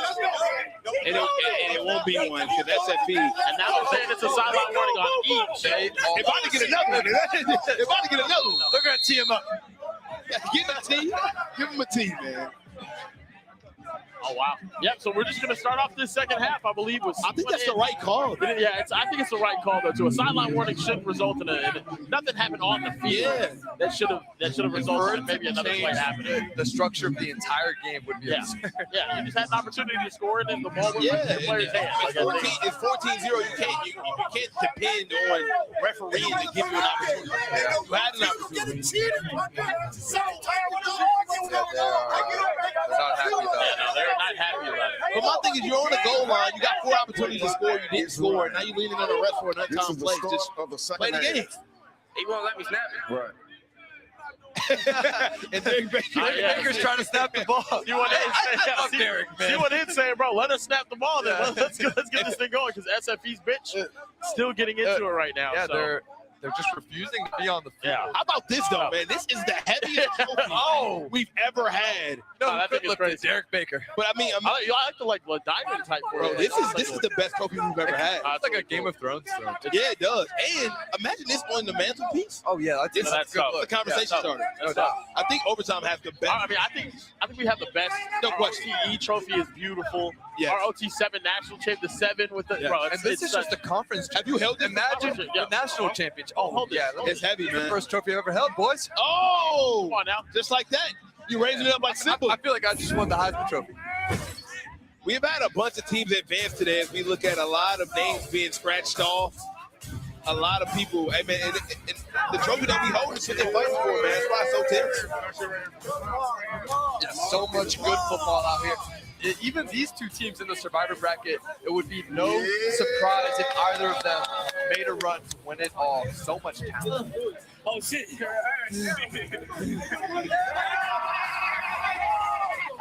you messed it up, Connor. A lot of good football today, man. But only one can move on. Let me see that, Mo. Oh, yeah. I don't know if you can handle it. Yeah. Well, you know, man, Mo, you're a little selfish with the trophy, man. You ain't want to give it back to me, but this is what they're all it fighting feels for. good in my hands. Yeah, Mo, I mean, I just want to feel like a winner. Well, I feel left out because you guys have matching unis. Yeah. You're very much so in sync. Yeah. I just feel like a sore thumb. Well, if I had an outfit, we'd be like a boy band. Oh. Chat, give us a name for our boy band. I think we should start one. Great. Well, Kieran got to be. Yeah. You know, Kieran got to be the lead singer. We're like Powerline from the Goofy movie. Yeah. You guys sing, I'll dance. Kieran is sing, you dance, and then I just I structured the contract. Get you guys a nice the business guy. Yeah, a little 90-10 contract. Yeah, that's a good deal. Hey, come on now. Yeah, Come I on. appreciate you. I only do that for y'all. Okay, that's above company standard. No doubt. Absolutely. You know, I do kind of look like an R&B singer though. Like honestly, the body. You actually do from the 90s. The fit, you know what I mean? Just like I think everyone wants to see me like singing in the rain and whatnot, popping and locking. And take a look at the referees. As we got a whole swanton bomb out there with the corrupt Hunter. Oh man, I think we're not going to use that one. Yeah, he's righteous. Very righteous. Our righteous leader. Our righteous leader. Our fearless. I was about to say our fearless warrior. I will run through a brick wall for that man. Here we go. Yeah, man. They're still trying to figure it out down there on the field. I think it just shows there's so much at stake, man. These kids train all year for this. And hey, another thing, Kieran, we talked a lot about QB play. I wonder if we can get Kieran's QB list up right now. Oh man, because you got a lot of people on the list here that we got to talk about. Man, can you please get Kieran? Why my list? Simple. Okay. Out of all of the lists, why AHS? Can we get his QB list up? Yeah. Our producers in the back. Look, I need to see it. Look, it's a week to week thing. Oh, I feel it now. Back it up. You made, hold on. Christian Abrams. You made it up. So look. Okay. We got Trey Taylor at 1. I felt at 1. After what I saw last week, I hear it, but obviously Ryan Rakowski, Jaden Jefferson ain't playing in like 4 months. Is unbelievable. Jaden Jefferson, he ain't playing 4 months. But when he has played, what do they look like? They look amazing. California Power is one of the more consistent teams. CJ Cypher, I mean, I think you've seen it today. How talented I'm and happy about that. consistent he is. Izzy Abrams, look. One of the most It's talented. not his fault. It's not his fault. Izzy Abrams has been one of the best quarterbacks in all of the country. I have him at 5-2. Defensively, you know, the Midwest boom just hasn't been where they needed to be. Maybe next week we'll see them. It's so hard to judge the quarterbacks when the wide receiver talent isn't on par. Nobody said that to Brady Edmonds. Nobody said that to Will Minsell. Nobody gave these other guys any grace for not having the same quality of receivers as the rest of the league. We can't make excuses. By the way, Mo, let's see what your QB list looks like. Yeah, throw it up. If you want to see some good ball, throw up Mo's top 5 quarterback range. I hear you. Izzy Abrams is supremely talented. But look at my Trey Wright take. The reason why I couldn't have him on top 5, he wasn't winning games. I get that a lot of these QBs are talented, but you can't put them in the top 5 list of the entire league if you won 2 games in 3 weeks, man. and has. It's just hard. Look, it's hard. The man threw touchdowns, he threw dime after dime after dime. He's great. After saying that my brisket was the thing that oh, that's what it was. So how could I not put him at my top 5? That'd be disrespectful. Then you got Jaden Jefferson. He played amazing his first week and never showed up again. Let's bring it back up. He never showed up again. Let's bring it back up. Because I have to make some revisions. Oh, and I will make some revisions. Okay. Let's bring that top 5 back up. To be fair, Kieran, I don't think it's a hot take. I think it's safe to say you have the worst QB list. So look, there's a couple of guys, right? So let's, because I can't put him up here, I'm gonna have Ace right here at 5. I'm happy about that. Okay, I'm gonna put Ace at 5. Since Jaden Jefferson apparently hasn't. Hold on. Since Jaden Jefferson apparently has not been here, I'm gonna put DB. I'm gonna put Derek Baker. Now look, our bosses come up into the booth right now, Overtime Tom, to give us an update on something. No, I didn't get an update. I just came up here to tell you that the 3 of you suck. Oh!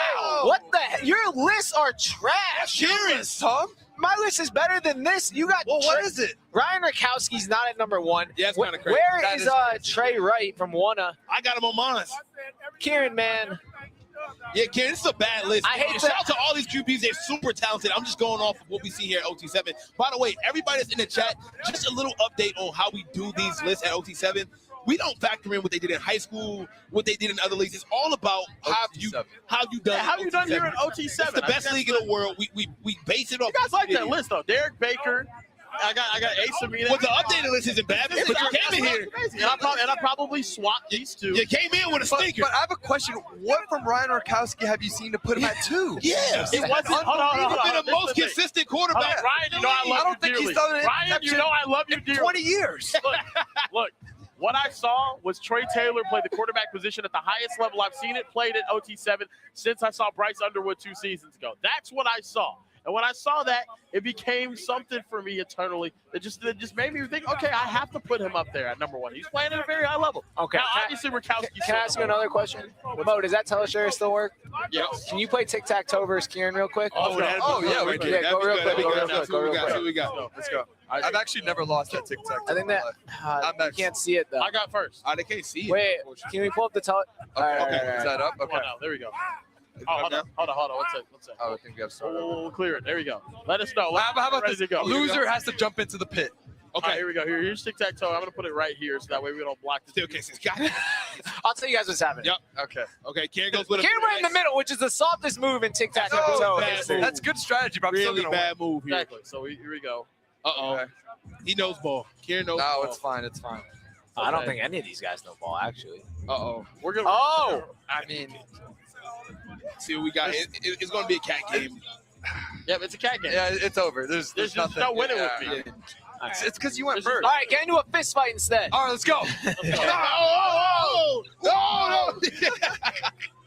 Oh, man. We've had some crazy football. Every game has come down to the wire. Let the boys be. Who do you guys think is going to win? Give me like a little prediction. Let's act the chat. Me personally, I think I was going C1 in the whole time. I feel like if I switch up now, I'll be Kieran. So I have to stay true. Yeah. I'm going C1 in. I got to win in the whole thing. Look, you guys have football happening, so I'm going to see later. We did have some technical issues, which is the reason why we couldn't end up getting into that second half. Here we go. C1 in. It was a halftime. We actually had a halftime performance. Like an actual halftime. Justin Bieber was singing, so now we're back. Bryson Wright snags that one. The strong hand. Like a 2-for-1 deal. Give me that. Oh, I like those. Those are good. Oh, yeah. I'm a big 2-for-1 guy. I even go to Subway and get 2 protein pockets. And the crazy thing is, it's like the price of one. Yeah. $3.99. If you got 2, yeah, that's a good deal. That was 40 grams of protein because it's 20 in each. That's a lot of protein. I mean, you know, hey, hold up. Someone in the chat said we need an OT7 band. Oh. Wouldn't that be cool? Actually, like a whole marching band or something. Okay. That'd be kind of lit. What are each of our roles? I played the drums for like 5 years. Oh yeah, I was actually in drum line. I played the drums for 5 years. You're the only one that can sing. Yeah. I mean, but like, I don't know. Yeah. Well, the 5 years only count if you count Guitar Hero. And let but us it's know. the same thing. Let us know in the chat because I know Tom's willing to spend all of his personal money on something. Should we get a marching band for the OT7 National Championship? Okay. Let us know in the chat. I want to know in the chat. Like for the game. I thought you were talking about us being the band. Yeah. Oh. Derek Baker has been sensational, and he has an opportunity to get a first down here. Oh! Picked off! And those hurt. Not getting by Derek. Those hurt the most because that's not an interception. That is a caught ball that was loose. Yeah. First down. That hurts you because you got a wide open man who's been dependable all day. Jaden Carey, the 4-star DB, with the awareness to come off of those tips. Every DB coach in America right now is yelling tips and overthrows. You gotta get those. Remember, he had the game-sealing pick also week 1 versus Walmarts. That's what they needed to get back in this game. They wanted the football, but they got it back. Yep, exactly. Now, can this rile them up to where they come back and win this game? Because C1N had a chance to put this one out of touch. Snap, you called it. There's a quarterback. RJ Day. Yep. Oh! And it's caught in bounds, they said, too. Now, ladies and gentlemen, if you're a C1N fan like me, I have two really bad pieces of news for you. First down. Got a flag on the field, but I got some bad news for all my C1N fans. The first mistake is you threw a pick. And that really hurts you because you had a chance to put this game almost out of reach, scoring up 3 touchdowns. The second piece of bad news, RJ Day is in the game. He might be the most clutch quarterback I've seen with my own eyes. If it's anybody that can perform when the lights is bright, it's this man. I've seen it too many times. Yeah. No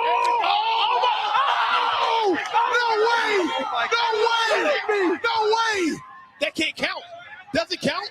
That might be. Why wouldn't it count? The biggest IQ play of OT7 history. Greatest interception I think I have ever seen. With that lead, I can't believe what I just seen. I am lost for words. Call on the field is a pick. So look, tip 1. He might be inbounds right there. Oh, might be out. Hold up. He ends up getting it. That lifts it back up. That's out of his hand. That is Kamari Dorsey. That is a hell of Let's have another look. Is that toe out of bounds? Because otherwise, he might be in bounds, guys. That's close. Captain Munderland, who had the pick 7 earlier. They're going to count it out, Kieran. They're going to count it out. I think his toe was out as he was tipping. Hey, listen. One of the craziest picks I've ever seen. I don't care if it was out. That was the best play I've ever seen in my life. Oh, my God. Yo, bro, the IQ for him to toss that back in. He already had a pick 7 today. I love this kid, man. He's been all over. That's a freshman. That is crazy. IQ right there. Back to Kamari Dorsey, the Texas A&M commit. That's one of those plays that stays on your highlight tape, regardless if it gets counted or not. Yep. It reminds me of when tips to himself. And I told you guys, man, RJ Day is in the game. C1 is in trouble. So you literally called it. You were wondering, should they make the quarterback case? They do it. RJ Day, we've seen this with him before, kind of the energizer, the catalyst here to give them a little bit of juice. And it feels like SFE's in this game now. And you know what, Kieran? I've been so critical on teams with dual quarterback, but SFE is the only team that does it the right way. No, they can do it. Like they allow guys to play full games now, and it's almost like if you don't give me nothing in the second half, in the first half, they get a sub, and the sub is just as good. Like they have a Trent Richardson, Mark Ingram. Oh wow, you know what I'm saying? That's They have two great guys subbing in for each other, going back to back. Chad, if you were born in 2009 or later, let me know in the chat. I think that's. How about Jeremiah Love, Jadarian Price, 2 first-round running back? Right? Wow. They have this dual system that makes a lot of sense. You think Jadarian Price goes first? Sorry. That's crazy. Oh, Money Drive, though, here. Tell the people at home what a Money Drive is. Look, man, worth 10 points. Oh, wide open. He's wide open right there. Oh, man, Kamari Dorsey was wide Oh, my God. He had a lot of options. He was so He open. did have a lot of options there. I thought he was a fan who got on the field. Tell people at home what a Money Drive is, kid. I'm sorry, man. No, it's 10 points on the Money Drive if you score a touchdown. So C1N's fighting to go go up 24-7 right here. They end up successfully converting this one. Each team gets one of them, and they can be returned 4 touchdowns. That would be also worth 10 points. He's open again. Back-to-back play. They're just letting him loose. Yeah. There's miscommunication there. The safety was supposed to be over top. I feel like all the action is happening on the left side. You got a 1v1 isolated on the right side. So it's almost like Derek Baker is looking on the side that has the most action. Well, he's got Bryson right on that side, so it makes sense. But Kamari Dorsey's good, too. I mean, he's a safety, but he's playing both sides. He's a 5-star prospect committed to Texas A&M. No Amari Stevens, he's been stepping in for him as Amari Stevens out on the sideline right now, nursing the injury. Yep. And how about that, Lorenzo Barber? No Amari. Manny McKinney right there. Manny McKinney is You're going to say he's just short? Yeah, he was just short. But that's a big catch for him. He's the receiver one. Unfortunately, bobbled the catch, lost it, and called the interception. Now coming up with a nice catch to get him closer to the goal line. Yeah, now look, this is an interesting situation because I think the presence of Bryson Wright actually hurts SFE in more ways than one. This is an area where they like to put A1 in the middle of the field and have him kind of play that defender, like an inbounding pass type defender. But because of Bryson Wright's presence, he has to go out there and guard him. They're at the bottom of your screen. Bryson Wright at A1 one-on-one. I love A1. Bryson Wright has had his number. Oh, there's A1. A1 got some get back. A1 right back on him. This is the best matchup. Yep. Oh, sorry. This is the best matchup we can ask for. But other than Meredith, I can't think of a better cover. John Meredith and A1 is your two best options. Because if it's neither one of them, you're done. It's just good on good right there. Two guys going to be playing on Sundays. I say these guys know each other well. Teammates on Raw Miami last year have gone at it this season. Then they're going to go back to him. He's open. It's a hold. And is it a touchdown? It was a hold. There's a hold in the back of the end zone, though. It was a hold. I seen it from a mile away. It looked like Kieran was out there. Fourth down from the 3-yard line. And SFE's got to keep their composure, right? I mean, it's been a lot of back and forth with the referees all game long. And it's still a fourth down. Look, you can still get off the field right here. This next play, you got to lock back in, focus. They have to allow themselves to stay within the game. The moment they allow themselves to get outside the game and worry about the officiating, that is the lack of focus that can cause you to lose a game. And also, it's like, this is huge. You don't want to lose that money drive if you're C1 in because SFE can come right back and take the lead next. This is a must-win situation. If I'm them, I'm going to one guy on, one guy on. I'm surprised no Trayvis Hunter here. So good on these small. Oh! A1 makes a huge play. Now just get back here. Gets it. Hey, get back, gang. The mob is what they're calling themselves today on Sunday. I'm surprised no Trayvis Hunter right there in that situation. He's so good at getting small coverage. But, he's actually not suited up. Money drive. Is he playing? On the sideline, maybe he has got a t-shirt on, but he's so good. A1 with just the play recognition, right? Coming off his read as the railroad corner, he's in the flat, but he knows that he's going to be targeting none other than Bryson Wright in the back of the end zone, comes off of it, and nearly an interception. Money drive here. Saving play for A1. RJ, going downfield. Oh, goodness. What a turn of events here for SFE. We got to talk about C1N. Just loses these leads, man. I mean, guys, they were in crazy control of this game. They had possession after halftime, up 2 touchdowns in their last 3 games, and they've ended up in this position over and over and over again. I mean, I have them winning the whole thing, but when you see them, even if they win this game, right? When you see them lose so many leads, it's hard to stay confident in that pick. I'm gonna be honest with you. No, absolutely. Like the reason why they even on the survival side of the bracket is because they lost an 18-point lead under 2 minutes, Kieran. Good job, They lost an 18-point lead in under 2 minutes. Perfect phase. You're in phase. And now we're starting to see some drops. It's a big down right here for RJ Day and SFE. Not getting this. I mean, it's almost over for you here. Because you'll lose your money drive as well. Yep. Absolutely. Well, it won't be completely over. You can still play some solid defense, but right here, you got to go for it. These next 2 downs, got to make something happen here. And all RJ need is just something that covers a lot of yardage so you can get a manageable fourth. You don't really need to go for a touchdown. RJ Day is the son of Coach Ryan Day, head coach of Ohio State. He knows the game well. Oh! And this could possibly return. Guess who it is again? Guess who it is again? This is one of the best defenses we've seen in OT7. This kid is the real deal. Captain Mutterland Jr. The captain of the defense. His second pick. And he might be the reason SFE is going home. That's 2 picks, a few game touchdown saving PBUs, nearly one in that other end zone. We saw one of the most miraculous plays that got called back. He is making the game-changing plays for C1N, a championship performance, really. Now they have to make another stop here in the low red zone. It's gonna be, they're asking a lot from this SFE defense. They are, and if anybody is equipped enough to get another stop, it is this SFE defense. C1N has struggled mightily. They have not scored this entire second half. Just a minute left in this game. Takes the underneath. There it is. And he finally targets him. Stay in bounds. Kamari Ducey, that's going to take us to 1 minute.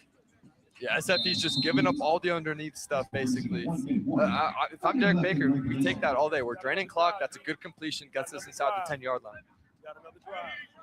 1 minute warning. The clock will stop.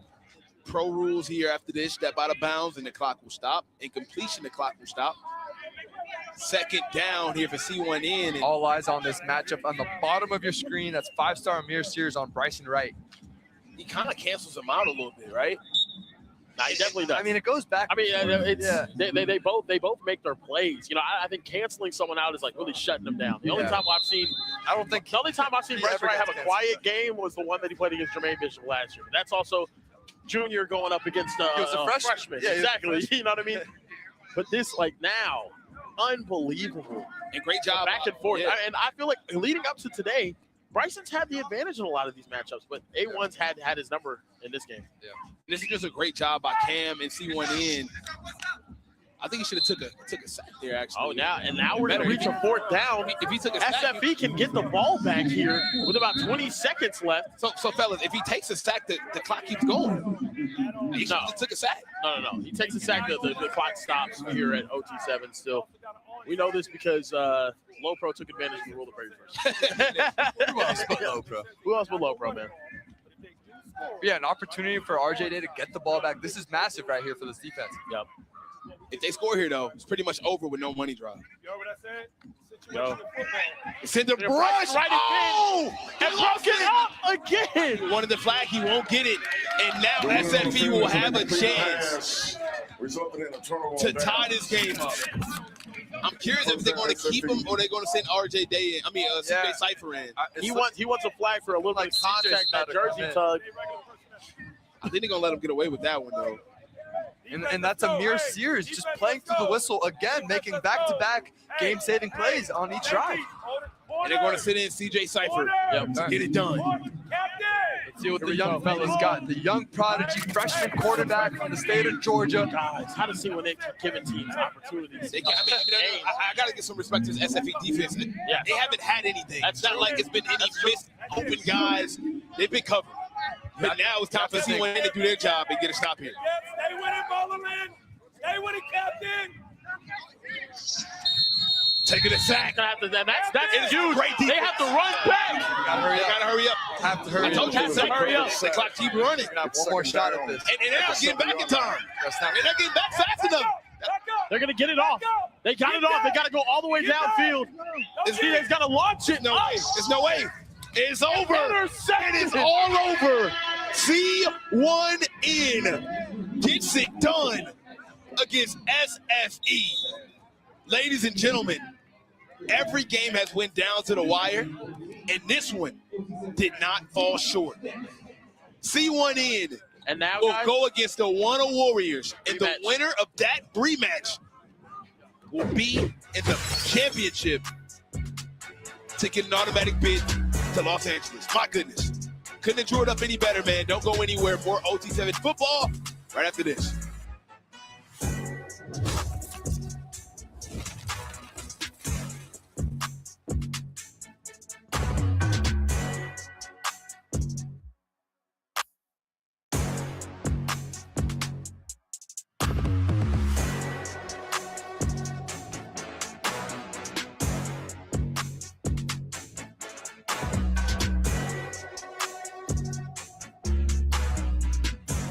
C1N stays alive to keep their conference tournament title hopes alive.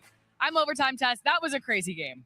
Insane game. I love seeing Captain Munnerlin Jr. with 2 picks in that game. Really exciting on C1N's defense. Absolutely. It got a little it was intense. A little intense there for a second, but I'm excited to see C1N versus Gunna. I think that's going to be a great matchup. Absolutely. I do think like the matchup of like I've been loving seeing Bryson Wright go against Amir Sears. Also would love to see him go against John Meredith. This is just like that's my favorite matchup. All you can ask for, really. The best receiver going against the best corner. Like that's what you want to see. Oh yeah. So let's take a look at the bracket for the rest of this afternoon. What's happened today so far? So Raw Miami has secured their spot in the conference title game.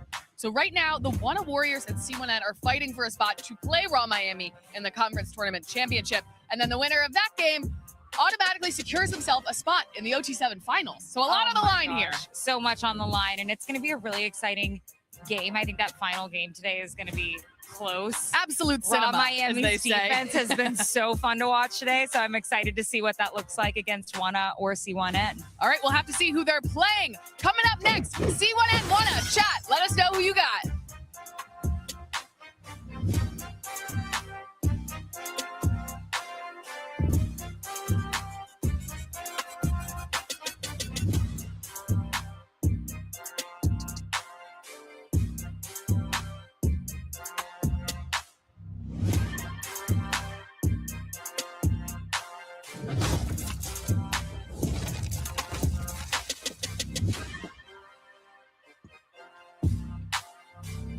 All right, boys. X White Alpha, Z Flat, Blender Dolphin, B Shift. Ready, break.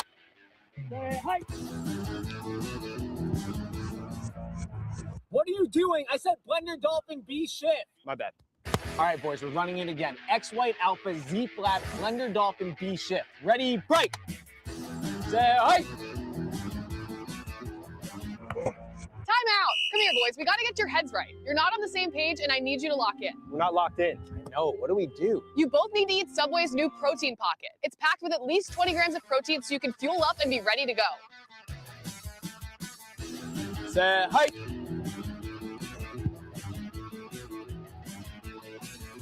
Let's go! Woo!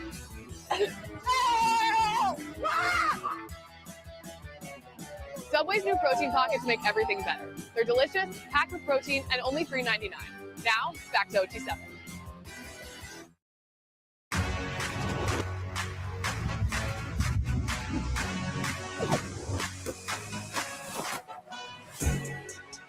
Ladies and gentlemen, we are here in Dallas, Texas to see who will survive the Survivors bracket. Both of these teams cannot afford to lose. One a Warrior against C1N in a double elimination with both teams already having a loss. The winner will move on to play for the championship of the Diamond Conference Tournament. Hot Stakes is on alert. We got an amazing football game being prepared for you guys. In this, I think this bracket went better than we expected. My guy, Care Bear Kieran, of course, Mo Hassan, how have y'all felt about the bracket play and the games you've seen today? Look, this bracket has been unbelievable, and I'm so excited it has led to a rematch of the most interesting, hilarious, crazy, fun, sad, awesome game that we saw all day. All the superlatives fit what we saw out of these two teams earlier. We haven't had a single bad game. Like every single one has come down to the wire, especially the one awards. It feels like they play every close game. And Trey Wright has played out of his mind.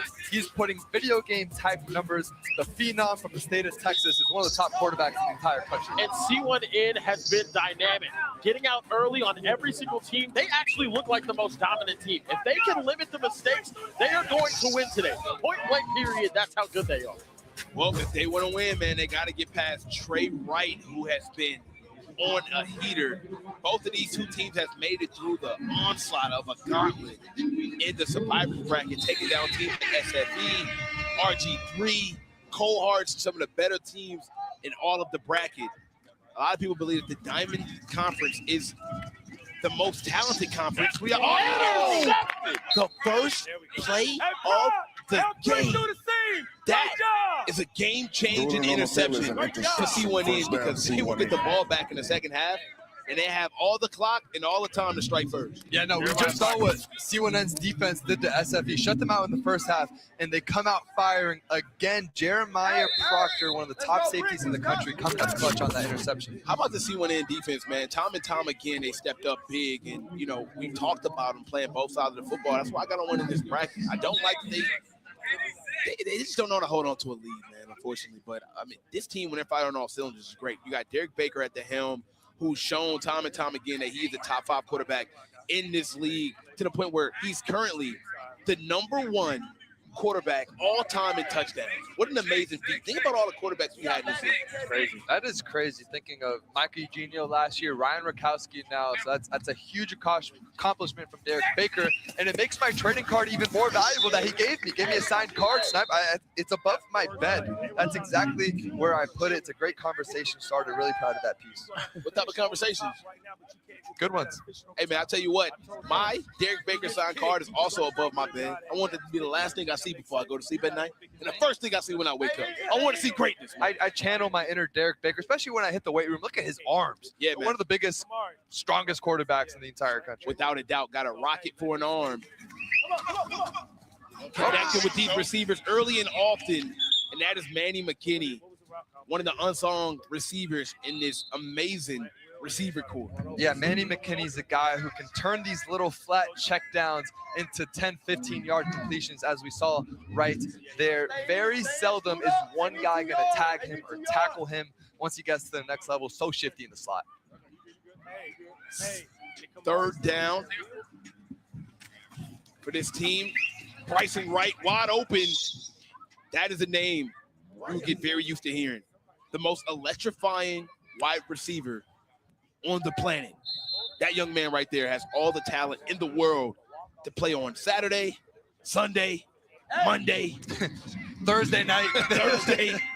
I mean, pick a day. I think it's safe to say he's going to be a star in college football wherever he decides to go. He's already the #1 wide receiver in the 28 class. We saw him last year as a freshman. He won our Offensive Player of the Year. He was at Raw Miami, just absolutely unbelievable. Now he gets traded to C1N, and I don't think it's a coincidence that now C1N is the top team in the Diamond Conference with the addition of him on this offense. I mean, it's been night and day. The moment they added him to this team, they had talent already, but adding somebody like him is a complete game changer. We need a contested catch rating on these because it would be about 100. Yeah, I mean, 95 overall. He might have the highest overall out of any player in OT7.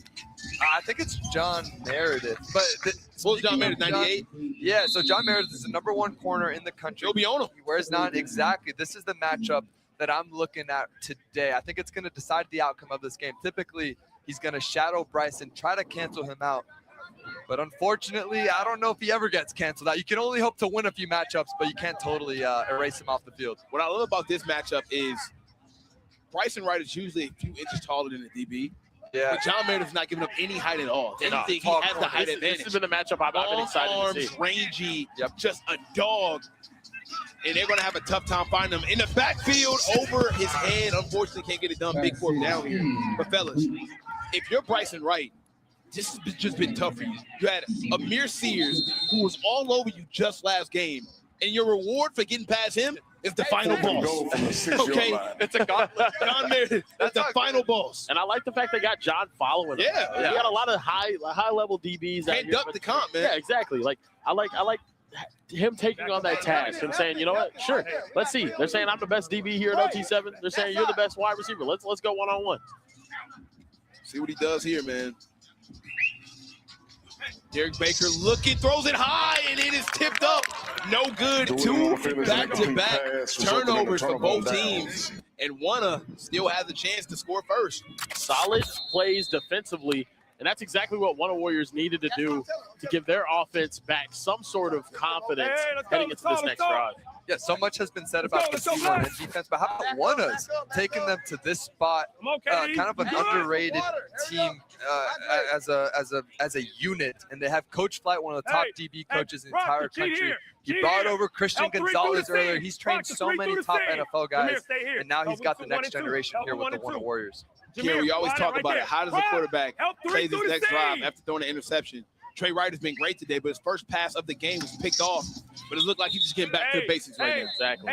No, Brendan Jackson is a guy that he needs to keep targeting to find that momentum. This is Mr. Reliable for this Warriors offense. I think every team has it.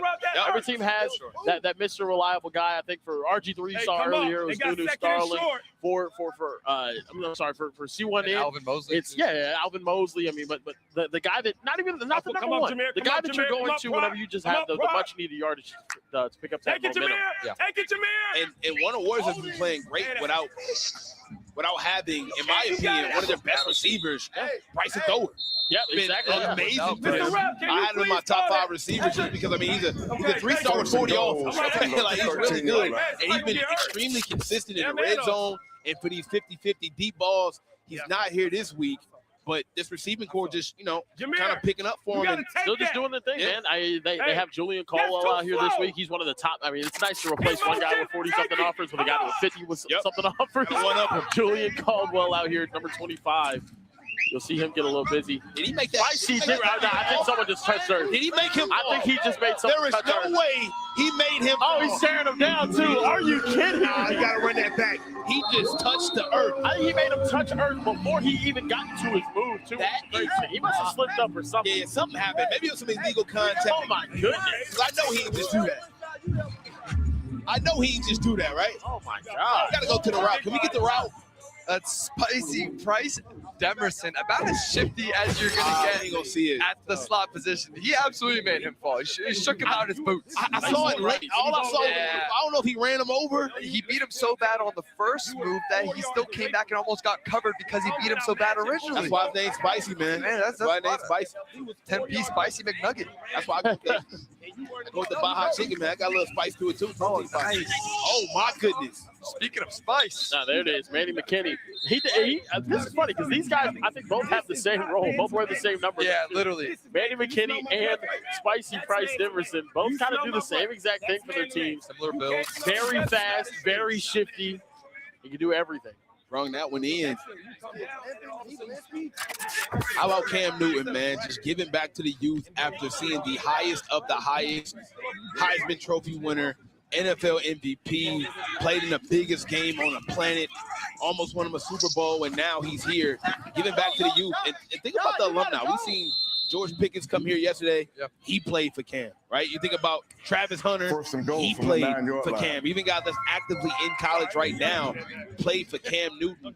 And I always say, man, when you reach a certain level of success, the new way to deem success isn't what you've done, it's what you've done for others. Right? What have you done for others? What doors have you opened for others? Yeah. And I'm proud to say that Cam Newton has a revolving door.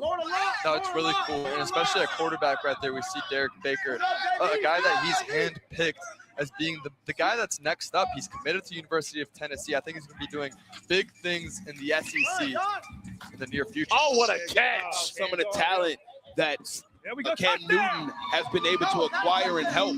I think it's a touchdown. I think he got in. Oh, wow. Oh, wow. We'll take a look at this and review it. But yeah, that's 101 on John Meredith. We talked about that matchup. Number 1 wide receiver versus number 1 corner. And just strong hands. I think he's good, maybe a little short. Yeah, he puts it on his upfield shoulder. The runner was short of the goal line. Second and goal from the 3-yard line. This is a matchup I'm excited to see. But, hey, he hasn't been able to get those fade balls working against John Meredith. Hasn't been able to really beat him deep. But, hey, right there, work back inside, strong hands. I gotta ask y'all, is this a hot take? By the way, chat, make sure you guys are liking up the stream and let us know who you got winning this game, because the winner will move on to the championship to play for the championship of the Diamond Conference and win this beautiful trophy that's sitting on the desk as Derek Baker rolls out to his right. Got nothing here. I thought he had that. He's got a touchdown. That's what he's got. He got 7. Amari Stevens back. Remember, he missed last game. But he said, you know what? Put me back in the game, and this is what he do. He gets it done, man. Touchdown for Derek Baker as he went in. Hot take, man. Let me know if I'm tripping. I don't think I believe in any receiver as much as Bryson Wright. Wow. I would say especially in contested catch areas, if it's a situation where no one's open, we're just going to throw it up. Who would you rather do that than Bryson Wright? I don't think I have anybody in mind. Now, we have some of the best receivers in the country, from the Eric McFarlands of the world, Jameer Browns of the world. Yep. I mean, the list goes on. Quentin Hale's been amazing. Quentin Hale, so many receivers. And speaking of great receivers, my guy Overtime Tom is next to a pretty good with himself. Thanks, Sniper Jones. I'm down here with Trayvis Hunter, C1N. First of all, obviously you're not playing out there today. What happened? Got hurt in my last game. Banged up the knee a little bit, but we're doing okay, right? We should be all right. Yeah. Okay, now you're watching your C1N squad. Tied 7-7 right now. What do we got to do today to get a win, you think? Just defense got to communicate, offense got to execute. And before the injury, you did have 3 touchdowns this weekend, helped out the squad a lot. How are you feeling about your weekend, before the injury? Felt like I could get a little better. Go here for me. Go here. Right inside. Well, I think you're doing great. And the big matchup today, it's Bryson Wright versus John Meredith, the cornerback for one of Warriors. What does Bryson have to do to get the best of John Meredith today? You gotta just play the best version of him today. All right, give me a score prediction. Right now it's 7-7. How's this game end? 24-19. Who do you think's gonna win? There you go. And by the way, guys, you can go check out the Trayvis Hunter Show, which is on Overtime Seasons YouTube. You had fun filming that, right? Yeah. Tell people to go watch it. Make sure y'all go watch, tune in on Overtime page for my channel. My guy, appreciate you. Back to you, fellas. Appreciate it, Tom. Great work as always. Trey Wright gets it done yet again. Big time touchdown before the second half. That one was easy, like Sunday morning. Cause I'm easy. That's why Trey Wright is in my top 5, man. He gets it done time and time again. You can never really count him out. That's the crazy thing about Gunna. Time and time again. You're going against the #1 seed in the conference. Everyone counts you out. Trey Wright using his different arm angles, going after his big body wide receiver down there, and you're taking a big lead here at the end of the first half. We'll see what Derek Baker does to respond. 24 seconds left in this game. A chance to tie this game up. But they will have the ball back in the second half. So wide open, got to get out of bounds, and he does. I'm just happy he got out of bounds. Do you know how many receivers will try to turn upfield? It's such a head scratcher. Yeah, really. These guys are gonna get it at some point, but not with Cam Newton's team, right? They watch a ton of film. That's something that I really like about them, how well coached they are. Remember last night they were at the hotel room watching tape with Cam. Yep. Cam is not just a guy that's around when it's game time, man. He's not just a face. He's really in the trenches with his guys, trying to get them better. He knows what it takes to get to that next level. You even said he collects cell phones, just trying to teach him, hey, no distractions. Yeah, man, no Snapchat when we're watching tapes. If it's your dream, Snapchat, you can't. Yeah. Who uses Snapchat nowadays? Chad, if you guys use Snapchat, let me know. I don't know anybody who uses Snapchat. Yeah, you're always Snapchatting girls and stuff. We're trying to get better at football, Kieran. Yeah, I don't use Snapchat. Yeah, Kieran's a big Snapchat filter guy. Yeah, you put the little puppy eyes and all of that. Come on. No, y'all are showing y'all's age right now, man. Yeah, man. Big Snapchat filter guy. Yeah. Kieran also still dabbles in MySpace as well. Oh, man, MySpace was lit, though. Come on now. Still a MySpace enjoyer. Chat, if you know what MySpace is. The only one that had MySpace was you here, Snipe. Well, let's watch some football here. Oh, Bryson Wright wins the matchup. I told you I don't trust anybody more. I trust Bryson Wright more than my mama. Oh, I trust Bryson Wright with my life.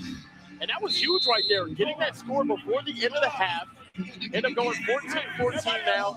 He fights across the middle of the field. That's where he's getting busy today.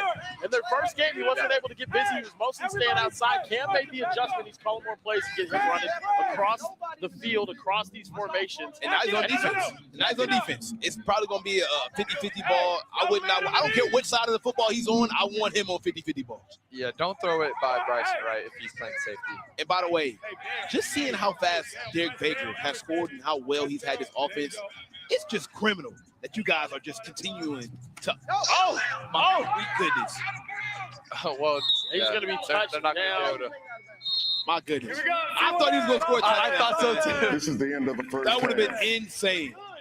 A lot of football, the bracket has brung us to this point here. My guy, Overtime Tom, is next to the bracket to break it down just a little bit more. What up, Tom? Hey, thanks, Snipe. Honestly, this is my first time down here by this massive bracket. It's very large.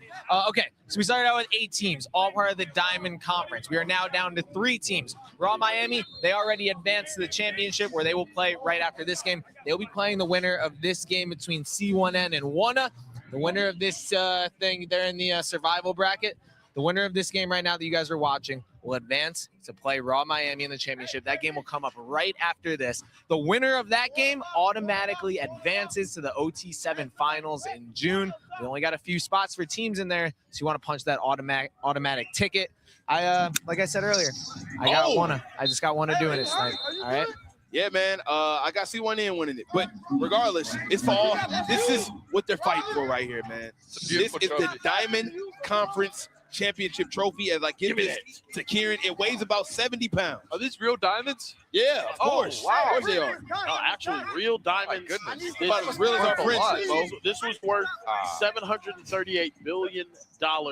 Whoa, USD. that's a lot on These are the line VVVVS. Both 4 Vs. Mo bought it. Absolutely. I wish, man. Derek Baker, man, is just moving. Yeah, this I wonder what next week's is gonna look like, though. It's hard to top. It's hard to top this, right? Because you got the Diamond Conference and the Gold Conference. It might just be like a gold bar.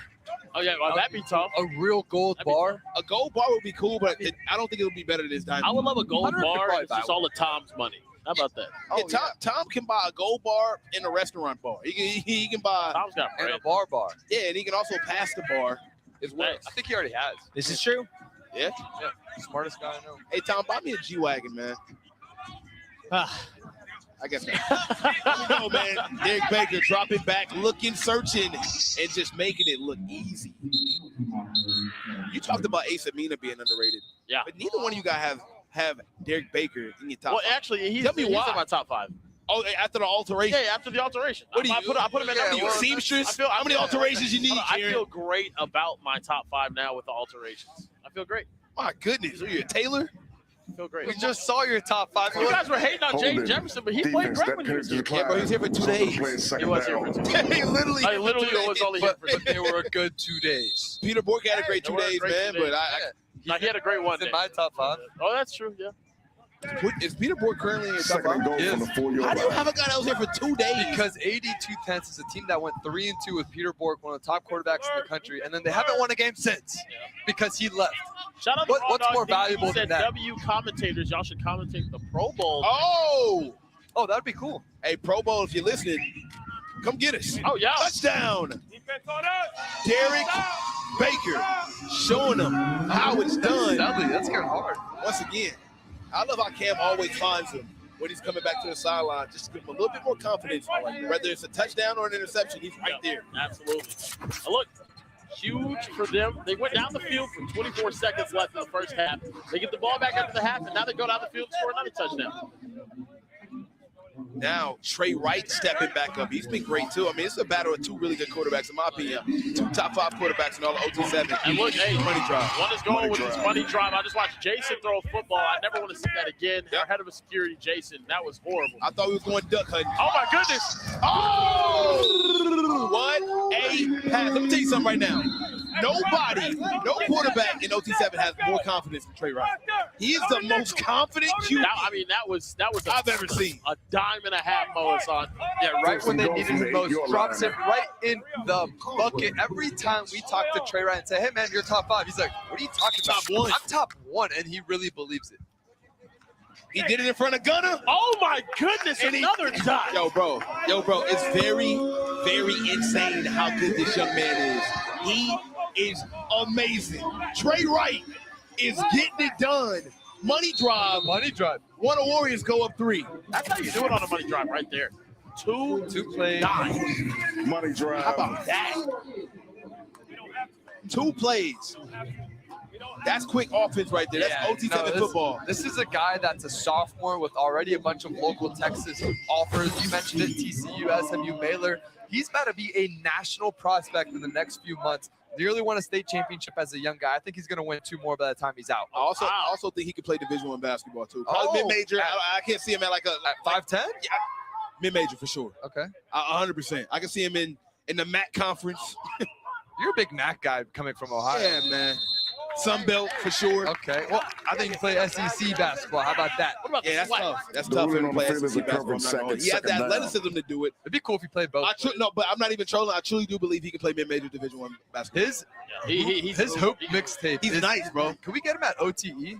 That would be fire. How do we do that? That would be fire. Bunchy Young came out to an OTE game. Oh, really? Yeah. Okay. Worst thing I've ever seen in my life. They had him in the layup line, and did he actually play in the game? No, he was just in the layup line, and he was too afraid to go for a layup because it was a sold-out stadium. Yeah, it's frightening. Yep. He was afraid. Wherever you at, Bunchy, we love you, man. We love doing you, his thing over there in Fresno. Big Fresno guy now. my favorite team actually now. Yep. I love Bunchy. Wide open. He is so fast. Def, Texas, and Manny McKinney. He's Two things that's guaranteed. Three things that's guaranteed. Consistent, reliable, and always open. Manny Fresh. M squared, whatever you want to call it. Coming across the middle of the field. You said it earlier, Kieran. It's a change in scheme for Cam Newton's team. Usually they like to take shots on the perimeter. They have John Meredith, the lengthy corner on the outside. So how do you combat that? How do you defeat that? You get crossing routes over the middle of the field. We saw it earlier with Bryson Wright, and now with Manny McKinney. First down. Derek Baker looking, throws it up, and that is again Amari Stevens. They have too many options. You got John Meredith isolated on the far side. They got him so out of the play that you got your other three receivers who are 4 stars and 5 stars just giving the DBs hell. Amari Stevens, who going into this week led all of OT7 in receiving touchdowns, just flipped his commitment to go play for LSU and Lane Kiffin. Wait, what? Yeah. Oh my goodness gracious. Flip, man. He flipped 2 days before getting here, man. That's Flip, crazy. man. You know what? Shout out to him, man. And that was a money drive. Knox Kiffin recruited him. It might have been Knox. I saw them talking. I saw Lane Kiffin in the stands. Yeah. I knew something was going on when I seen Knox Kiffin pass him. A few dollars. Nah, not a couple dollars. A protein pocket. I seen him roll out. He handling it off a bottle chicken protein pocket. I said something's fishy going on here. I mean, if that's a bond that can't be broken. I would do just about anything for one. Oh yeah. Oh yeah. Oh yeah. Big protein pocket guy. 20 grams of protein. Only $3.99. Make it make sense. Trey Wright. Just connecting the dots right here. Shelton getting involved here. And look, this one a Warriors team, man. Everyone gets busy. Yeah. Every single one of these wide receivers is big. Whether it's Champ Mays, Julian Caldwell, whether it's McCoy, whether it's Shelton, Spicy Price. You know what they do. Like, this dude is spreading the wealth right now. Absolutely. Probably one of the deepest teams offensively and defensively in this league. They've really unlocked something. It's a new team at OT7. The team owner, of course, is none other than Gunna. I feel like since he came and showed some love to the boys, they've been a different football team. Wide open. Nobody can guard this guy. The name that don't outweigh the game. Spicy is doing it big. 3rd touchdown of the game. And it's like him and Manny McKinney are just having a battle. No, absolutely. He's balling right now. It's like every time I see him catch a football, there's no one within the frame. There's no one within 10 yards of him. And how about Trey Wright going through his read, starting left? That's about his 3rd or 4th read in the progression. And how about Spicy back there? This has just been a back and forth shootout. It is 62 points right here. If you like points, this is the place to be. We're not even done yet, man. These guys are just getting open, man. I mean, these receivers are just consistently getting open. By the way, 2 of the best defenses in the league, by the way. Absolutely. Scoring like this. My guy, Overtime Tom, is with the man with 3 touchdowns on the night. What's going on, Tom? Hey, thanks, Snipe. Down here with Spicy Demerson. As you mentioned, 3 touchdowns already in this big game against C1N. What's working so far right now? I mean, just getting open. They think they can guard me, man. I don't think nobody in the world can guard me playing man. So I'm just gonna get open every time. His jersey's absolutely. And the nickname is Spicy. Can you explain where that comes from? When I was younger, I was just a hothead. My papa, Mr. Adrian, he gave me that nickname, Spicy. I mean, just being hot all the time, being bad. That's what that came from. All right, well, you need a win in this game to advance to the finals, hopefully. You got a great quarterback, Trey Wright. How's it been playing with him? It feels like he's on another level right now. Yes, sir. Trey Wright is amazing. I mean, he's the best quarterback at OT7. He already said it 1,000 times. I'm just going to repeat it for him. He's the best quarterback at OT7. And last question. What happened to the jersey? It got ripped? What's going on? Yeah, it's like they clingy or something. They just like to hold me. They can't get off me, man. Like, they just want to hold. They too clingy.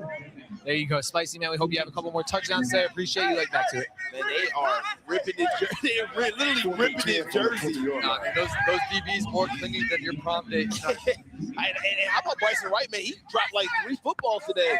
And I'm very unlike him. And that was a huge one right there on that 3rd down. Now it's a 4th. And this is huge. This could ultimately decide the football game here. Curious to see what happens. Derek Baker dropping back, and it is caught, and he will get a first down. What a catch, but what a pass right there from Derek Baker. Yeah, just past the first down sign. That's Lorenzo Barber, one of the guys with the most sure hands with some back off. He's got Ball State, Kent State. Derek Baker trusting him with the game on the line and the accuracy, throwing that ball just on his outside shoulder, only where the wideout can get it. And C1N will live to see another drive. Oh, some drops on this drive, right? A lot of drops, man. A lot of drops. But lucky enough for them, the clock is just ticking, and they have the advantage by being this close to the goal line. Exactly. They're okay with taking it slow and methodical on this drive. That drop is going to end up leading us to this 1 minute warning where incompletions will stop the clock. So, and Mo, you got to think, right? Cam Newton is the originator of coming up with the terms like game managers, and so he's very familiar with how to be methodical and manage a game. Free play here. A lot of holding right there. Someone lined up off sides there. Illegal substitution, 2 minute men on the field of the snap. Defense, 5-yard penalty, second down. Too many people on the field during the snap. And that's a killer, though, too, because if you want to be able to get the ball back, so you're okay with forcing these incompletions. You want to be able to get the ball back with at least some form of time. You don't want to just give them free yardage right now. Hey, y'all got to get hands on pizza, bro. Second down, 5-yard penalty, so it'll be 2nd and 15. This is really the area of the field that number 8, Mamie McKinney, comes up so clutch. Right there at the bottom of your screen. Right also, no John Meredith guarded Bryson Wright. Yep. Oh, great pass. I mean, this C1N offense is just a well-oiled machine. And that has been the case since Bryson Wright became a part of this team. I think what Cam does so well is uses him as a diversion because you got so many great other options. They literally use him as a diversion to get other guys open in separation. And look at this right here. They're okay letting this clock roll down. This is a veteran move here from Cam. Veteran quarterback here, Derek Baker. They know what's at stake. It all comes down to this, man. The winner will move on to play Raw Miami for all the marbles, and it is a touchdown! Wow! Clock management is the biggest thing here. You guys alluded to it. It's basically like in basketball, you want to have the last shot in the game, hold it until the very end. Boom, game winner. Derek Baker puts it right on the money. Now, it's really tough to score with 15 seconds left for the Gunna Warriors, but we've seen crazier things happen before. I'm not going to count these guys out because every time I do, it seems like they come up clutch. Just not a single stop on defense today in this game. So we're some real Big 12 football here in the state of Texas.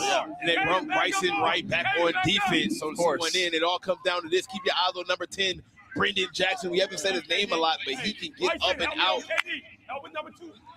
Trey Wright has been phenomenal. Throwing it up. Brendan Jackson is picked off by none other than Bryson Wright. My goodness. They put him out there for a reason, and he got an end to the football game. And just like that, C1N has moved out of the survival bracket, and they will play Raw Miami for the Diamond Conference Championship. Wow. C1N has beat Gunna. They beat SFE. Wow. They took down some of the biggest juggernauts in the conference. To get back here. And now they are one game away from getting an automatic bid to the OT7 championship in Los Angeles. Fellas, are you not entertained? I'm very entertained. That's exactly what I wanted to see out of C1N. A back-and-forth game. Championship football up next, though, Snipe. Anything can happen here. You don't want to go anywhere, man. Let's see who will be crowned this year's Diamonds Conference champion.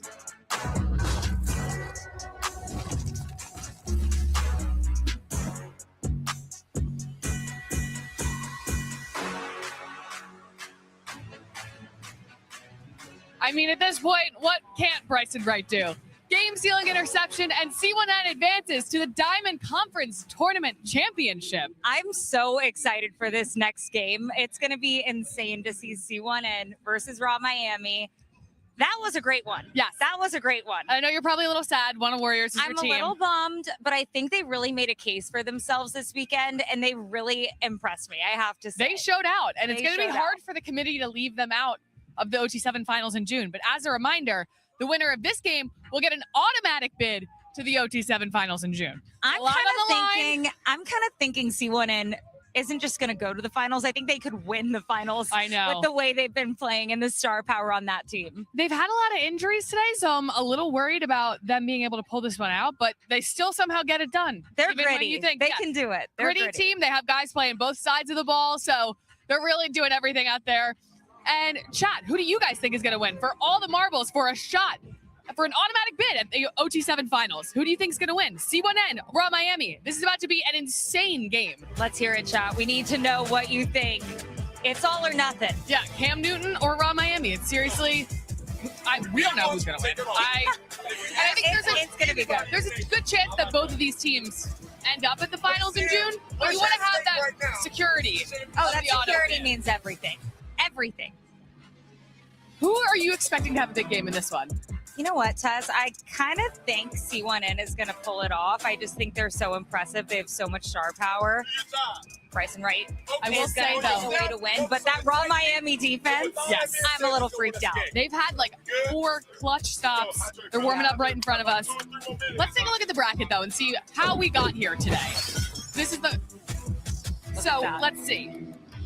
C1N Raw for the championship. C1N just beat the Gunna Warriors. They're also on their third back-to-back, I think. So they're tired. So they're a little gassed. They're tired. So I think this is going to be a tough game for them. They're going to have to grit it out. Raw Miami has looked great all day on both sides of the ball. Ace Amina has been balling, and their defense. So, chat, who do you guys think is going to who should get the automatic bid to the OT7 finals? Who's going to get the at-large bid? Yeah. That's a good question. We need to decide. The committee's got to see how many other teams are going to be at the OT7 finals and what teams do you think it should be. Also, we have the Gold Conference Championship next week, so there's a whole different set of teams that are going to be vying for that spot, for any of the spots really in the OT7 finals. Look, if I'm on the committee, both Raw Miami and C1N are getting in. Gunna is for sure getting in because I am so biased and I love them and I need to see more of them.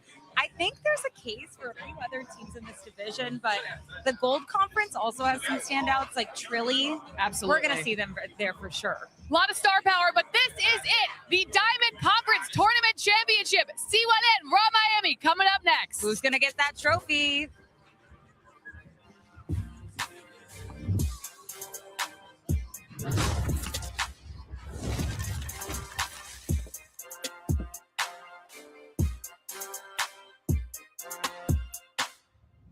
All right, boys. X White Alpha, Z Flat, Blender Dolphin, B Shift. Ready, break.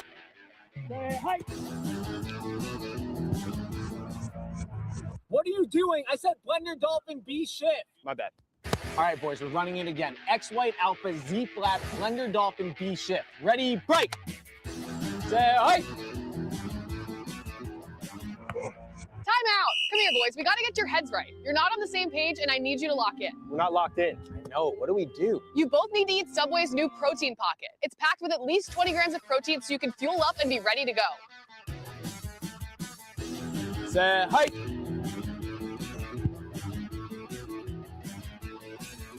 Let's go! Woo!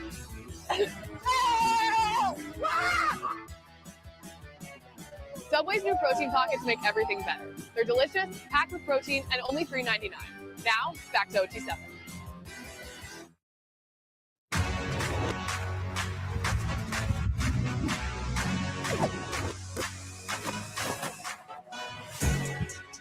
It all comes down to this. We have been battling the last 2 days to see who will be the Diamond Conference champion and get an automatic bid to the OT7 championship.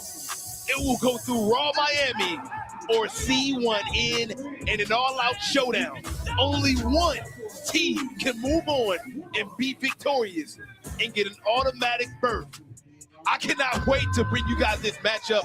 I'm guaranteeing it to be a good one. I go by the name of Snipe Jones. Join with me are my guys, Care Bear Kieran and Mo Hassan, fellas.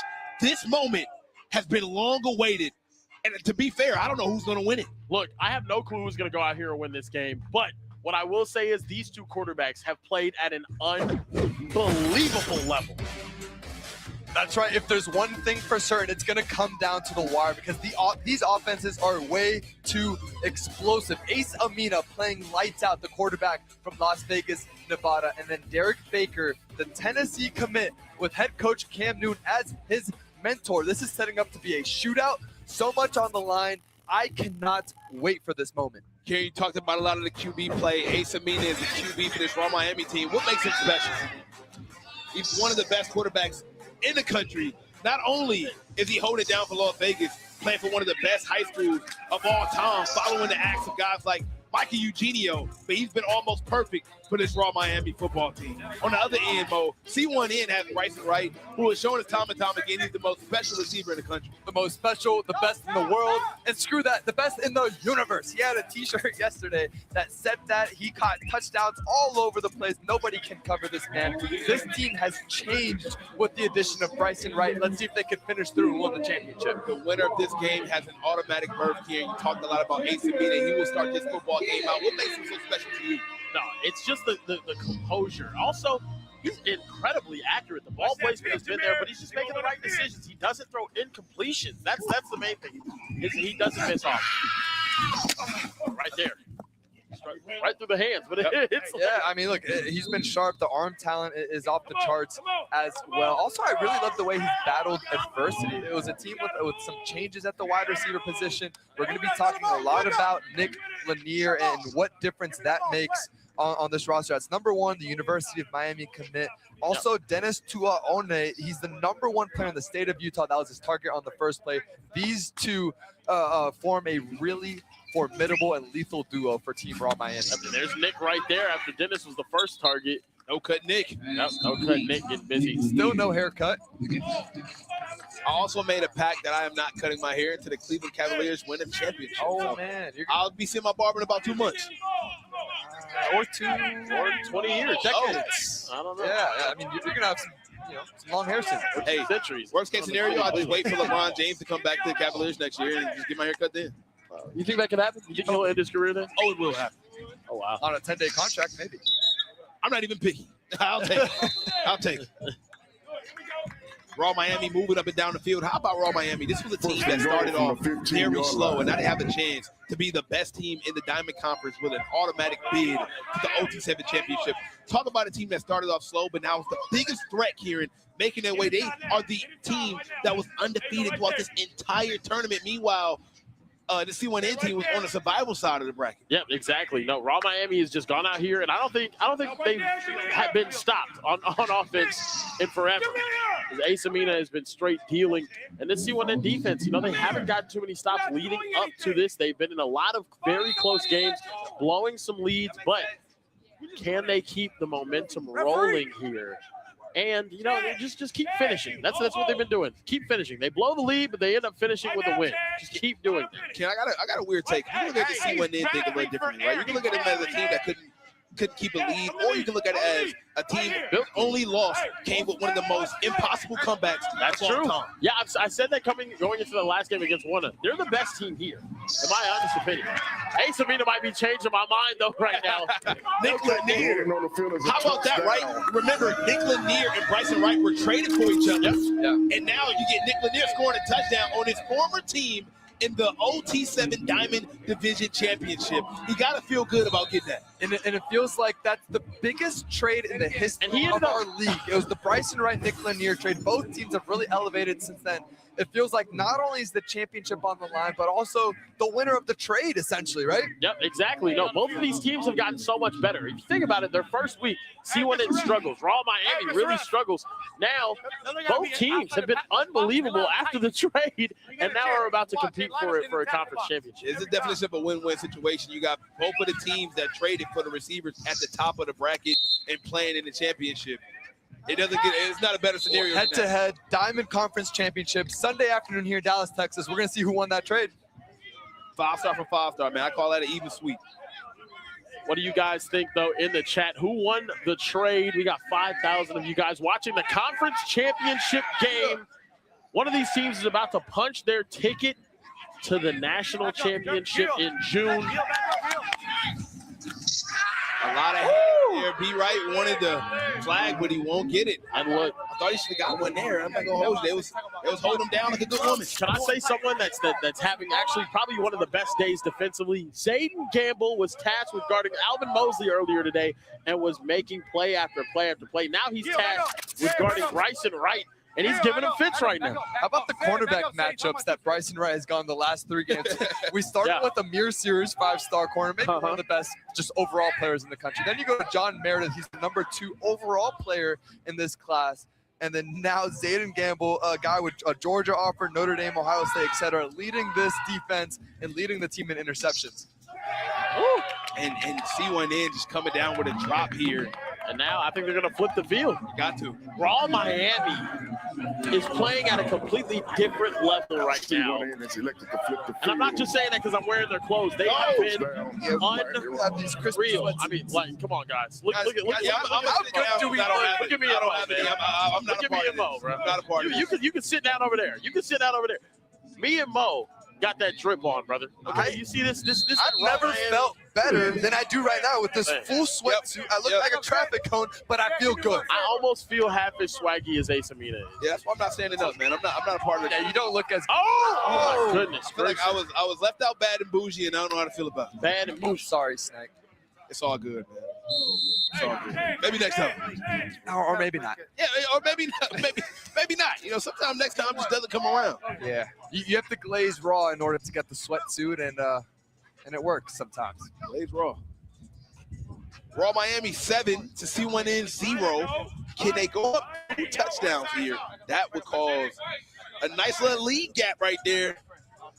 Keep your eyes on the Flying Glizzy. He's been phenomenal today. Oh, no, the Flying Glizzy is out here flying. Oh, Dennis Tuaoni.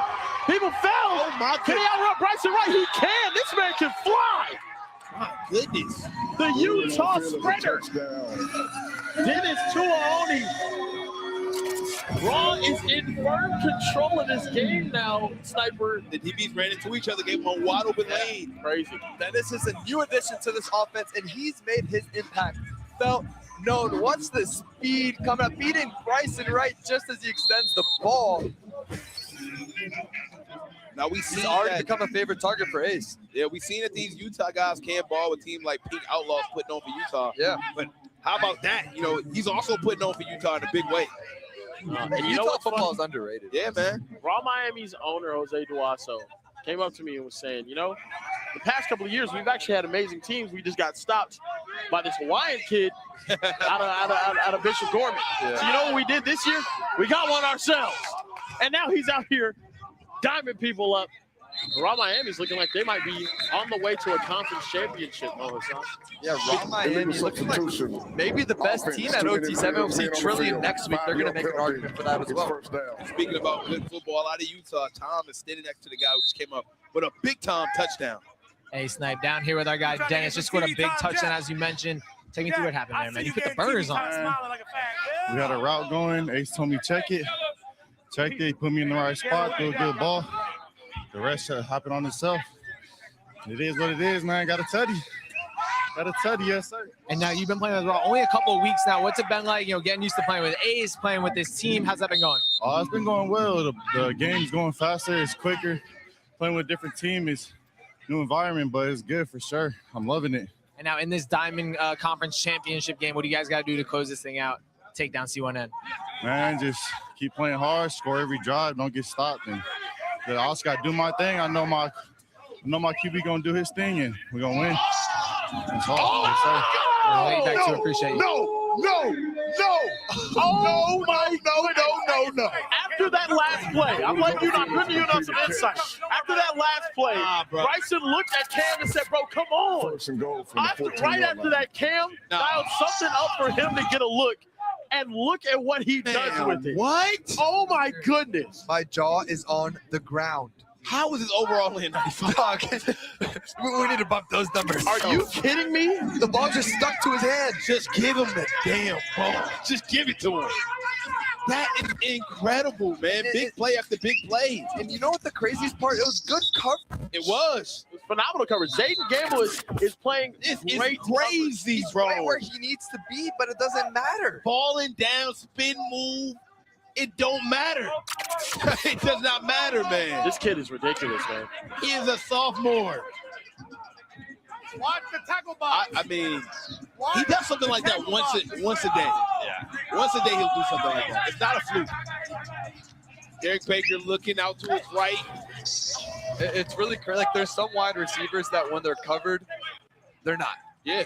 There's just never. And that's why I give him the Julio comparison. It's just like, just or Calvin Johnson, or Julio Jones. Randy Moss. Yeah, look, I know those are big shoes, some of the best receivers in the history of the game, but if we judge him by I don't know how you don't compare him at this point. It's really B5's crazy. unbelievable. B5 is just, I mean, he's just making play after play. It's ridiculous. And I've had the privilege, man, here at OT7 to see guys like Jeremiah Smith and Malachi Tony.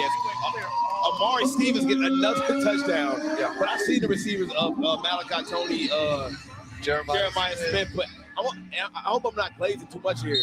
But what I'm seeing from B5, I didn't see them guys do this. This is the highest level of players play wide receiver position at OT7. And we've seen Carnell Tate. We've seen Jeremiah Smith. We've seen, Booby Feaster. We've seen some really good guys. And keep in mind, this is against Corey Moore, the best three corners back to back to back in all of high school football. See, when they desperately needed that touchdown, and now Raw Miami can go up 2 touchdowns here. Their offense has been amazing as they take a shot and can't get it done. Get them all. A couple more tries at it, but Ace Amina has been nothing short of sensational throughout this entire tournament. And how about the confidence that this Raw Miami team had after not coming up big? And to be fair, week 1, he did not play well. I heard a lot about him. I was really interested in seeing him play. He didn't play well, but he's proven, he should have proven to everybody at this point that he's without a doubt one of the top quarterbacks in this league. No doubt. The expectations were high coming in too, just because of the program of Raw Miami. Think of historically the quarterbacks they've had. Julian Sayin is a front runner to win the Heisman Trophy this year. He's going to go top 5 in next year's NFL draft. Then you got Helaman Kazunga last year doing what he did, putting up video game type numbers. Ty Hawkins. Yeah, Ty Hawkins. We saw him a few weeks ago. He's over down the road at TCU. And so we're like, okay, this is the next guy in, and just didn't perform up to standard week 1. And everything he's done since that point it looks just as good as the best. Yeah, why he's one of the best in the country. And think about the raw QBs. Julian Sayin. Yeah, had him. They had Diabell last year. They've had so many phenomenal phenomenal quarterbacks play the position for this Raw Miami offense, and he's making it look just as good as it always does. You got to hurry up now, though. 1 minute left in his first half. He's looking downfield across the middle and just out of the hands of Dennis. And they will flip the field. C1N has a chance to tie this football game up, and they'll get the ball back in the second half. This is really big for them. Flipping the field is the same as a punt. Instead of electing to go for it on 4th and long, you allow the defensive team to get possession of the football. They'll start from their own 10. They got to march down the field here. That's the first time I've seen Ace Amina's raw offense be stopped. And now C1N trying to get some momentum back. They get the ball after halftime. They can go score a touchdown. They can find themselves in the lead. But once again, Mo, it's been the defense of the C1N team. We've seen them get pick 7s to win games. We've seen them play big, and they are probably the only team throughout this entire tournament who's forced our Raw Miami to have a turnover on downs. No doubt. Maybe the most timely and clutch defense. We saw them shut out SFE in the first half, something that's probably never been done before in the history of SFE. And then now getting that big stop, setting themselves up to tie this game in the first half. And how about that play, right? They get a huge chunk of yards after the catch. And, you know, Manny McKinney being smart enough to step out of bounds. So now they got a fresh set it down, stepped out, 48 seconds left, way more than enough time right here to get it done. Yeah, no, that's teach shape. That's just good coaching there. You have a guy like Cam Newton who's won MVP at the NFL level, the highest that exists. He's won a Heisman Trophy. These guys are well coached. They watch film all the time too, so the football IQ is certainly there for Team C1N. See what they can do here. I thought he maybe. Yeah, I thought he had him. Yeah. But no, with Amari Stevens. This means everything, though, guys. This is for a chance to punch your ticket to the OT7 National Championship. This is what they've been playing for all season, a conference championship here who's the best in the Diamond Conference. These are the two top teams in that conference who have fought, scratched, and clawed. Probably the most parity we've ever seen in a conference here at OT7. I think we got the two best teams. They've been the two most consistent on both sides of the ball, too. Think about the last time we didn't see a close game. I can't remember. I literally cannot remember. I think from the beginning, we said it would go C1 in, SFE, or Raw Miami, with Raw Miami being a sleeper. Obviously, with C1 in having to go through SFE, it couldn't be both, right? So this is a matchup that we all seen, we all favored, and it all comes down to this very game. 22 seconds left. Derek Baker drop it back. He should have another play after this one. Unless he scores here, and it's going to be a sack. So now you got a 4th down opportunity. Rolling on the field is a coverage sack. It's 4th down. Here we go. The 13-yard line. Oh, and there's going to be a huge penalty here. I hope you call a penalty on the coach being on the field now. I think Raw Miami tried to do some slick stuff with the football. I think Raw Miami's probably going to get a delay of game here. Yeah, they try to be real slick with the football, Kieran. I ain't gonna lie. I kind of like it, though. I like their style, man. Big IQ play, but I don't think it worked. Defense. 5-yard penalty. Yeah, it kind of hurt him a little bit. It backfired. Yeah. I'm not mad at it, though. I like the effort. You know, if you ain't cheating, you ain't trying. I'm not mad at it. It's still going to be 4th down here. They're just going to get a little bit closer to the end zone. Yep. You know, if it did change the dynamic. It's not that risky. You know what I'm saying? It's not that risky. You don't lose too much. Yeah. We're trying to be smart on the IQ play, but here we go. They're keeping an eye on Manny McKinney there to the left of Derek Baker. He's got to throw it to Bryson. Going to be fine. He got it. Bryson Wright is unguardable. There is nobody on God's green earth who can tame this man. On Gotta Have It Downs, there's no thought process. It's dial something up and throw it to 3. It's always going to be that. That's always going to be the answer. I'll try something else. You know, watch the speed. The end line digs. It's so hard to lose some of these wide receivers. He just zooms across the back. And then how about the accuracy from Derek Baker? Puts it on his upfield shoulder. And we got a tie game. My guy, Overtime Tom, is always somewhere in his joint with us now. Where you at, Tom? Hey, Snipe, I'm exactly where you need to be, man. Oh! I'm right by this Jolly Rancher gummy foam pit. By the way, if you haven't gotten some Jolly Rancher gummies yet, the sour ones are amazing, the gummies are amazing, the ropes are amazing, the sour straws are amazing. Anyways, you know what's also amazing? We got a lot of people watching this Diamond Conference Championship right now on YouTube. Make sure you hit the thumbs up, okay? We're over 1,000 likes, which is amazing. I love you guys for that. Go ahead, hit the thumbs up, hit done, and then comment done in the chat. We'll follow back some of you guys from Overtime's Instagram. Hit the thumbs up, like the stream, comment done. We'll hook you up. Back to you, Snipe. Appreciate you, Tom, and thank you for always taking care of our lovely, lovely viewers at home. Shout out everybody on TikTok, everybody on Twitch, and of course our YouTube fam. My guy Overtime Tom is always making sure he hook y'all up with something. But speaking of them Jolly Ranchers, man, I had some gummies today. Oh, I need some right now. I'm craving some right now. Come on, please. Were you the one that gummies, man? Please. That was me. There was none left. You guys need the sour. You guys got to Let me see if I can share, find bro. something. Yeah, man. Oh, please. Out of hand. What's your guys' favorite flavor, by the way? You know me and my big sour I'm apple watermelon. guy, man. I'm watermelon and sour apple. Sour Even apple. the ropes. Oh, please. I like the blueberry one. Love the rope, bro. Oh, almost picked off. Big 3rd down here.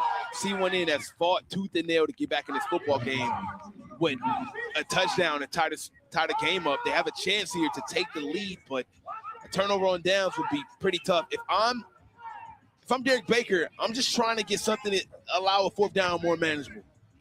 Yeah, we've seen the strategy here with the 3rd and longs. You're absolutely right. You don't want to have to flip the field.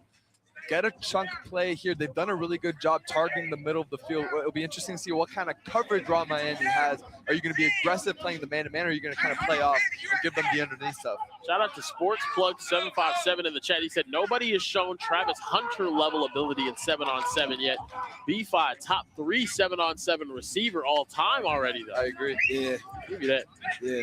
I like that take. Who are the two better? Oh, my goodness. Great defensive effort.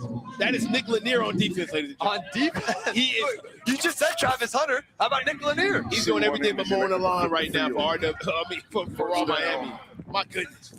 They are flipping the field. Defensive stand. Now we've seen both defense calls the turnover on downs and a field flip.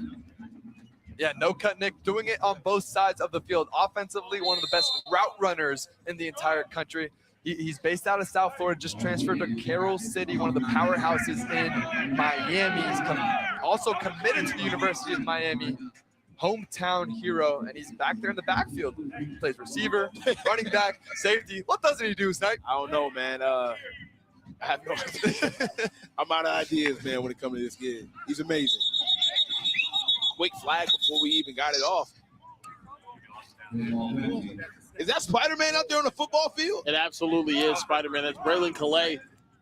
Wanted me to he came up here earlier and made sure we corrected the way we were saying that last name. Louisiana Creole. Braylon Calais. Louisiana boy. That's how you say it. Spider-Man, Superman, Batman. Who you want to be? Spider-Man. Girl, I wish I could save you. Why would you? Bro, Superman has the best powers. Can't. I want to be Spider-Man. Girl, take me for Superman. Batman? Spider-Man. Spider-Man. Oh. Bro, Superman clears. Oh! My goodness. Some miscommunication there and nearly a diving interception from Emerson Lewis, who is always in the area. And because the first play was an illegal motion, they lost it down. This will be a really big third down here for all Miami. They're in the same situation C1N was in, right? You just want actually, I still think it's going to be second down site. I don't think they lost the down. Okay, they must have lost yard. They just lost 5 yards. Lost the 5 yards. But no, Ace Amina, the swag is still crazy out there. Hey, he also has a headband on the helmet. It looks really tough. It's like the Kyler Murray back at OU days. I couldn't stand him, but it was swag. I like that. He was terrorizing those Longhorns, man. I mean, we were 1-1 against him.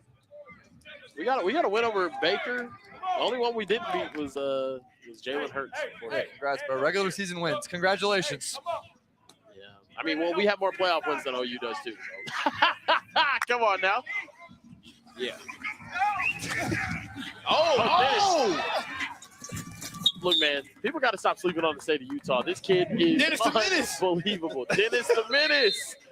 No, really, Dennis the Menace. He's been menacing to the secondary. Actually, it's really good football. Corner Cannon, one of the top. They could play with just about anyone. They were with us at the Overtime Nationals, one of the top programs in the country. Yeah, they got smacked. But they're still good. I was there. It was bad. Oh, come on. Diesel Dart's the truth, though. I seen you out there, Tom. You was getting in, man. They have good quarterback play, too. The Wilson brothers, Jackson Dart. Ace Amina with a chance to go up a touchdown here. He's going to throw it up top. Oh, what they play against in that game? Was it St. Francis? Yes, sir. Yeah, St. Francis absolutely smoked them. That was crazy. bad St. weather. Francis also played Chaminade Madonna, and one of their coaches on the staff said, "We're gonna smack them." And I was like, "Bro, that's bold." Like Chaminade, bro, they smacked. Did they? Absolutely smacked. St. Francis is different, man. St. Francis was one of the best teams, if not the best team. Actually, no, not one of them. They were the national champion last year. Stevens is wide receiver 1 for Chaminade right now. Turn that up. Back shot. Oh my goodness! We said the trade was an even swap, and that is why Nick Lanier can make plays like that. 2 5-star quarterbacks, 5-star wide receivers who are head and shoulders some of the wide receivers on planet Earth. Look, you want to win a championship, these are the type of plays you have to make. Nick Lanier, 2 guys in the area, does not matter. Come here. I don't even have a haircut. You think I care about your feelings? Ladies A and DB can go cry in the corner for all I care. Oh, it's on. There are 2 wide receivers in high school on the planet that can complete that pass. One is on C1N, and the other one is on Raw Miami. Snipe, these guys are going catch for catch. Nick Lanier said, "Oh, cool, you made a one-handed one. Let me do this for a touchdown in double coverage. It doesn't matter. He doesn't have a haircut either. I don't know if he's had one in years, and so what? Who cares?" You know what? I'm going to ask him, chat, who you taking at wide out? You taking B5 or you taking Nick Lanier? It's close. It is. It is. But if I know B5, he's wide open. B5. Oh my goodness. Give me that touchdown right back at you. This is the best wide receiver matchup I've ever seen in all my days. Oh, Oscar. Bryson Wright, you are unbelievable. Right back at you. These 2 wide receivers has the defense. Zayden Gamble is one of the top corners in the country. Runs right by him. Derek Baker puts it on the money. Tracks the ball down. and catches one of the most beautiful touchdowns you'll see at OT7. And the ability to keep that with the fall, control the football. Contact with the ground. As a duo of back-to-back catches, you won't see any better. And that was a money drive, ladies and gentlemen. Now Raw Miami is going to respond with a money drive of their own. These two wide receivers are must-see TV. That was unbelievable. And they were traded for each other. Shout out Big 90T in the chat. He said Cam Coleman's Bryson Wright's comparison. I really support that. I watched Cam Coleman go off season 2. Yeah. He was only there for 1 week. Shut up one time. It was unbelievable. Look at these two wide receivers, the best wide receivers in OT7. Nick Lanier on the first one, and Bryson Wright just saying, excuse me. Yeah, no, Nick doing it through contact on a fade route in traffic, and then Bryson Wright just using his speed down the middle of the field, creating separation, and like you said, through contact with the ground, maintaining possession. Man, we are in for a treat. I mean, what more can we ask for for a championship game? Can you imagine they go to the Saints? Ace going back to him. Oh, there's so many people. Nick Lanier right back at you. These are the best receivers on God's green earth. Yo, what is happening right now? We got our first trade in OT7 history. Script is going crazy right now. I'm about to lose my mind. On his former team, he is going buck wild in the OT7 Diamond Tournament Championship. Are you kidding me, Nick Lanier? My goodness. Tom, go talk to that man. Touchdown. Please. We're in double coverage. What more could you do if you're C1N? We're already bracketing it. We can't put 3 guys on him. In the championship game, the best players show up. I couldn't ask for anything more, man. Bryson Wright gets the first catch of the drive. This is what I want to see right here. Hey, Snipe, I'm trying to talk to Nick Lanier, but he's going out on defense. Yeah. I mean, why not? Both ways. Why not, man? Playing Both ways. him and Bryson Wright playing both ways, though, too. That's called position value right there. That's why the trade was even. Both these guys can play in safety, too. These two guys right back to Bryson Wright. I mean, he's everywhere. The PPR monster. No, he's ridiculous, dude.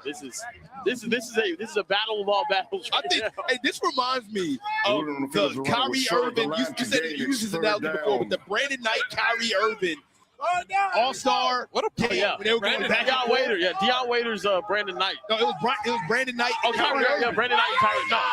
It was Kyrie Irving, Brandon Knight. Kyrie made Brandon Knight fall. Yeah, I remember. They're going back and forth. That was crazy. Oh my God, Brandon Knight has. And I love that Derek Baker is allowing this 1v1 to happen. He's like, I'm gonna keep hitting. Yeah. I'm gonna keep hitting. Why wouldn't you? He catches it every time. Why wouldn't you? My good.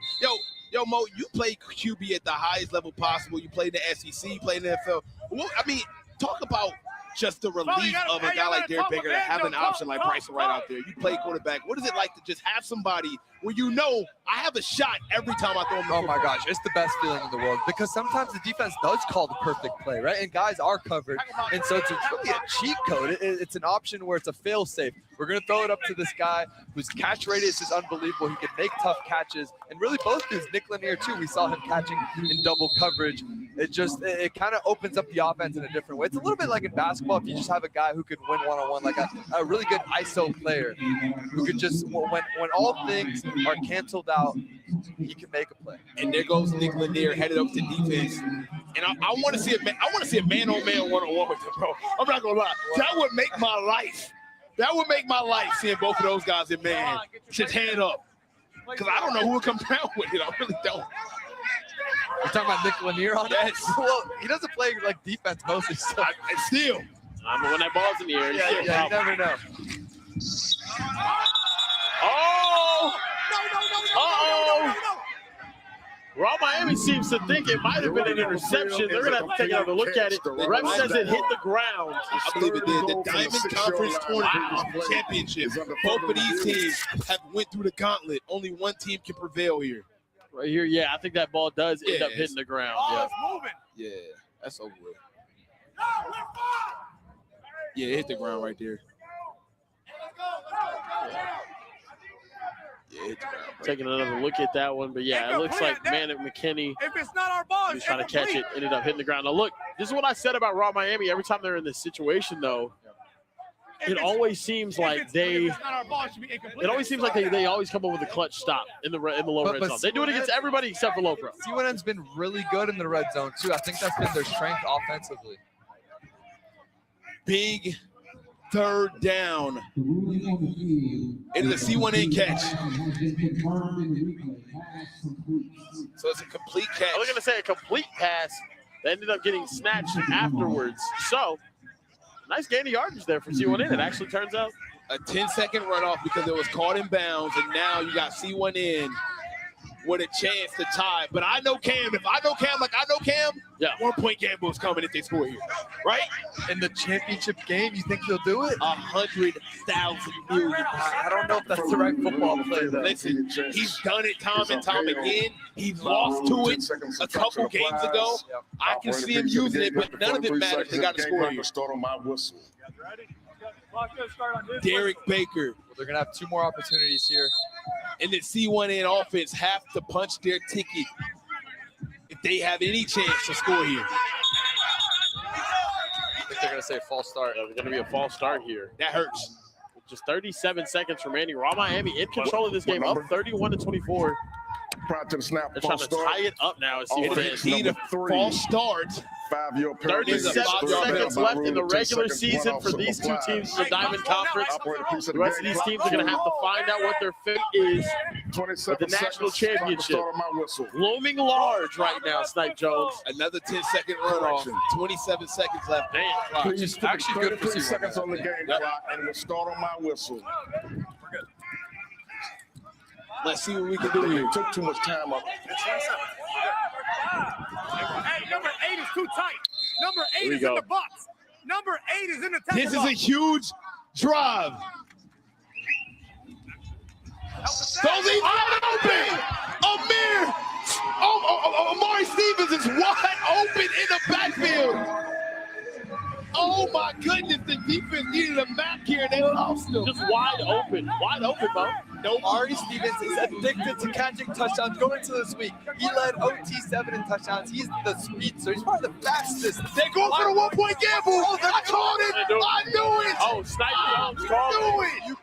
Cam Newton is going for the juggler. Oh, look, I don't know why more teams don't do this, because listen to me. Because it's not fun. No, listen to me.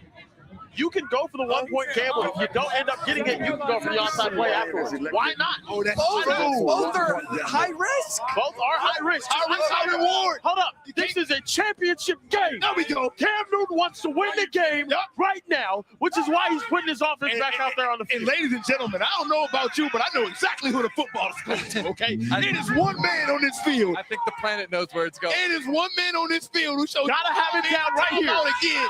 Give him the damn ball. Derek Baker's looking. Did he get it? He did not get it. He tackled him. He tackled him, but he didn't get it.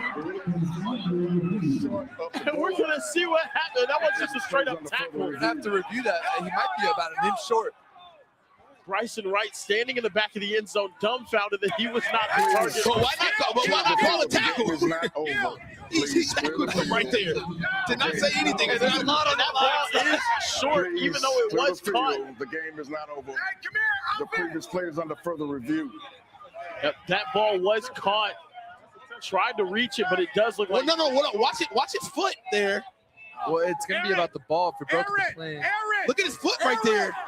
No, the foot doesn't matter. It's the ball that you have to get across. Okay, guys, they'll have an onside play here, though, regardless. Yeah, they're going to go onside play.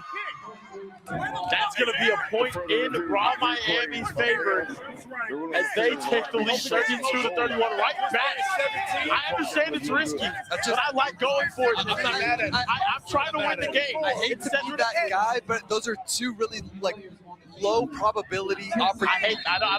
You have a 4th and 20 right now. I disagree. And then you have one play from what, the 7th? Like, it just doesn't make sense. You get that though, you end up winning the ball game. We're not even having this. I get it, but you have all the momentum going into overtime. Yeah, but then best receiver in the it country. still might end up being one play. You go to overtime. I love the decision there from Cam. 4th and 20 onside play. They got to get a first down. Matter of fact, they got to get a touchdown because even if they do get a first down and they'll go out of bounds, it's over. He's got to take a shot down. He's going to throw it up. Bryson Ryan, and he won't get it. And it's not there.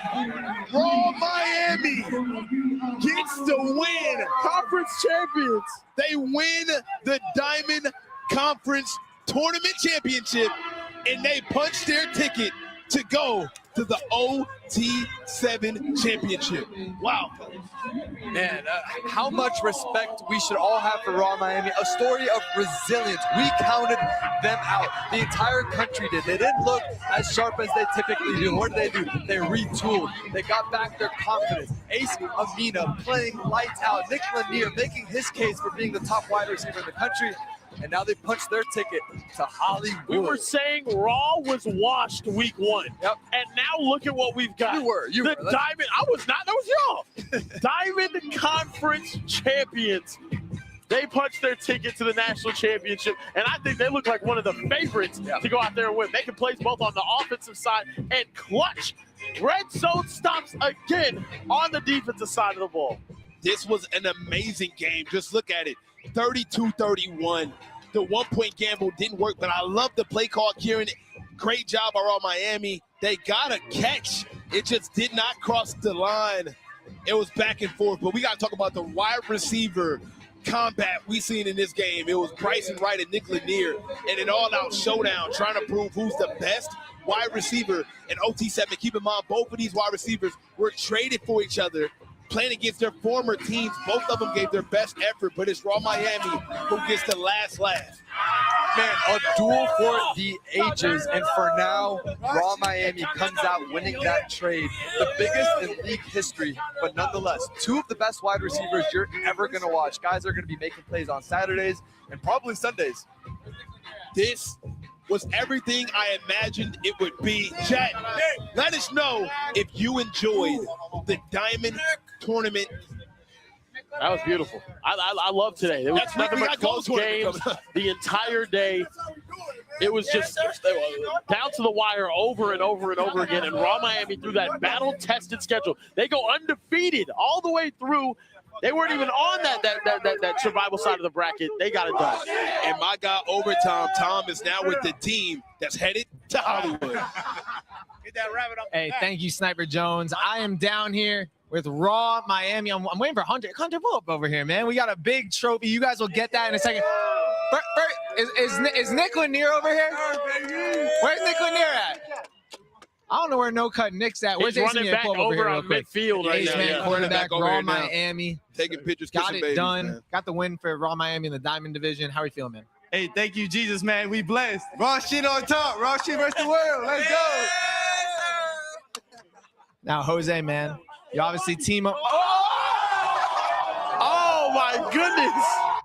Don't waste that Gatorade. I'll drink it. Oh, Lord. One more time, congratulations, Raw Miami Diamond Conference champions. Cut that shit up, man. Yeah.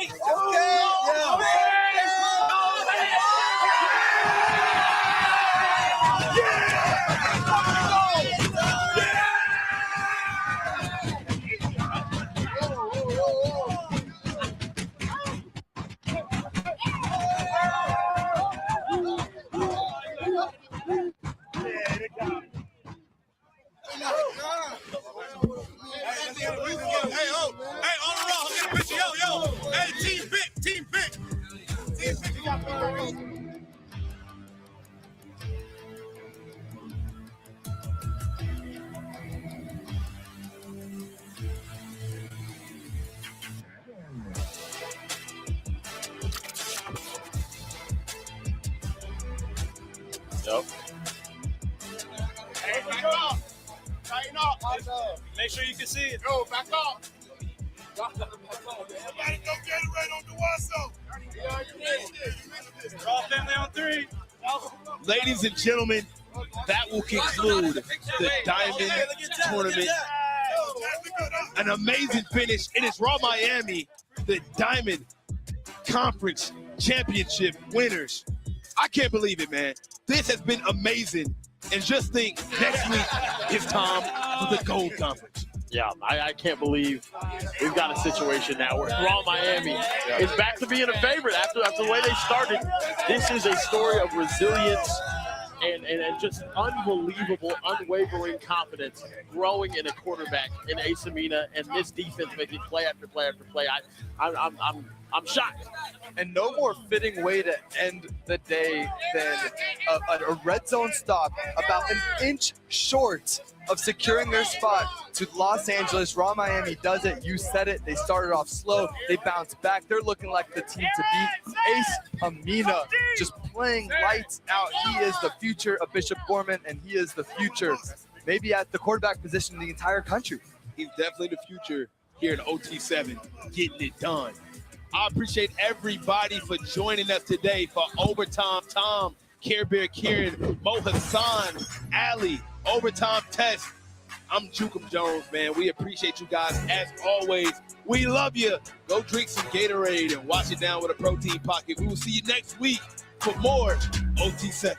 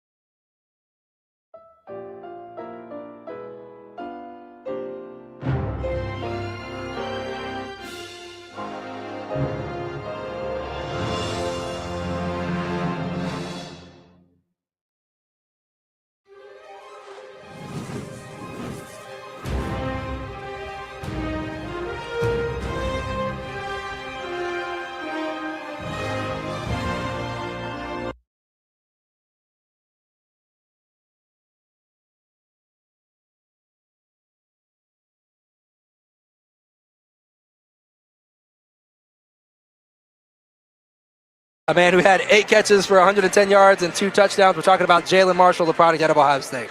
I mean, right now it was just one of them games. We really haven't really got into it. Second quarter. So it's just the game's on pace right now. We already had two possessions, right?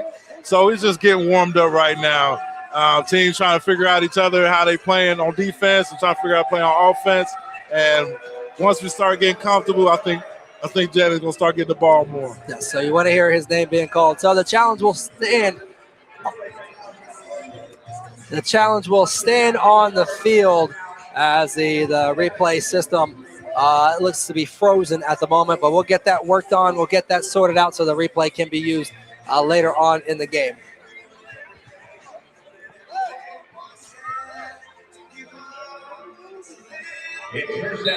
So we're back to action here inside Truist Arena. So number 3 for the Oceanside Bombers, Jovan Tucker, will be the high motion man. They currently have all 3 receivers to the right. They'll keep it that way. Rudy Johnson's going to step up in the pocket. Ball's out. Ball out. Oh, ball no. out. Oh, no. No. What? Worst case scenario happened. The ball was fumbled by quarterback Rudy Johnson, fumbled forward.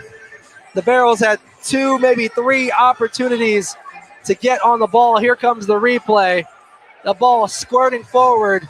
One player had a shot at it. Then it kicks, and then it right into an Oceanside Bombers hand. Number 3 on the play, Jovan Tucker. That's one of those like, oh my goodness moments. What are we doing? Man, every dog have his day. Got lucky on that one, but Wow. hey, things happen. Welcome to arena. Okay.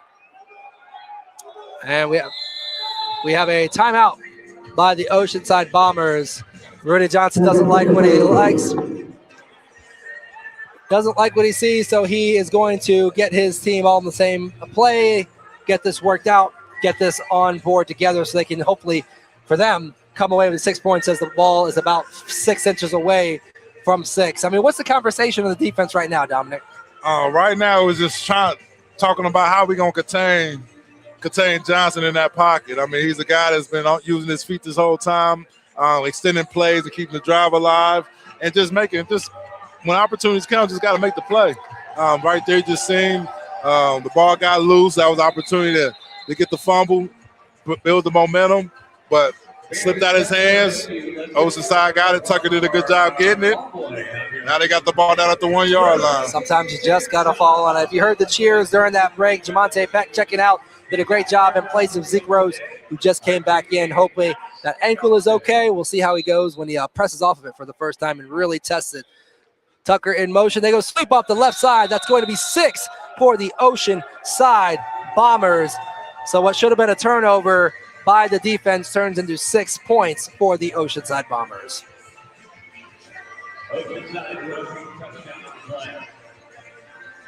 So Rudy Johnson with the QB sneak off the left side of the offensive line, diving in. That's 6 points for them. And here comes the kick.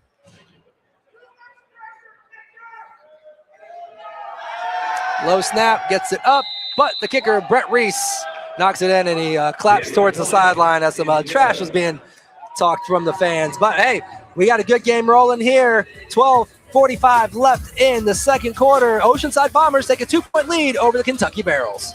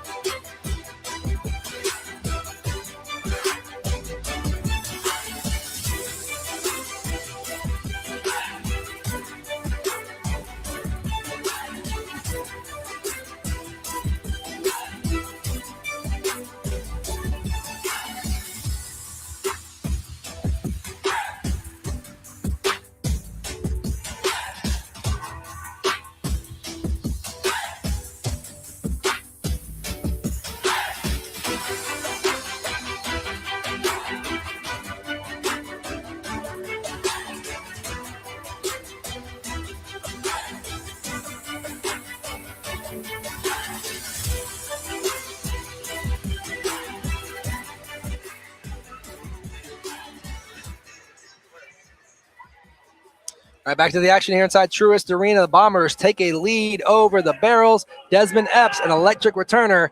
Let's see if he can get another good one off. Is this one? Oh, no. Ball is still live. Referee is part of the field. Let's see where he goes. Come on, ref. But they blew the play dead.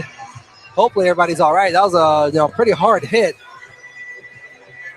Oh, I wonder why they're going to call this. I guess they're going to call it a touchback, but here's the replay. Ooh. God, dog. But again, you mentioned earlier the Walls are undefeated. Well, the referees are very much in play too. Definitely, man. He got hit with that blamer, didn't know what to do. But good thing he got up and he's all right. Yeah, so the referee's okay. Desmond Epps is okay.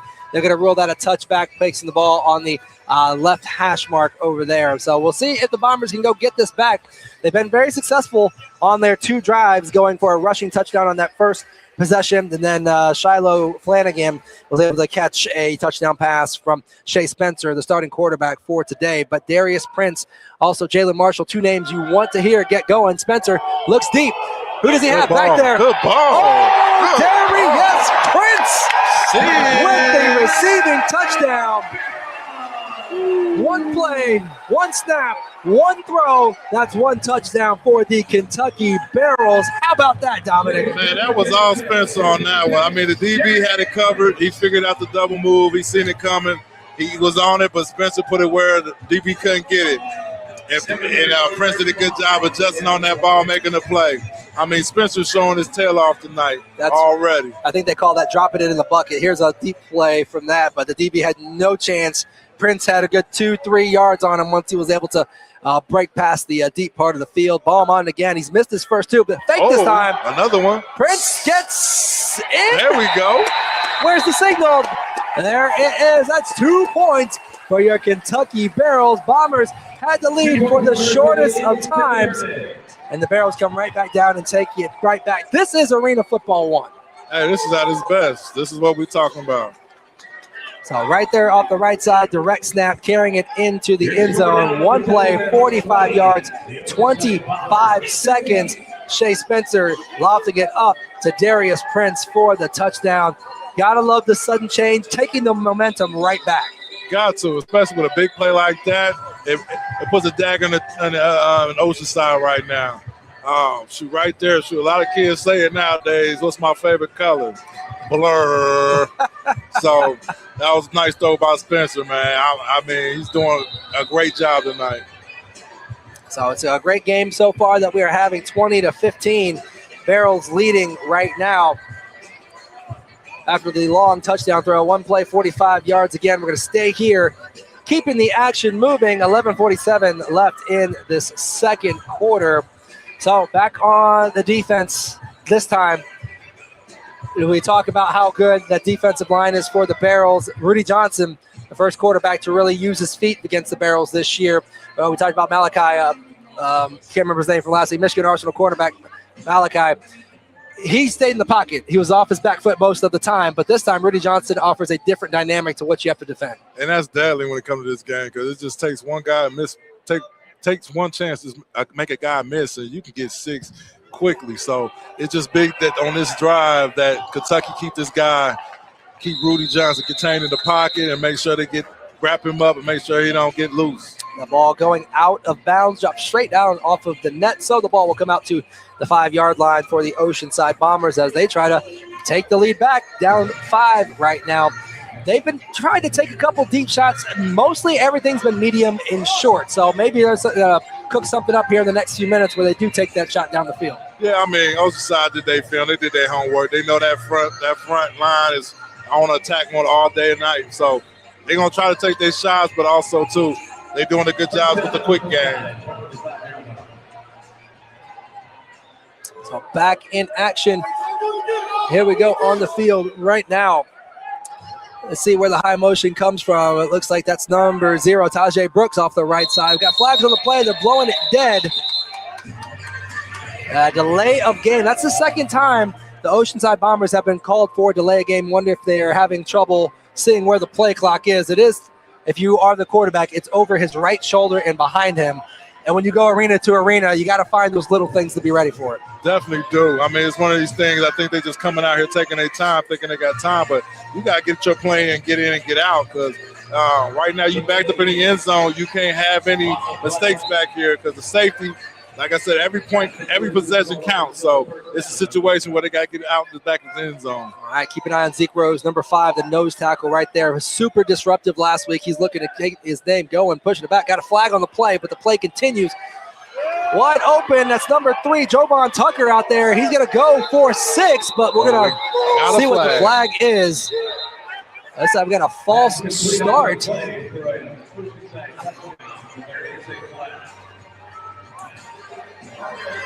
So the touchdown will not stand. Ran all that way for nothing. Yeah, good thing. It looked like it had some miscommunication in our secondary. Guy got wide open, but luckily we got a flag and pushing them back even to the goal line. So there's the replay. It was a well-run play, but somebody got a early start heading forward. And it's important for the referees to see that, because one step in a field so small can really make the difference in the play. Definitely can. Bombers bringing it right back out once again. Your high motion. That is 0. Tajay Brooks, he's to the left side of the quarterback, stays to the left side. Quarterback looks that way. Another one. And that ball thrown high over the middle. Another false start. Now, we've played 20 minutes of football, Dominic. We talked about the fatigue that the Bombers might have. It's week 2, so you already have the soreness worked in, but then they spent, what would that flight be? 3.5, maybe 4 hours from near San Diego to fly here to Northern Kentucky. Get here on game day, 5 hours before kickoff, and have to play a football game. Yeah, I mean, especially as an O-lineman, you got to stay in that position for a while. And we go back to the fatigue. I mean, that jet lag is something serious. I remember taking a trip from the States over to Germany, and I had to play in less than 24 hours in the game, and that played a factor on my leg. But imagine having to play a game within 4 or 5 hours. Whew, I could just already know how they feeling. But you out here, you got to make plays, you know. Yeah, the pads are on, the helmets are on, the clock is rolling. You got to play some football. Here come the Bombers back out again. I believe it's still first down after back-to-back false start penalties, but that ball is right in the shadow of their own end zone. So hopefully maybe the Barrels can get some pressure here, but as we saw on the Barrels' last possession, all it takes is one play and it's 45, 50 yards the other way. Exactly. Oh, again, so the Barrels' defensive line really making Rudy Johnson work, as the end zones are smaller than the outdoor field. So while he might have some room, that closes quick. Real quick, especially as long as they keep him in the pocket, keep him contained. They doing everything right now, not giving him a chance to break loose. But right now, it's like, again, anything can happen. You got to keep him contained, and now he got to worry about that pressure coming. All right, Jamonte Peck has checked into the game at nose tackle, giving Zeke Rose a break. There we go, and Johnson hit as he throws the ball. Helmet comes off. So he's able to grab it, the pass is incomplete. It is 4th down as the kicking unit will come out onto the field. A big stop for the Barrels there. Needed that stop. Go ahead and turn that momentum around. But it's still a situation where you can still get opportunity with all the big guys on the field right now. And if Joe can get a clean return, he can take this to the house. And you know he's itching for that touchdown. He missed out on the first play of the game. Definitely he came up a yard short, and I'm sure you're going to hear about it after the game. Snap high, hold down. It is blocked. Who's on it? That is going to be a safety. Joe Golden, the defensive lineman, gets in there. That's 2 points for the Kentucky Barrels. So that brings the lead to 22-15. Look it in there. Boom.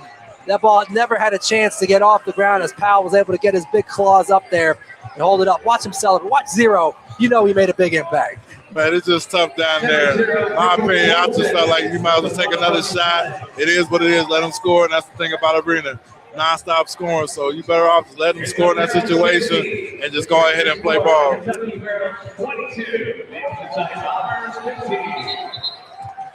So again, Joe Golden on the blocked field goal attempt. Turns into 2 points for the Kentucky Barrels. Now they lead 22-15, and that 2 points can be critical now that they're back with that 7-point lead. You know, kicking is not guaranteed. We've seen it here. We've seen the Barrels miss a couple extra points, and these uprights only be, 8 feet, I believe, apart.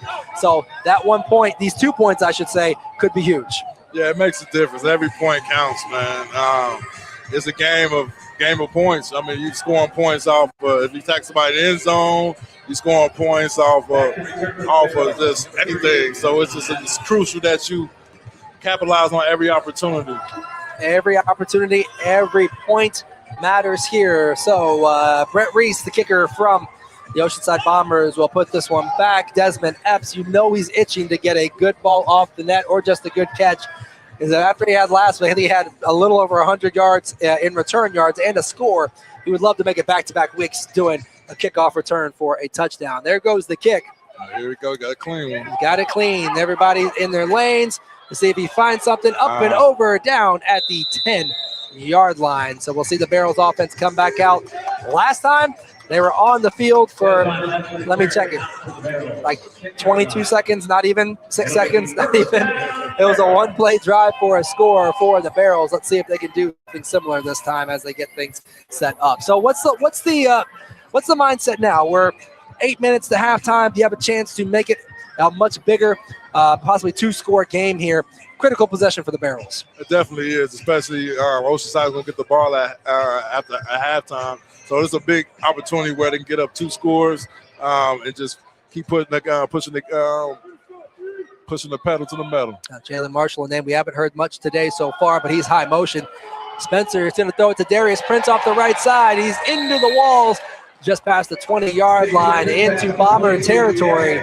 Ball will be placed down here at the 18-yard line for the first down by the Kentucky Barrels. So Jalen Marshall, really just a decoy there for Prince to come across the formation. Yeah, that's the situation. When you player of the week, all eyes on you. So it's a perfect opportunity to get other guys open. So he'd be a deep threat, take him deep. And you see Prince on a flash route, just hit him quick and easy. All right, Prince now up as the high motion to the left side. 3 wide receivers left. A quick pitch out to Marshall. He's trying to get loose. Has a block. He's going to get tackled down there, but that will be a Barrels first down once again. The offense really doing whatever they want. Oh, man, they're playing so far back. They're worried about getting beat deep so much.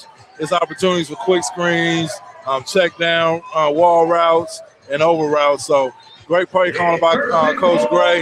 Just giving what the defense is attacking what the defense is giving. You know, I'm thinking Butiglieri. He had that, Butiglieri had that ball called back on that touchdown run. Oh, look at me go. Look at me go. Back at it. Get in there, big dog. Oh, my goodness gracious. Buddy is so big, almost went through the wall. Okay, so we have some extra laundry on the field. The question is, who will they call it on as the fullback for this game? Noah Butiglieri on the toss to the right side. You know, I felt good about myself calling that from the sideline. You know, as somebody who did not play AF1 football, it feels good to get one right there. Oh, man, on the money. I ain't gonna lie, I didn't expect it. So we'll have to get the boards fixed, but we're going to get sorted out as far as who and what the penalty is on.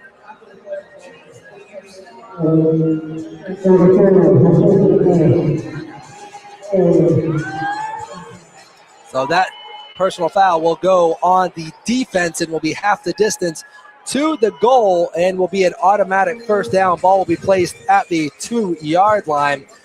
You love to see the big man get that ball.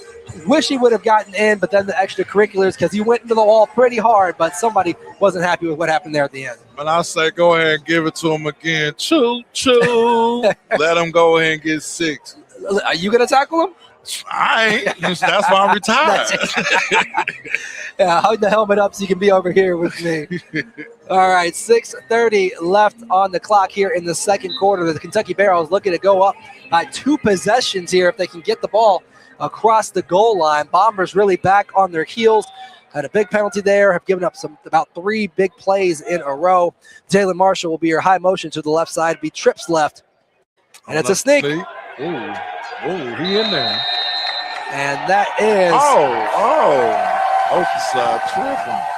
tripping. He throws up double biceps.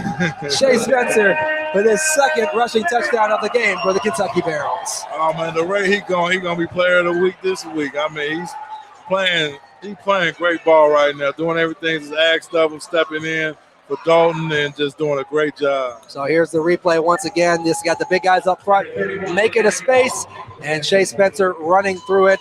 and then hopefully did not get landed on too much there. On for the kick, Aaron Baum. Now they ran a sneak last time, but this time straight and true. The Kentucky Barrels take a 29-15 lead with the extra point being good right now. We're going to take a break here inside Truist Arena. Barrels with a big lead for football from Arena Football 1 on the other side.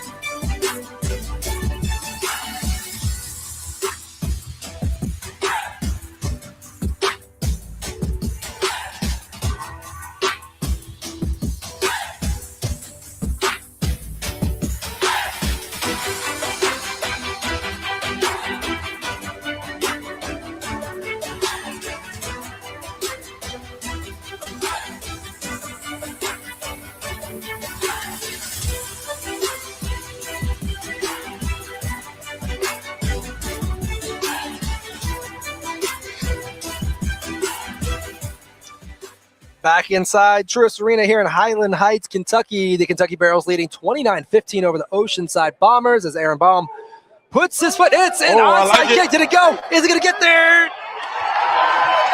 The question is, was it touched? That's perfect. That's perfect. Perfectly executed onside kick. And the recovered by the Barrels. Here's the replay. And the crazy part about it, I was wondering when they was going to do it because it was kind of odd. They got 3 guys up.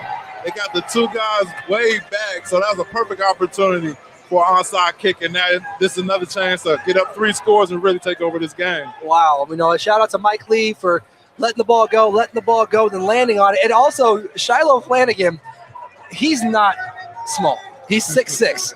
He made a very athletic hop over the ball to get away from it. Shocked his long limbs didn't touch the ball, but shout out to him.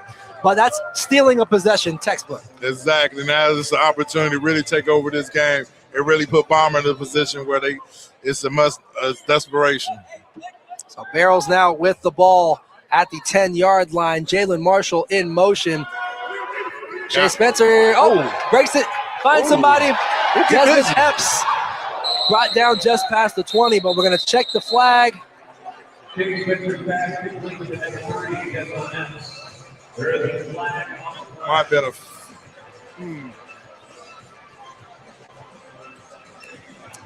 So Shea Spencer able to avoid getting sacked. So that is an illegal defense call on the Bombers, another penalty. So that penalty will be declined. It'll be first time Barrels. But let's talk illegal defense, Dominic. So particularly it involves around the jack linebacker. He has a very small space to operate. He's in the middle of the field, behind the nose tackle. Take us through what he can and cannot do. He's got to stay within 5 yards. He can go east and west, side to side. The only way he can get back is if the ball is released. That's the only way he can get back. So he needs to have eyes on the quarterback at all times and not get antsy, if you will. So here go the Barrels once again. Quick pop pass. Darius Prince goes over the top. Ball comes out, but ruled down on the play. So the clock will continue to move here as we come up on 4 minutes and 30 seconds to half. The Barrels hoping to take a commanding lead into halftime, looking for another 6, 7, maybe 8 points here in the next couple of minutes as Shea Spencer comes back in. And we talked about at the top of the broadcast, Dominic, Shea Spencer not the starter. Usually Dalton Oliver out with a family emergency, but Spencer has stepped in so well this game. Oh, he's playing lights out. I'm expecting another cell route by Flanagan right here. What we about to see. So Flanagan, the high motion in the middle, looking for that. Ooh, good ball. Good opportunity. So the ball was incomplete, got a late flag. Will we get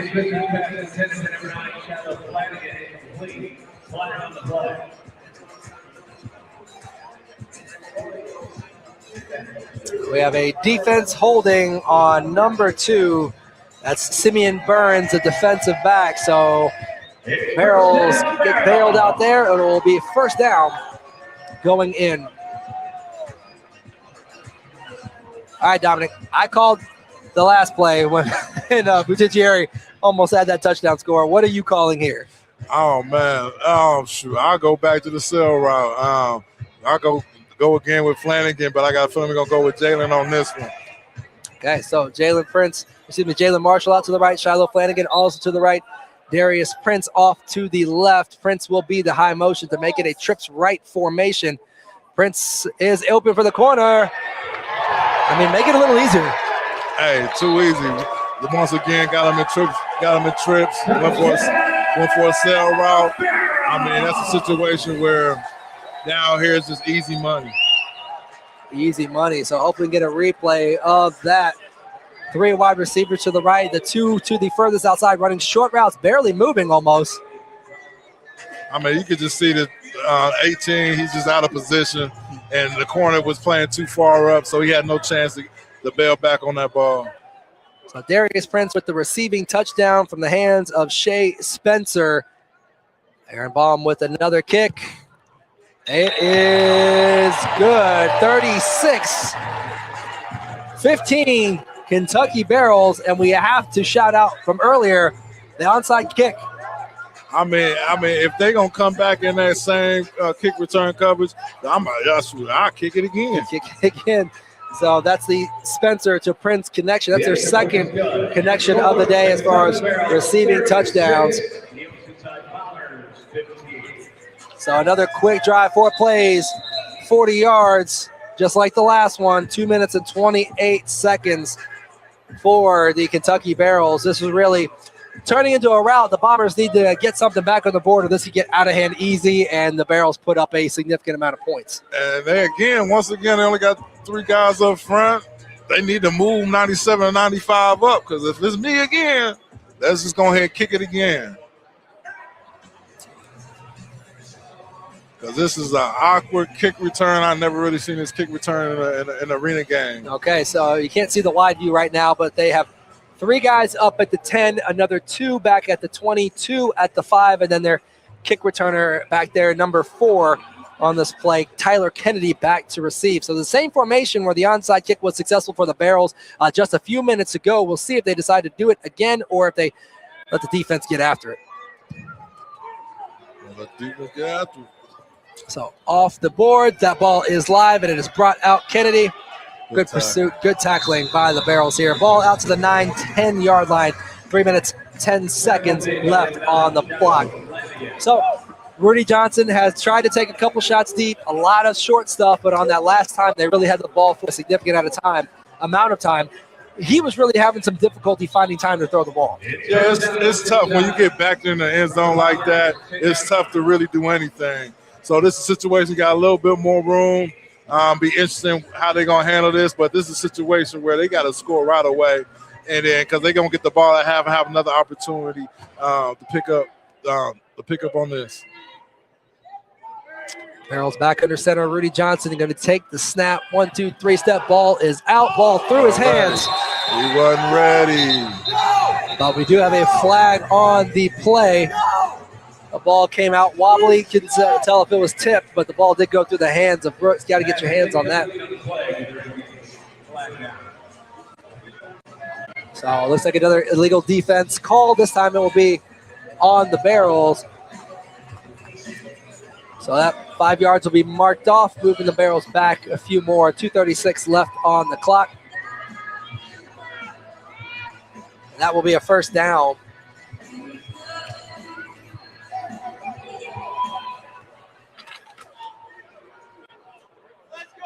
All right, waiting to get the chain set up. Here we are back to the action for Arena Football 1. Coming short again. Phelps, Lee, and Flanagan all in there trying to make these hits. Yes, Flanagan, he was the one targeted a wide receiver. Now he is in playing some a little bit of linebacker. You got to be ready to do just about whatever you are asked by the coaches in this game. I mean, it's true Ironman football out here. Everybody can play every position. I mean, we got athletes out here, guys. You got guys that play quarterback in high school. You got guys that play running back. I mean, everybody play every position. And that's the beautiful thing about Arena. Give you opportunity to show off your talents. Yeah, Jalen Wilson, the Jack linebacker, had 10 tackles last week. We're going to try to get a check to see where he is, if he is hurt. Ball over the middle, incomplete. Receiver not ready for it. Timing thrown off in a big way. Timing is key. Timing is key. Like we talked about with that front line for the Barrel, they're getting after it, pushing the whole line back from Ocean side and not giving Johnson any time to breathe. So the clock continues to move. 1:25 now on this clock. Defense looking to make a big stop. Tyler Kennedy will be the motion man to see if he stays to the right side of the formation or if he goes opposite. He stays there. Johnson already looking for help. Ball is up. It is a touchdown. What a catch by Tyler Kennedy. Like those kids call it, a head top. Got a good head top Watch on your him. Throw it up, 50-50 ball. Guy made the play. I mean, great job by Johnson and great job by Kennedy. Yep, here's a great replay. catch, great play. Jalen, he had the position, but as a defensive back, you don't know where the ball is. You got to get your head turned around. And they always taught us the DB got played through the hands. It was just a situation where they didn't play through the hands, and Kennedy just made a great job getting the head top, and that's the touchdown they needed to get back into this game. So Kennedy with his first score of the game. Rudy Johnson with his second touchdown throw of the game.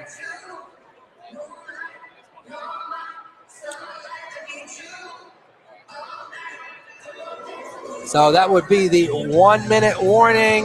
We're going to take a break. Back on the other side.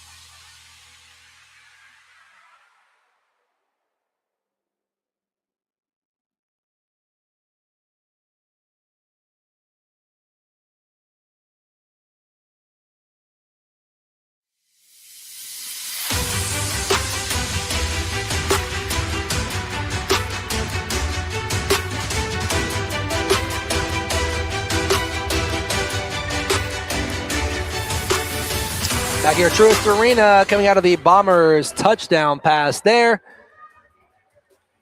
Extra point now from Brent Reese. It is up and good, so that's 7 more for the Bombers. Your Barrels lead 36-22. Dominic, that was a crucial score for the Bombers. They needed that. All the momentum was on the Barrel side. Oh, man, they definitely needed it. If they didn't come down with a score on that possession, I think they was probably going to have to be at halftime thinking about how they're going to get themselves back into it. I mean, Barrel's doing a great job trying to keep Johnson contained more towards the end of this half. It's just a situation where God made a play. That's what the game's about, making plays. Yeah, and Jalen Phelps, the defensive back there, will be thinking about that play, especially when it comes to film come, Monday, Tuesday, whenever they get back to it. So he had it. He was in position. He just wasn't able to finish off the play, but he'll get more chances and opportunities to do just that when he gets back out on the field here in a little bit. So we talk about kick return formations. The Barrels doing something different from the Bombers. They go 4 up, 2 just behind them, and send 2 people back deep. That's Joe Powell and also Desmond Epps, 2 people who had big returns these past 2 weeks. Exactly. Ball back in play, live off the nets. If it gets that far, it does not. So here comes Epps. Let's see if the blocking holds up for him. He hits that hole as hard as he can. Big return once again out to midfield. 52 seconds on the clock. It'll be first down for the Kentucky Barrels. A weapon like Epps, crucial for 4 quarters. Oh, crucial. You need it. He can really change the momentum in the game anytime. And with this 1-minute warning, with the clock stopping, without a bounds and incomplete passes, this opportunity, Barrel can go ahead and score, get up 3 scores again, and put Oceanside in a situation at half. Must-score possession. Yeah, so big thing, you do want points, but the bigger thing, you don't want a turnover or give them a chance to get some free points on the other side, just because they have that turnaround coming out of the half with the ball. So here we go. Darius Prince will be your high motion man. Shea Spencer under center, having a great game in place of Dalton Oliver. Here, Prince goes. Quick toss to the left, but we have a flag and the play blown dead. It's going to be a delay of game on the Barrels. That'll move them back 5 yards. Not what you want coming straight out for the first play of your drive. Oh, it never is. I mean, it seems like every time when it comes to the opening with start the drive, teams are having trouble getting the play out there, getting the game going. But it's something, like I said, something you end up fixing. But once again, it's not a situation where it's going to kill you. It's arena ball. Shoot, you can still score a touchdown right now. Yes. So back at it again for the Barrels. Jalen Marshall will be your high motion man, the Ohio State product, the player of the week here in AF1, looking to get some more points. So everybody's covered. Throws it out of bounds. Hopefully everybody's okay over there. It was a dart thrown out of bounds there. But that was one of the first times where Shea Spencer dropped back, looked up, and all of his guys were covered. All right, man. You had them situations, but it was a good job. Spencer's most quarterbacks in them situations, but try to force it and throw an interception, but he did a good job to staying composed, just throwing it out of bounds and maybe trying to throw it a little bit outside so the receiver can probably get his hands over the wall. Okay, so 46 seconds left on the clock here inside of Truist Arena, Highland Heights, Kentucky. Number 3, Desmond Epps will be your high motion off the left, trips left now. Let's put his foot down. Does he have him? He's open. Did he lead him? Perfectly. Shea Spencer putting on a clinic, and the round off tuck by Desmond Epps in the end zone. I'd love to see these guys tumble out there, but coaches always hold their breath for that hot second, like, don't you land on that ankle. Somewhat need you out here. Oh, you're right about that, but I give that flip a 10. 10. Oh, yes, a 10 with the summer games coming up here in a couple of years. So a big touchdown. Barrels get those points right back. Kicker Aaron Baum on for the extra point. He's hit his last couple in a row, hoping to make it 3 straight.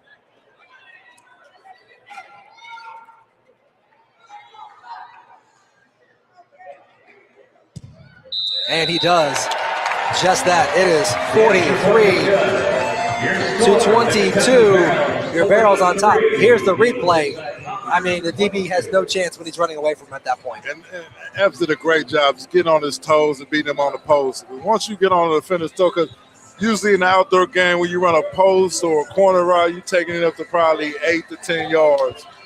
this case in Arena, you taking that thing up to 16 to 18. So that's perfect opportunity for a defender to get on his toes. Because usually when a DB, his stopping point, getting his feet flat is around that 16-yard mark in the Arena game. So he got on the toes, crossed his face, and the rest is history. Okay, so any young wide receivers at home, you're hearing from the teacher, Dominic Goodman, about how to run those routes, get into the DB, make a decision, and then you make the decision for him by getting loose after that.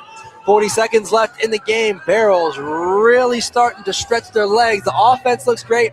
The defense is playing hard. I mean, it's tough to find something that they haven't done well today. And by the way, don't be surprised when another onside kick. There's 40 seconds left. So they can get another onside kick, get it again, and score again and put this game away. Okay, so Baum is kicking once again back for the Bombers is number 4. That's Tyler Kennedy, hoping to make a big impact for his team. They need it. Ball's away. This one's going out of bounds. Nah, that's not what you want. So a touchback coming out to the 5-yard line. 40 seconds left in the game. So you're the defensive coordinator, which is also the head coach for the Kentucky Barrels, Cedric Walker. What do you tell your team here to keep the Bombers from getting back on the board? Just right now, we don't need no big plays. Want to keep everything underneath. The worst thing that can happen right now is let them get a touchdown going in that half. You want to keep this lead, keep this momentum. So they just kind of play their zone coverage and just make sure to keep everything underneath. Okay, Rudy Johnson under center for the Bombers, looking to make an impact for his team, claw them back. Hopefully, maybe, I'm sure they're thinking quick score, quick stop, quick score again, but this Barrels defense has been playing really well. That ball behind the receiver, timing off. I see heads are starting to droop. Hands are starting to go to hips. It's kind of start thinking, how much longer is this going to be, or is it going to get out of hand? How do you pull yourself out of this? Oh, man, it's like we talked about. The jet lag is starting to kick in. So a lot of guys not getting out their brakes clean. The time is not there. It's a situation where you just got to talk and keep pushing each other to get over the hump. So high motion man to the right side of Rudy Johnson as he takes the snap. Ball, quick hitter. Brooks got to make that tackle. Tried to go for the breakup. Flanagan tried to knock that ball out. It's going to be a first down, but the clock is moving, so the Bombers are going to need to move with some urgency here. 20 seconds now. Clock rolling. You got timeouts. I ain't the coach, but I'm just saying. Here comes Rudy Johnson, sends man in motion. They're going quick. Ball's out. Picked. Hey, great pass pickup. That's number 13. Is that Mike Lee? Yes, it is. The product out of Kansas, 5'10", 185. Reading the defense properly, not letting anything over his head. Here's the replay of that, Dominic. Yeah, Johnson was just late with that ball. It's one of them things, just like we said, it's a one step, you got to get rid of it. Put it in the corner. He didn't put a level 2, gave it a chance for Lee to get it, but you got to put that ball in the corner. Now, Lee, if he had one more step, might have been able to get 2 hands on that, but the ball was knocked down. 5 seconds left. This will likely be your last play of this first half. You know the Bombers want 6 because they get the ball coming out of the half. We got a timeout by the Kentucky Barrels. Dominic, take us inside the head of the head coach, Cedric Walker.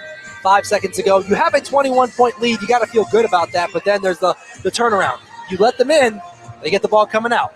Exactly, and this is an opportunity, like you said, it's only 21 points. So if they score right here, now it's 14, get the ball at half, they come down and score again, now it's down 7. So this is a situation where he's probably talking to them, letting them know what to look for in certain formations and understand that we got to tackle, got to keep it underneath. We can't allow any big plays, and he's 10 on that D-line. Get after it and keep him in the pocket. Don't let him get out. Is this a situation where you tell your DBs to put their heels on the goal line and nothing behind you, or do you play it up a little bit?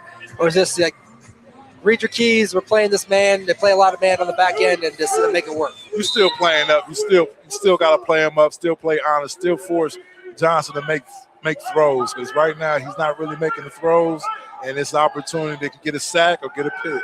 3 to the left, Tajay Brooks in motion. Rudy Johnson, they're going to throw it short left. He's able to get it, hands on it. He was, but he's going to go down, and that is going to ball out, but that still will end the first half of play here inside Truist Arena. It is a 43-22 lead for the Kentucky Barrels. A fantastic half of football, both offensively and defensively. A lot of adjustments are going to need to be made by the Oceanside Bombers for the second 30 minutes of football. We're going to take a break. We're going to talk more about what we saw in that first half. You're watching AF1 football. Barrels lead the Bombers 43-22.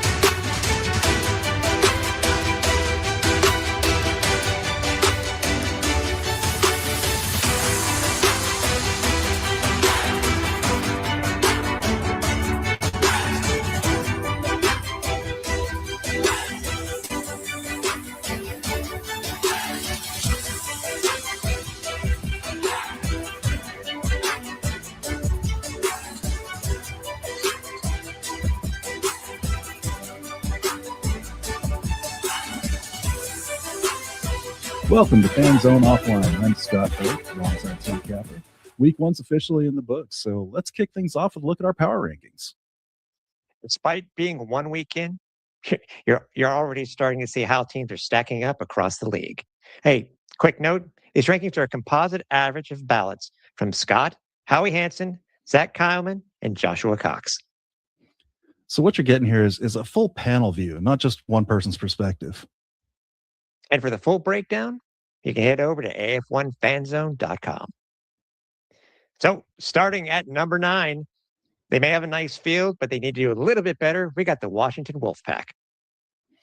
And number 8, we're looking at the Beaumont Renegades. They traveled across country, and the travel definitely got to them. The Monsters starting to mash. Let's see if they can do a little bit better. They may have lost to the Albany Firebirds, but they did have a pretty good opening week. They're at number 7. Probably the biggest surprise of the week, coming in at 6, is the Oceanside Bombers, definitely making a statement. One of the few teams that have been in this league for quite a few years. Looks like they're getting it together a little bit, and they're doing quite well. Talking about the Oregon Lightning over at number 4. Yeah, and despite a loss, the Michigan Arsenal put up such a good fight against the Kentucky Barrels. They're there at the 4th place. They may be an expansion team, and they must be sipping something, but it must be something good. Those Kentucky Barrels, they're already up to number 3 in this week's poll. And the Nashville Cats have come on so strong after just barely losing the championship game last year that without playing a game, they're currently sitting at number 2.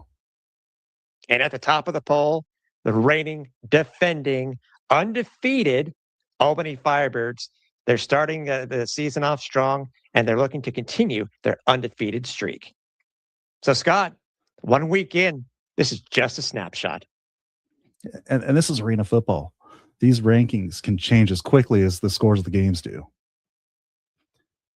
So when we come back, we're going to be breaking down the week 1 award winners as selected by the league. These are the players who stood out across opening weekend. That's That's next on Fan Zone Offline.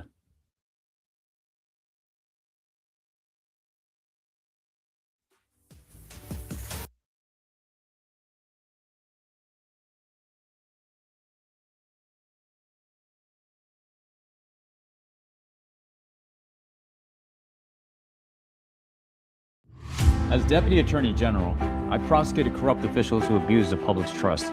Took on a hold of his hair or his headpiece as he makes his way off the field. Silk City will check in a big body as Mean Machine, right, wearing 6 in red, gets on the field. Tender will take it himself. With the keep. And into the end zone for the score. Murray can kind of limp off the field gingerly there after getting his team in amazing field position for that touchdown.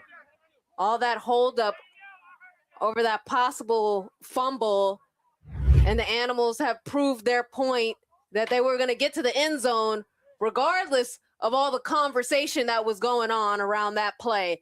They were ready to make it happen. For Tender, that's his 2nd rushing touchdown on the afternoon, 4th touchdown overall, or excuse me, 5th touchdown overall.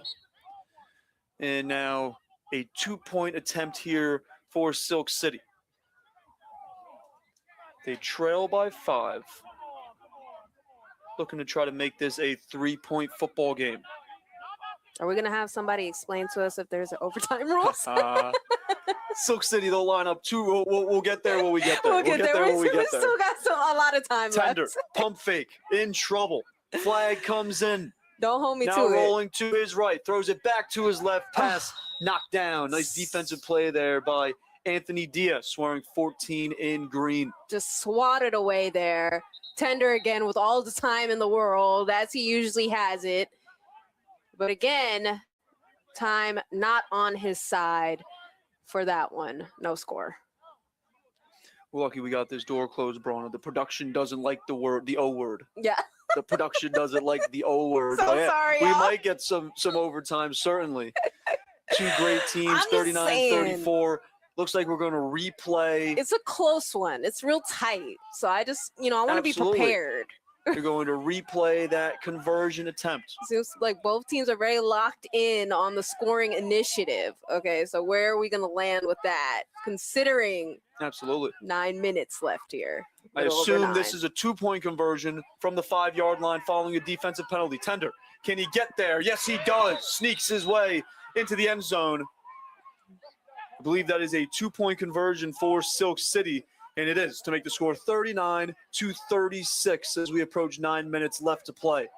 And isn't Silk City just so advantageous to have David Tender as a quarterback? He really doesn't let much of anything phase him. This game has been just so difficult in the sense that you have these 2 highly competitive teams, 2 incredibly athletic quarterbacks going head to head and leading their team.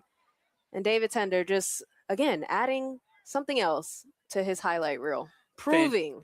Just a fantastic afternoon for DT3. Yeah, incredible. Makes it a 3-point game here towards our closing stages. However, Silk City going to need a big defensive stand. They've really struggled to slow down Patterson U offensively in this second half. And then look at Tender, right from the conversion to the throw off. Here he goes. This one's going to be returned by Mayweather back to his 10-yard line. Big money Mayweather. What's he going to do? Stiff arms Tender. Tender doesn't let go, though. Yeah, he got a hold of that right hand, and he held on. Some words exchanged by them, too, as they make their way to the sideline, and Mayweather getting ready for this next offensive drive. Talk that talk and walk that walk. That's what these teams have been doing all day. 2 teams that know each other well, not just from playing in this league, but a good handful of these players are from Patterson, from that area. Obviously, probably pulling some players from surrounding areas. A lot of Baltimore guys also. On Patterson U, absolutely. Most of them played and went to William Patterson, but certainly a mix from the Baltimore, Maryland area. Here's Mayweather. Made the first man miss, and then 2 defenders dragged him down along the near sideline, just shy of the 40-yard line, the Patterson U 40-yard line. It is a first down, though. The U has a lot of history also with this league. And even prior to this league, they have several championships, just a lot of big names, a lot of development. There was also some switch off. Huff played for Silk City. Then he went back to the U. So it's just a lot of history between both of these teams. And you can see how much of it is really determining how competitive they are against each other. Brick by brick, they've built these teams for sure. Here's Hoffo keeping himself, had Snag Sosa lined up to his left. Hard to miss him as he's got those orange sleeves, orange hat. I should say orange bandana really is more so what he has.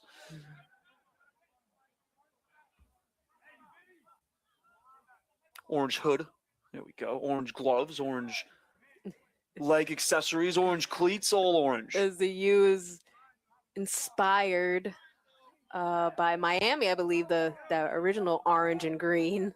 Their logos do resemble, very close to it. Yeah. 2 receivers, 2 Huff's right. The running back, Snag Sosa, was lined up to his left. And Huff trying to pitch it to Sosa along the far sideline. Ball to the turf and recovered by Silk City. Woo! McCarthy had a forced fumble and fumble recovery back in half number 1. Comes up big again defensively. Again, this is just a one-score game. Now it is. Massive turnover for Silk City. Number 21 doing his thing, showing up for the defense. Here's that replay for Huff.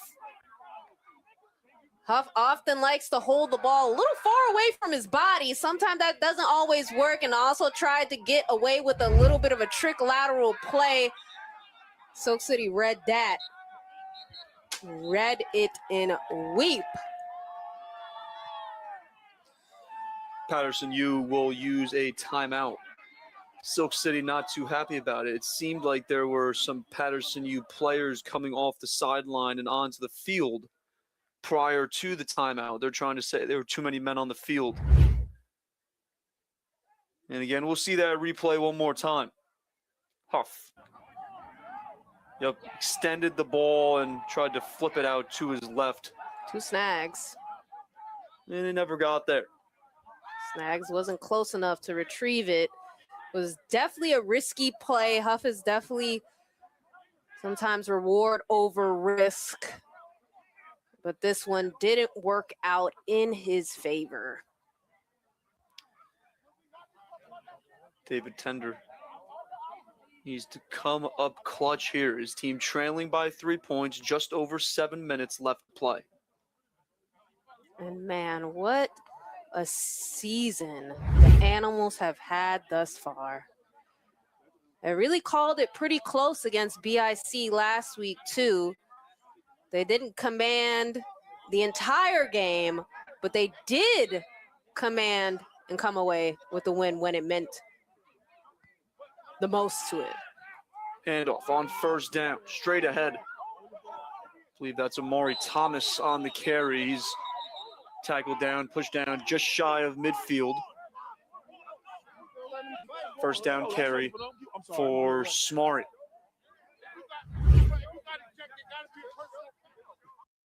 California is getting squeezed from both sides. Donald Trump is weaponizing Washington against us. And Sacramento isn't focused on results that make our lives better. Billions spent on homelessness and almost nothing to show for it. 20 billion lost to unemployment fraud that could have gone to schools and childcare. Meanwhile, too many are struggling with the cost of housing, groceries, and gas. As your state senator, I'll bring accountability and real results.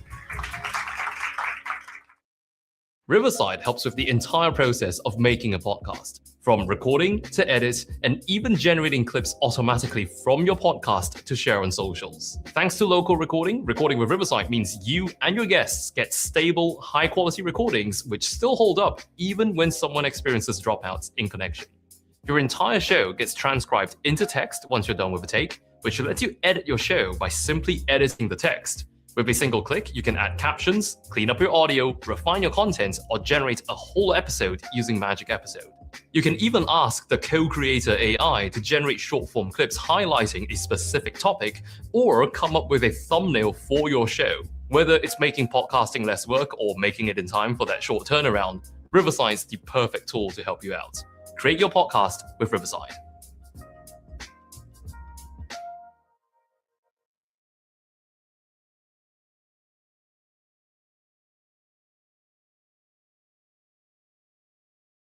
Him.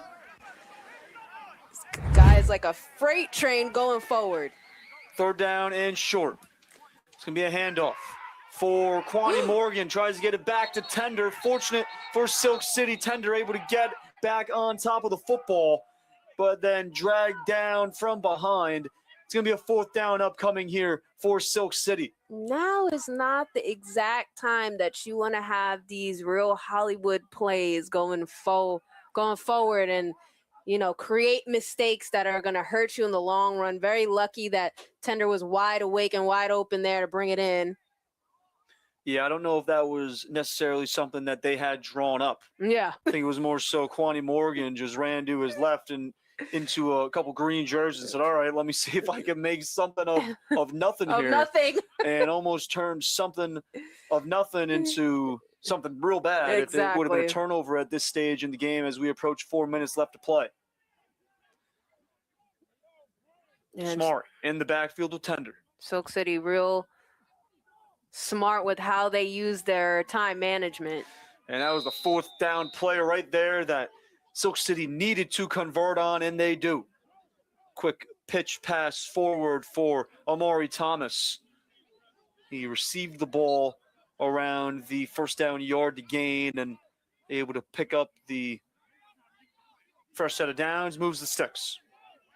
We saw Tender have to turn it over on downs very early on in this game. That's definitely not something that him and his team want to do right now.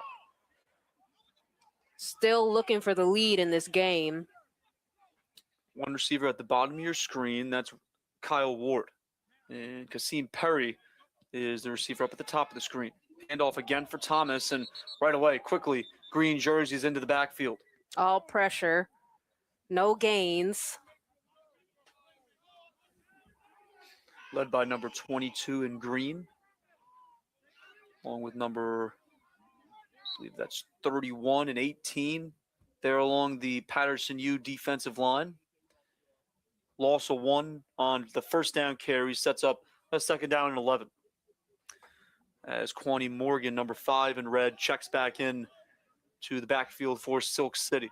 And you wonder when Tender is going to let this fly. Obviously, they are really working on time management right now. They want to milk the clock as much as possible and get ahead. Absolutely. Play action. Quick pass for, that's Kwani Morgan.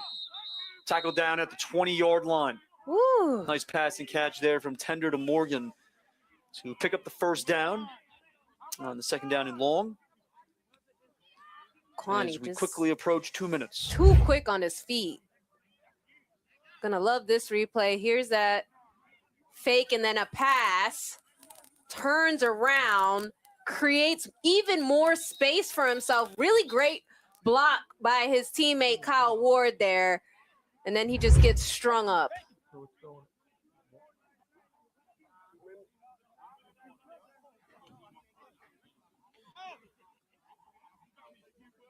As we hit the 2-minute break, 2-minute warning live here from Asbury Park High School. Don't go anywhere, ladies and gentlemen. We have a 3-point game with just 2 minutes to play here in our closing stages.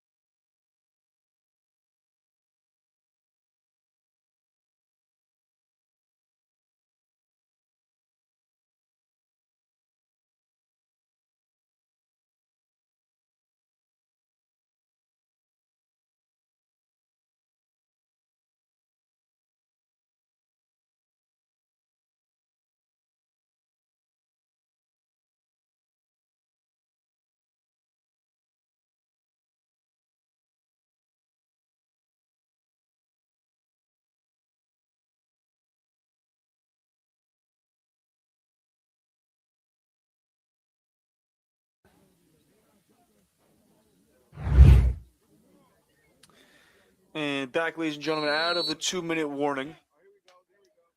Silk City had lined up, ready to go, and now to reset. Animals trailing by 3, trying to keep this undefeated regular season alive. One receiver left, one receiver right. Handoff. To begin this 1st and 10, it was Amari Thomas on the carry for a gain of just a yard. As we're now inside 2 minutes. Again, we have seen David Tender and his squad do this before. Use the time to their advantage. The more they can milk the clock, the better chance they have of scoring and not letting the U overcome that. One receiver left, one receiver right. As Patterson U loads up the defensive front. Quick pass for Kyle Ward. Holds it in. Got a left hand on it and then brought it to his chest. And looks like he's pushed out a play just shy of the 1st down yard to gain. So that'll set up a 3rd down and short here for Silk City. Minute 16 left to play. Clock does stop inside 2 minutes. Giving his team some time to regroup and make the best play possible as far as accuracy goes and what is available downfield for a score that will take the lead.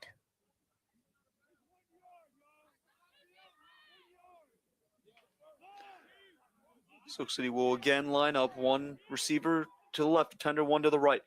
Tender will take it himself, wanted to make sure that they picked up that 1st down, and they do. On the ground, and another positive there with that is that the clock continues to run. Something's going on there. Some frustration down on the field. There's a Silk City timeout called, which, again, as we're just saying, you know, if you're the Animals, you want to let this clock run all the way down and leave Patterson U with as little time as possible. You could tell the players on the field are upset. Big 88, the Joker in particular, was not happy when he heard timeout called and the whistles blowing the play dead. You got to let these players just do what they need to do. You know what I'm saying? They're working off their own momentum. You don't always need to call the time out for them to regroup. You have to trust your group of guys out there to do what needs to be done in the time that is left.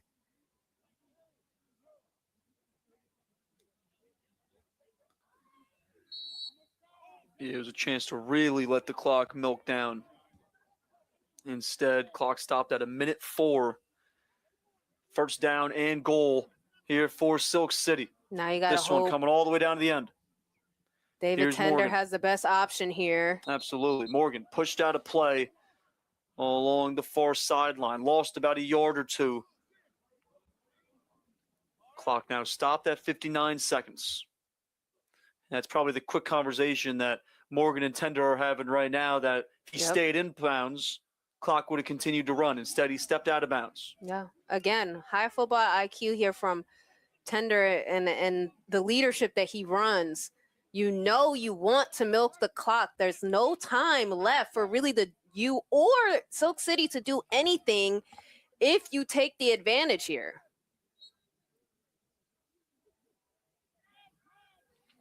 .59 seconds. It will be a 2nd down and 10. These guys, call it 2nd down and 11, 2nd and goal. Ready to go home. From the 11. They're ready to send themselves home. Play action. Tender. Looking end zone. He had a possible man. Instead, he was trying to find Wingo along the goal line. But it was number 13, Kyle Ward, ran a nice move on his defender and did have a step or two towards the near corner of the end zone. And now what's to do under pressure? A few just miscommunications that led up to this moment now. See that replay again here. It was Wingo, top of the screen, who was the intended target.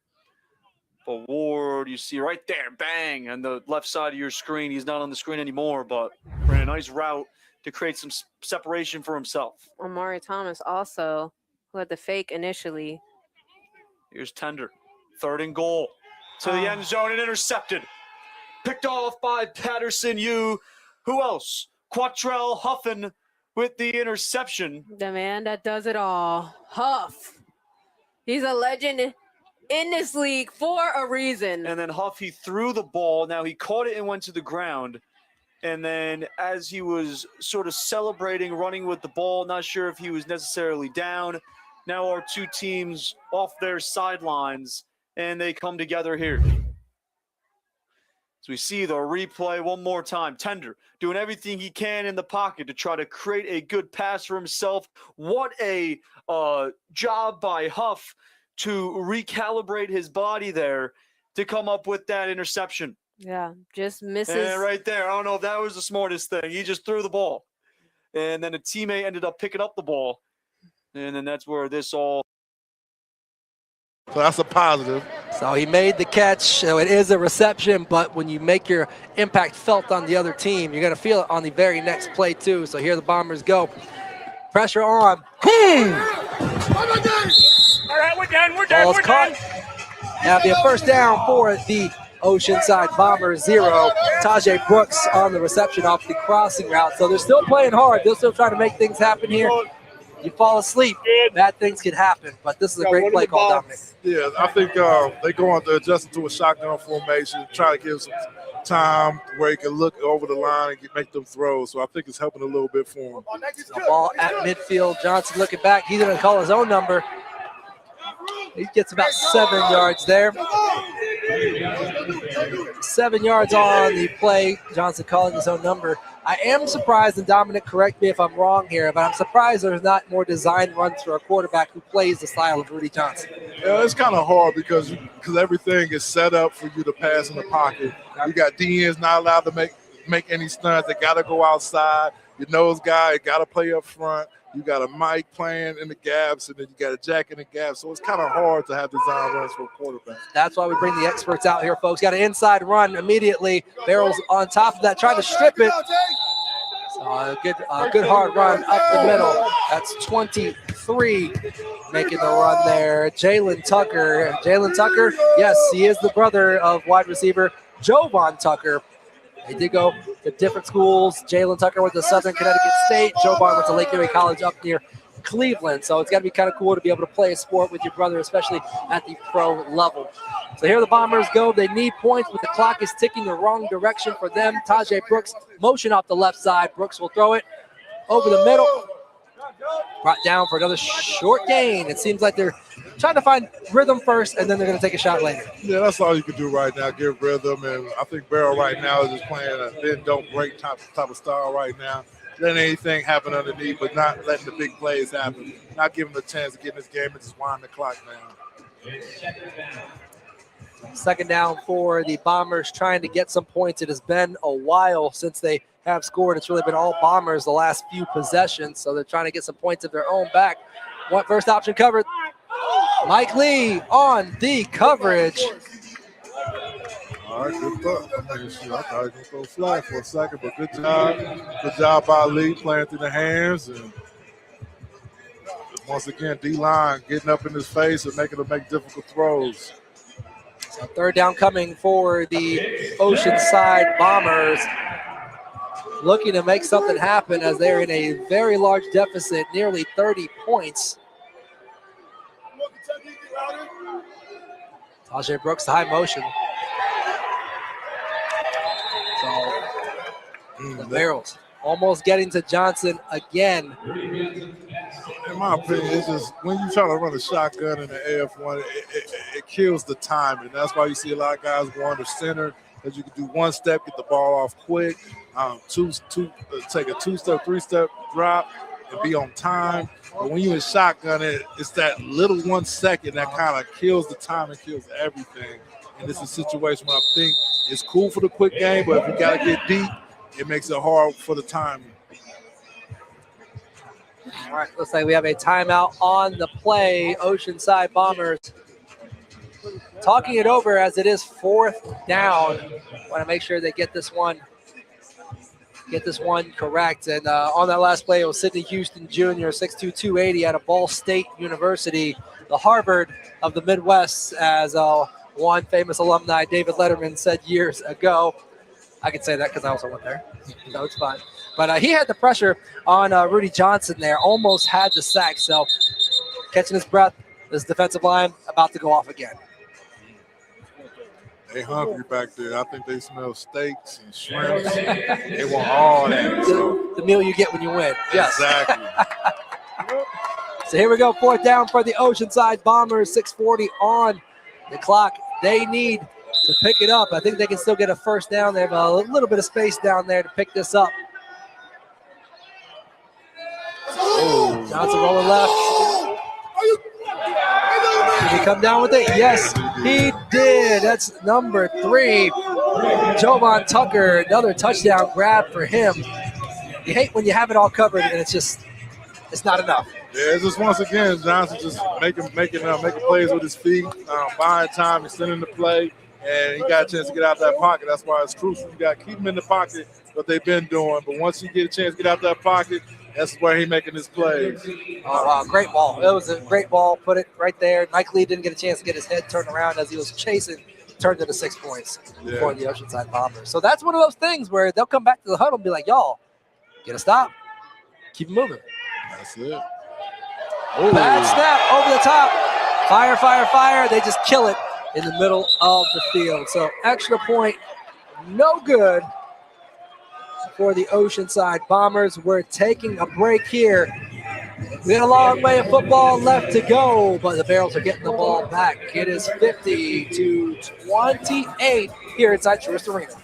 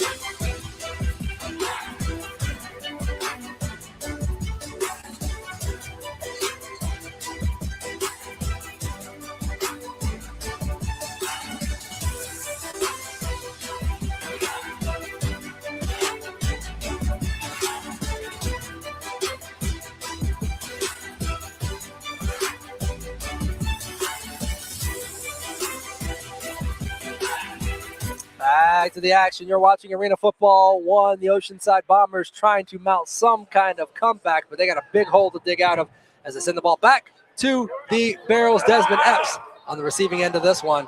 He loves to take him back. He loves to take him back for 6. Will he get the blocks? He does not this time. 5-yard line, call it the 6. Okay, so Dominic, this is one of those things. You have the lead. You have had momentum for a good chunk of this game. This is the time where you can't have any mental mistakes because of turnover, and next thing you know, this can start to get very interesting very quickly. Yeah, you just can't let up. You got to keep pushing. I mean, this is arena football is best. You got to keep scoring because once again, just say Oceanside makes a stop, shoot, they come down and score again. Now we got a situation, so it's important that they stay taking shots, stay putting up points. So here come the Barrels breaking the huddle. Shea Spencer leading this team. He's had a fantastic game. Definitely will be in the mix for Player of the Week. Jalen Marshall going in motion. Spencer looking deep again. He caught that. That is a catch down to the 10-9-yard line. The Ohio State product. A big first down, a big throw from Shea Spencer. Here's the replay, Dominic. Great job. Once again, getting on them toes. Defender feet got flat, and that's a perfect opportunity to take him up top. Okay, so the Barrels not wasting any time trying to go get those points back. Looking for the last week's player of the week in Jalen Marshall, connecting with him in the left corner of the field. 1st and 10, 1st and goal, really, heading in for the Barrels.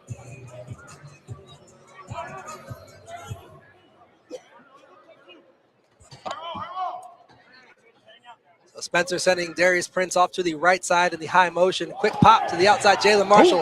Ooh. 1 miss, 2 misses. The clock's going to keep rolling. He tried to fool him on somebody. He ain't feeling no. I appreciate the effort, though. Hey, you gotta try, man. You never know. You never know. Yeah, just wait for everybody to blink at the same time. It's like he wasn't down. We're at 4 minutes, just over 4 minutes left here in this third quarter. The Kentucky Barrels are really showing something. We talked to Coach Cedric Walker after last game. They were able to get an 8-point win over the Michigan Arsenal, but the first thing he said is, we didn't play well. They had 14 penalties last week. They've cut down on it today as they go to inside handoff to Jalen Marshall. Will he get in? Waiting for the signal. They're calling it just short. They'll be down at the 1-yard line. Oh, now what a flag. All right, a little pushing, a little shoving. Let's just help each other up. Sing Kumbaya. We're all playing football, but that'll happen after the game. But Dominic, last week we talked to Coach Cedric afterwards, and the first thing out of his mouth, we did not play well. And he wanted to get things cleaned up, and I think he's accomplished that from what we've seen so far. Yeah, it was just a lot of penalties, just too many penalties. And right now they limited that. You see the game's going a lot smoother, faster, and guys is playing comfortable. That's what happens after you just got to get that first game out of your system. I think we're going to see Butigieri get the ball here on the inside handoff. Feels like it again. Nope. Shea Spencer going to want it. He rolls over. Oh, don't suplex him. Don't suplex him. WrestleMania's in Vegas tonight. It is not here in Highland Heights. Woo, he thought about it, but he thought wiser of it. Yeah, good thing he did, because that would have definitely been a penalty like crazy. So, Brock Lesnar and Obafemi are wrestling tonight. There'll be a lot of suplexes in that match, but we don't need them out here in AF1. So, Barrels, they're trying to get it in. One thing, the clock is moving. Other thing, you still want to get those points. Definitely do. So this is a situation where they might just go for a quick hitter, option route with the motion man, but they might give it to big dog 66, Mr. Thomas the Train. Choo. Here we go. Oh, they trying to give it to him too. Shea Spencer held on to it. He's going to lose a yard or two.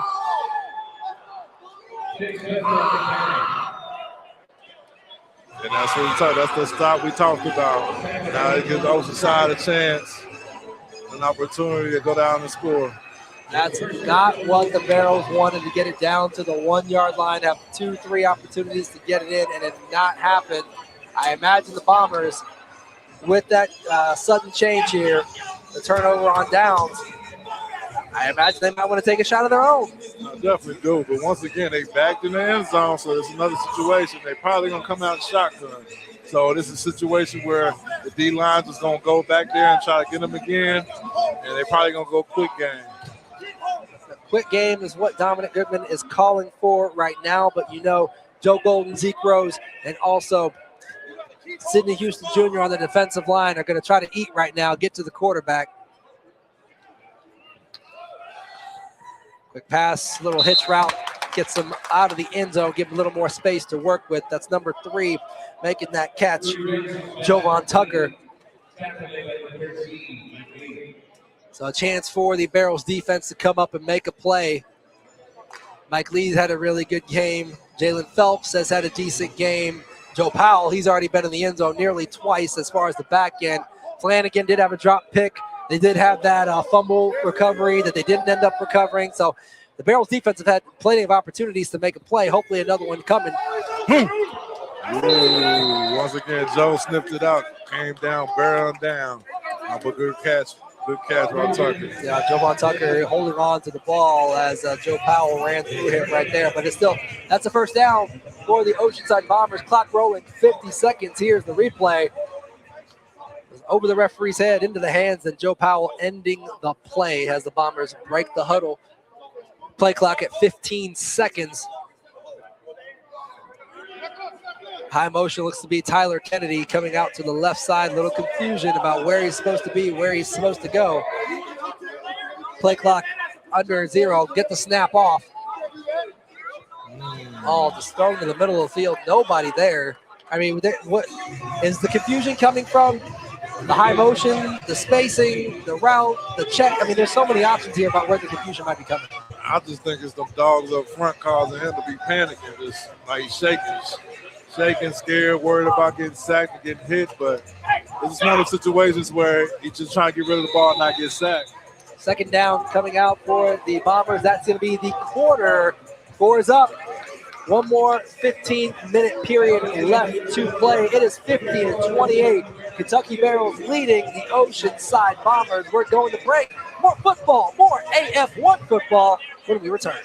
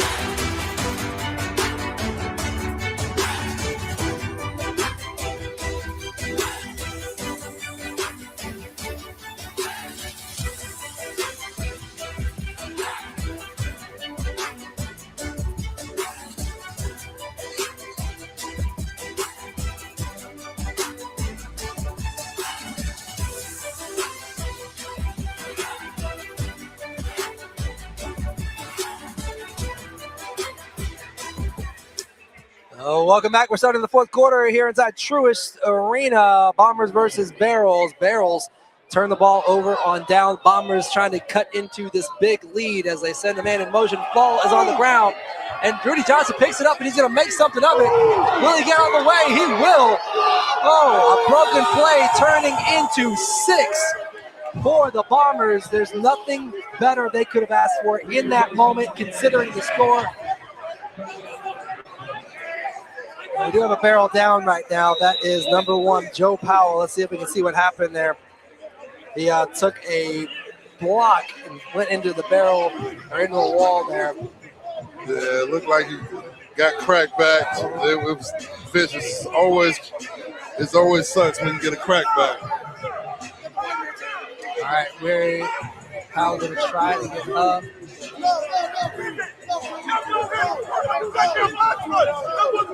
All right, we're going to take a quick break. And we're back on the other side.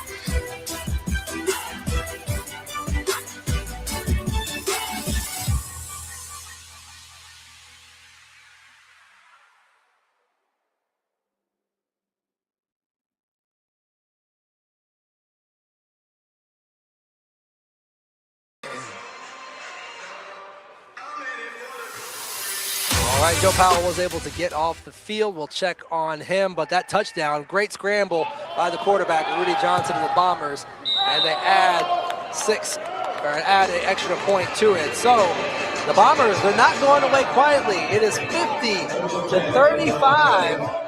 Just a few minutes ago, it was almost a 30-point game. That lead cut in half. Barrels got to come out, exert their will, get more points on here, or else this could get very interesting, as you've been saying, Dominic. Yeah, I mean, that was a crucial stop by Oceanside, causing a situation where they got down and scored. In this situation where Barrel got to answer back. This is a situation that gotta score on this drive, or we're gonna be talking about, hey, it's gonna be a ball game. You can only imagine how long of a week it would be if the outcome does not hold here for the Kentucky Barrels, but they've been able to move the ball. There's never been a situation where they couldn't get the ball to where they needed to go outside of that one time where they lost it. They turned the ball over on down, set down at the 1-yard line. So Bombers kicking it off. I imagine the Barrels have been coached up to watch for an onside. They got an onside earlier and made the Bombers pay, so we shall see if the Bombers choose to do the same here.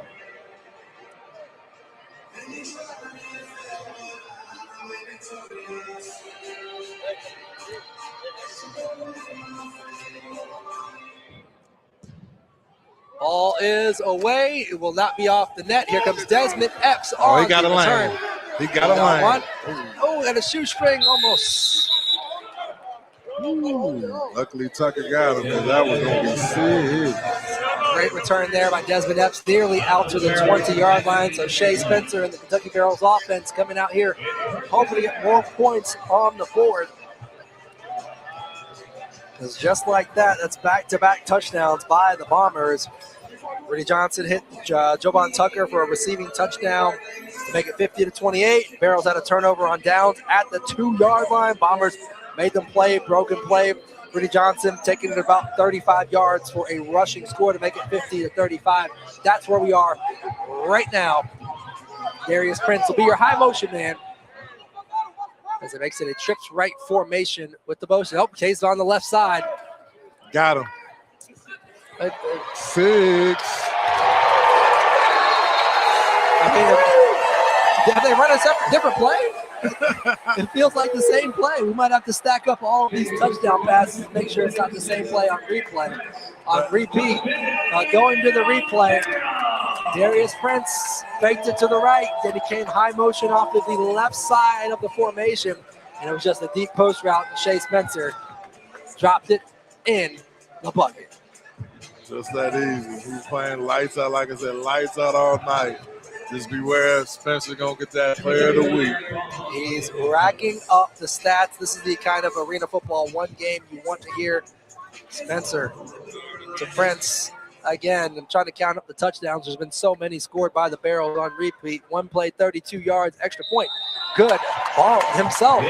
Started to find a little rhythm with those extra points after a couple of early misses.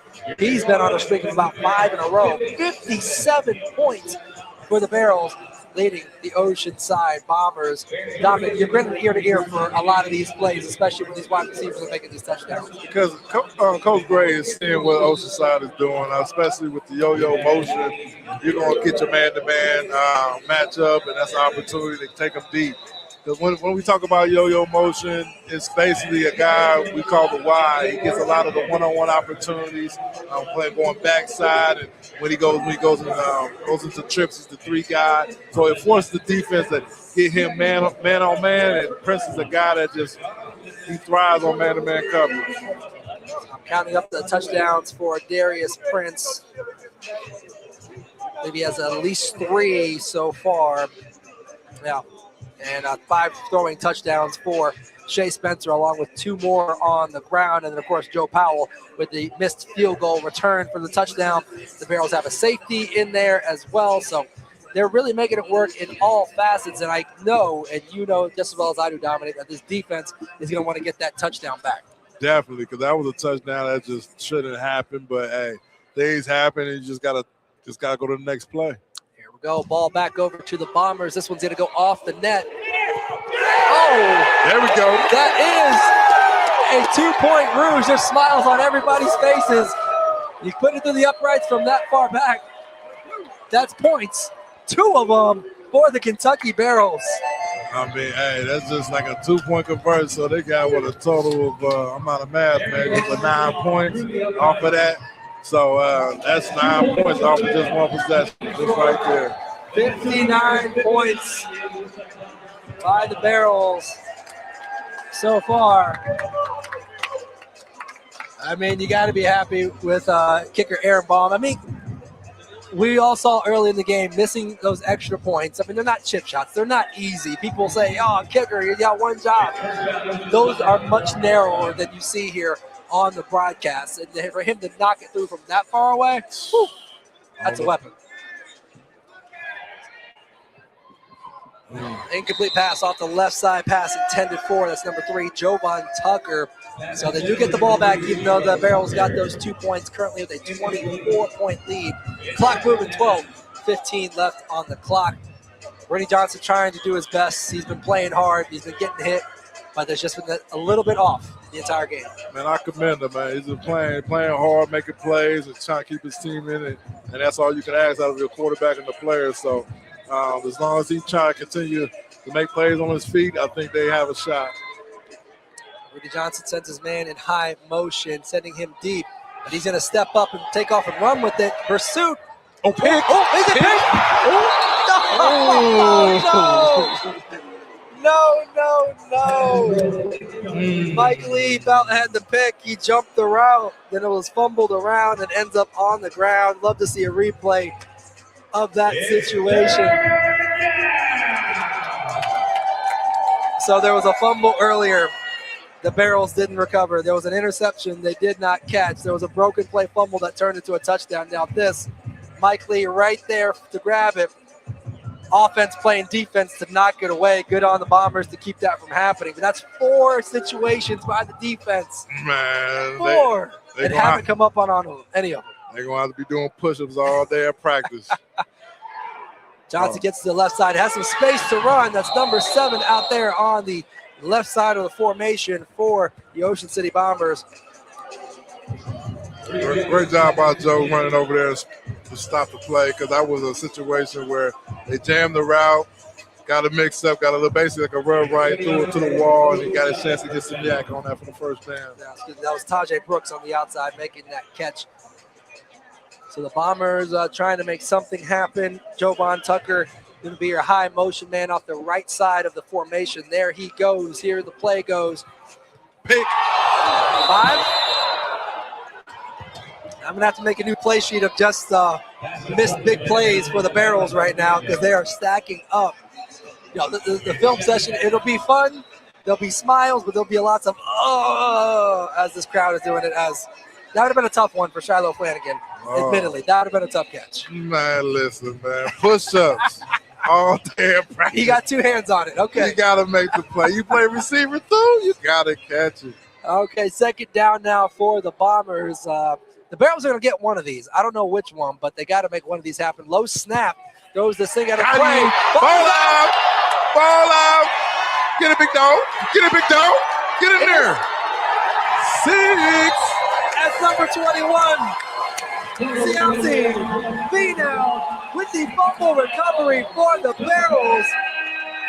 He's in for 6. And honestly, I think it's just relief that the Barrels picked one of those up finally and made something happen after so many opportunities going once. Man, I mean, good job picking it up for 6. I mean, now they just do the challenge flag. I think the challenge him to see if he was out of bounds. But at this point, I don't think it really matters, man. Just let Big Dog get his touchdown. Get sacks, get stats. Sacks, get stats. So it was great pressure by the defensive line. Let's hear from the official.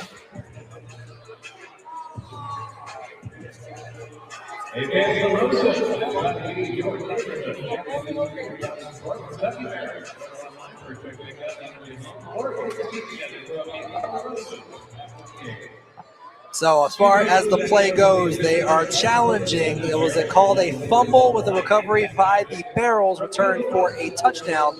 Oceanside is challenging if he went into the wall which would be basically down by contact before scoring the touchdown. So either way, this is going to be Kentucky Barrels ball. It's a matter of did they score 6 or not. Oh, man. It looked like it was 6, but it's a tough angle, tough view. We'll see here in a second what the refs say. But I'm like, man, that was a great play all around. Great hustle, defensive line. We keep coming back to the Kentucky Barrels defensive line. They are so good, so active. Joe Golden out of Oregon State, Zeke Rose out of West Virginia, Sidney Houston Jr. out of Ball State, and you also cannot forget Javante Peck. He's got a lot of snaps as well. Those 4 up front, backed up by Finau, backed up by Jalen Wilson, backed up by Shiloh Flanagan. Those front 6, 7, or 8 guys, depending on who's in the game, have really made an impact the entire time. And that's the thing about football. It's one of the trenches. If you get after the quarterback anytime, I mean, it puts pressure on the quarterback where he can throw mistakes, throwing interceptions, get sacked, and it causes him to look at the front line and forget about even looking down at his progressions. Let's hear from the official.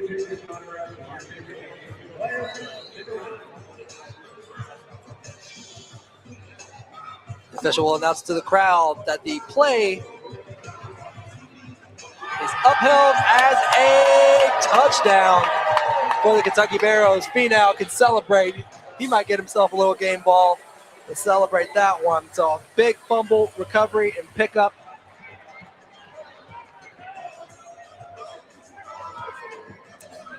So on for the extra point will be Aaron Baum.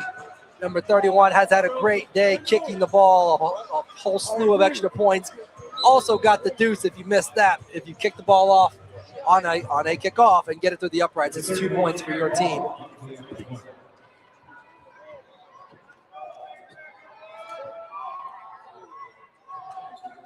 Get that 60 piece. And another one. The score is now 66-35. Barrels on top. We're taking a break. Way more action after the break.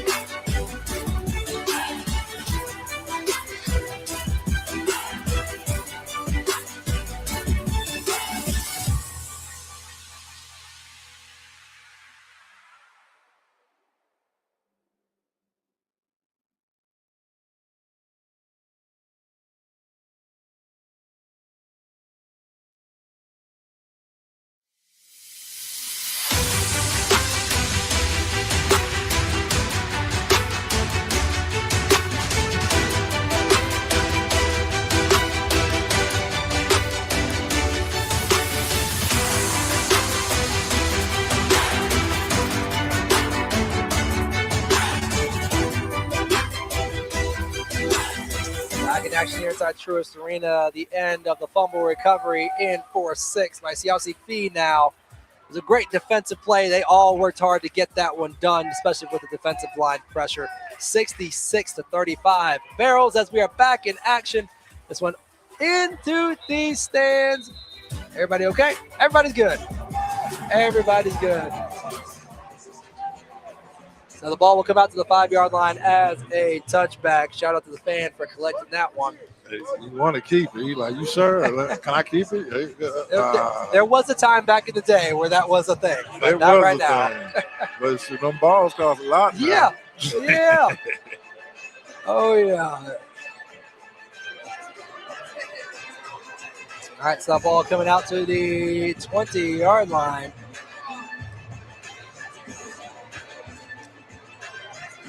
Javante Peck, Zeke Rose, Sidney Houston Jr., the 3 up front. Vince DeLeo in at the linebacker position, middle linebacker. Shiloh Flanagan at the jack. Joe Powell missed that tackle. Some backside pursuit. Flanagan at the throwing him to the ground there. Some backside pursuit. But a big pickup for about 20 yards or so by the Bombers. Yeah, I mean, Bombers is playing. They still playing ball. Most teams at this point are just chalk it up, but they still playing hard out here. As the clock keeps moving, not a lot the Bombers can do right now. They're going to need a miracle and a prayer rolled into one to get back into this game. But you know the Barrels defense, they have pride too. They want to make sure they keep exerting their will. So here comes number 3, Jovan Tucker. He's your high motion, trips to the right. Ball's away to the left side. A great catch by Tucker on the crossing route in front of Joe Powell. So they get that touchdown back, cut it to 66-41. It all might be a little too late. Here's the replay, Dominic. Yeah, just pretty much got him on a flash route, just across his face. Quarterback did a good job. Johnson did a good job putting to a spot. Now try to get his hands in there, but great catch by Tucker. Powell was just not even a half step. He was right there. It was just a really good ball by Rudy Johnson to get in for his team, something they really need, especially just for morale to keep things going. Yeah, I mean,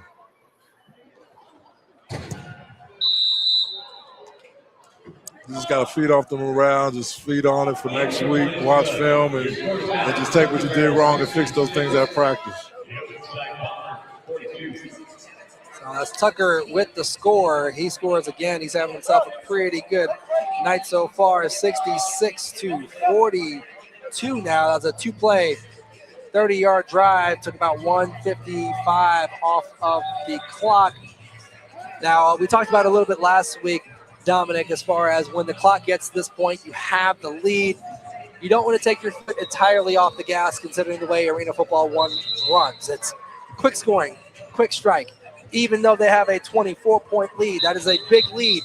It can disappear quite quickly. Yeah, and I've been a part of games where we was down by 2 or 3 scores, and next thing you know, with 6-7 minutes left, we came back and sent it to overtime and won the game. So it's situations where you got to just keep playing ball, and you can't let up, because as soon as you let up in this game, that's an opportunity for the other team to make a chance and opportunity to win the game. So I'm counting Tucker's touchdowns right now. 1, thinks he has 2, 3, maybe 4 touchdowns so far. That ball is out of bounds. That will come out for the Kentucky Barrels here. 6:58 to play. So you want to keep that ball in bounds, or else it's a good chunk of yardage you give up for, you call it a touchback or a severe touchback. So it really comes out to the 20-yard line compared if you get it off the nets or off of the walls. Come out to the 5 at minimum. So a great game so far by Shea Spencer. If you're just joining us, watching us, the starter for the Kentucky Barrels, Dalton Oliver, not here today. Family emergency. So Shea Spencer has stepped in, and he has done so gloriously. Lots of confidence in him. He has not been scared to step up, not been scared to put his nose into rushing the ball. Really playing well. Jalen Marshall, the Ohio State product, trying to shake. Has that first down. Calling an elbow down to the 15. Clock moving. First down, Kentucky Barrels. Yeah, good job, Spencer, with the timing. Janet Ramsey in motion, just ran a bench route for outdoor people, the outdoor game. That's basically a deep out, a hokey route. Great job getting out your break, catching it, and getting some yards.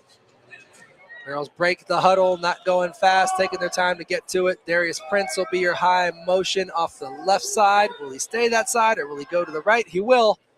The trips formation. Spencer looks They love that route, and they love scoring touchdowns. The Kentucky Barrels now into the 70s as far as points. Yeah, that's 70-piece. Boy, that's equivalent to putting up 100 in a basketball game in football. But great job. Went back to that yo-yo most of the trips. That's how you place the ball on the sail route. You throw it to the corner, let your guy get it. Spencer did a great job. Took a couple steps to the corner. DB try to undercut it, but when you throw it to that corner, you can't do nothing about it. Great throw, great pass, great catch. So they just go right down the field like there's not a defense in the way. Shea Spencer getting a dap up from team owner Corey Cunningham. He's loving what his team is doing in their first season of existence, game 2, and they're already into the 70s as far as points scored. As they call that extra point good. It is 73-42. Kentucky Barrels. We're taking a break. We have 5 minutes left of football on the other side.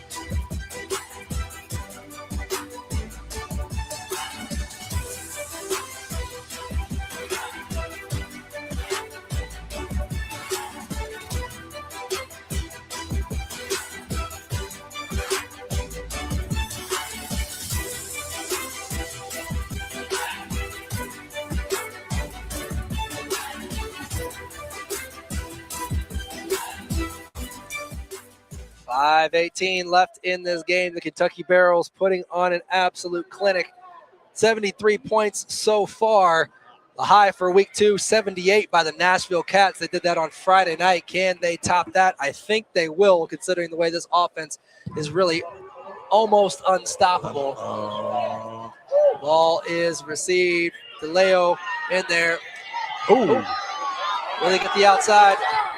Cuts it back inside. Is Kennedy, as it is. Excuse me, Jody Tucker. Oh, no. Ooh, that's a suplex. That's a suplex. Darius Prince, not only does he receive touchdowns, but he also makes hits too. But it was a really good return by Tyler Kennedy.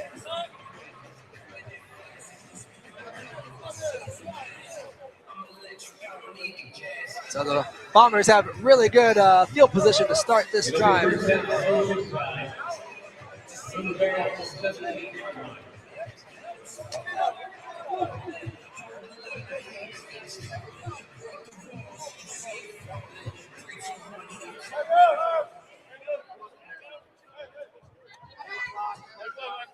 So back to the action.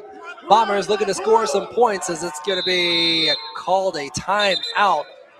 Folks not in the right spot. So they clock it and they will talk about it and come back to it. So dominant game by the Barrels so far, trying to count up touchdowns. Darius Prince, I believe, has 4 receiving touchdowns so far. They've got a missed field goal return for a touchdown. They have a 2-point deuce from kicker Aaron Baum on a kickoff. Got a fumble recovery for a touchdown. Quarterback Shea Spencer filling in for the starter has 2 rushing touchdowns with a handful of receiving touchdowns as well.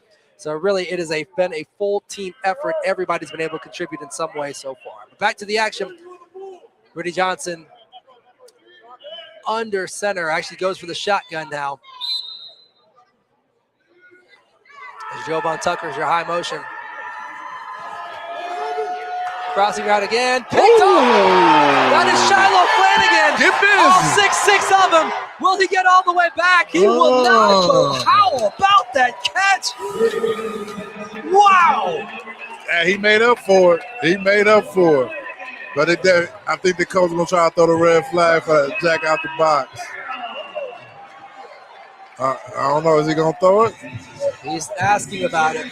The Shiloh Flanagan, it was a heck of a catch. Man. Spinning, turning, twisting, contorting on the replay. Dominic. He came out of nowhere. I mean, he surprised me. I thought he had a shot for the flash on the over route, but Flanagan came out of nowhere and just picked it off. It looks like Oceanside will not challenge that, but Shiloh Flanagan is going to stay in here. I'm guessing they're going to try to get him this touchdown to finish off what he had just started on defense there. Wow, what a play in there playing Jack linebacker. Oh, man, here we go. So Flanagan is split out to the left side of the formation, all 6'6", 210 of him. Jalen Marshall will be high motion to the inside. Oh, got him. Ooh, big body. There you go. Jalen Marshall takes the shot to the chest at the goal line, shakes it off, and backpedals into the end zone. Ladies and gentlemen, the Kentucky Barrels on the verge of 80 points in week 2. This is a brand new franchise, brand new ownership. Coach trying to build this team up from the ground up. Replay. Dominic, take me through what Jalen had to feel here. We call that a pole route. That's like the universal route in the arena game, especially the AF1. You're taking it 10 yards and across the body on a skinny post, and a great job. Just cat's too small out here. Just too small. Jalen with the catch for 6. So many times you hear about wide receivers hearing footsteps, gator arming it, but not today. 80 points for the Kentucky Barrels. Wow. 80 points. I mean, Oceanside, I'm feeling bad for you because now you got a 4-hour flight to think about that 80 points they just put on you. It's going to be a long trip home for the Oceanside Bombers. They've been playing hard, playing tough, but they really had no answer outside of the 1 turnover on downs. They've really had no answer for what the Barrels have been putting out there. Jalen Marshall with the receiving touchdown off of the interception by Shiloh Flanagan, who was in that Jack linebacker. An amazing play. Almost took it back for a touchdown. Very next play, Jalen Marshall in for 6 points. This is Arena Football 1. The points come in bunches, and when a team really gets rolling, they are hard to stop, Dominic. I mean, for being the second week and for them to be gelling like this, it's going to be scary, especially when they go against Nashville and Albany. It's going to be a game that I'm pretty sure you viewers, you fans, you do not want to miss. So mark them games on your calendar. And if you're in Kentucky or you're in the Cincinnati area, come check it out because I'm telling you, it's going to be a fun game to watch. Aaron Baum, a great game, kicking the ball today. You know what? Why not put another deuce up? Let's kick it through the uprights. I mean, everything's gone right for the Barrels outside of a few defensive big plays, but why not have one? Why not? Oh, it's going left. Enough leg. But that's off the net and in. That will be a touchback. 2:54 remaining in the game. So Bombers, they're going to keep pushing as the offense comes back out on the field down 80-42. That's all you can do, man. Keep on pushing. Keep pushing. Keep playing tough. But, you know, it's got to be tough to bring your team back up there, look them in the eyes and say, guys, we got to keep playing. Got to keep playing hard. But this is the moment where people's jobs can be decided, because coaches are going to watch film and make some decisions. Oh, for sure. You got to keep playing because this is true. You could lose your job and somebody come in the next day for a 10-day. You be like, Coach, what's going on? Like, hey, bro, somebody got to take the job. Yeah, sometimes those major changes happen when they go back and check the film. Bombers on the field. Clock now ticking down to the 2-minute mark momentarily. Quick ball back. Oh, great catch. Great ball, great catch. Something the Bombers could have really used a couple quarters ago. Well, the backup just came in. What's his name? So here's the replay. Number 11, that's Mark Salazar in the game, coming out with a big 20-yard pickup, connecting with his wide receiver, Tajay Brooks. So Salazar's going to end this game for the Bombers as Rudy Johnson takes the seat. He did so much, but still so many times just not on the same page as his wide receivers. So Salazar's in the shotgun to end this game. A low snap to the left side. Into the wall, Mike Lee making the stop as we creep down to less than 90 seconds. There will be one more timeout as far as officially when the 1-minute mark hits here in 20 seconds. Looking at the play clock, the Bombers don't need to take another snap if they want to let it run down to the 1-minute mark, but I imagine they'll try to get to the line quick and run these plays.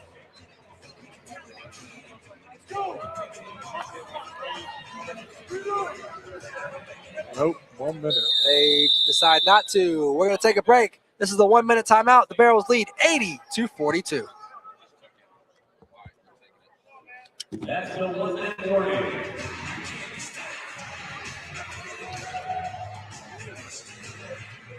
Your score is the Barrels 80.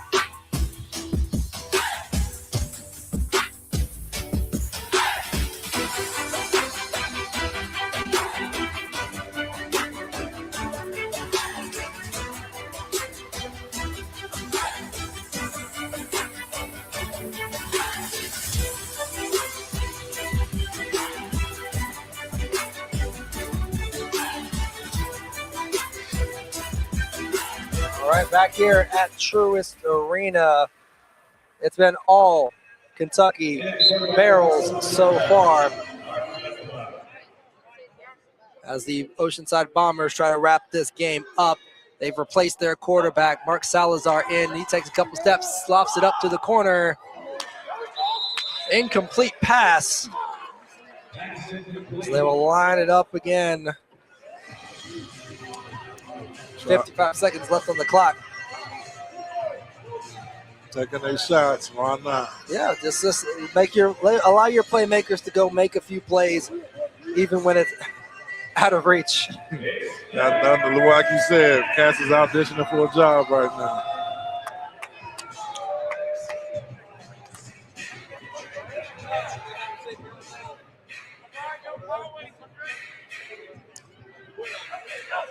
Clock moving again. Salazar looking to the corner. that's- Mike Lee's on it. That might be a flag. It will be. Got to the receiver before the ball.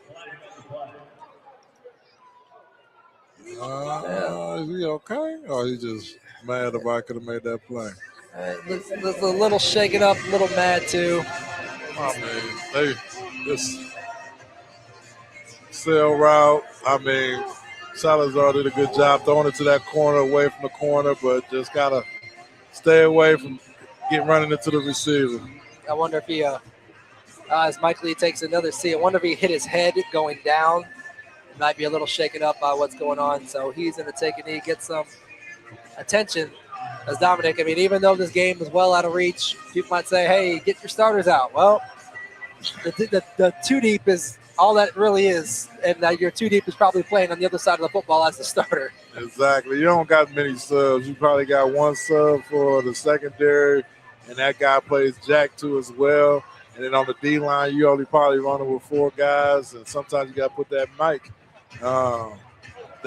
guy down to the D line position. So you don't got much depth in the arena in an AF1.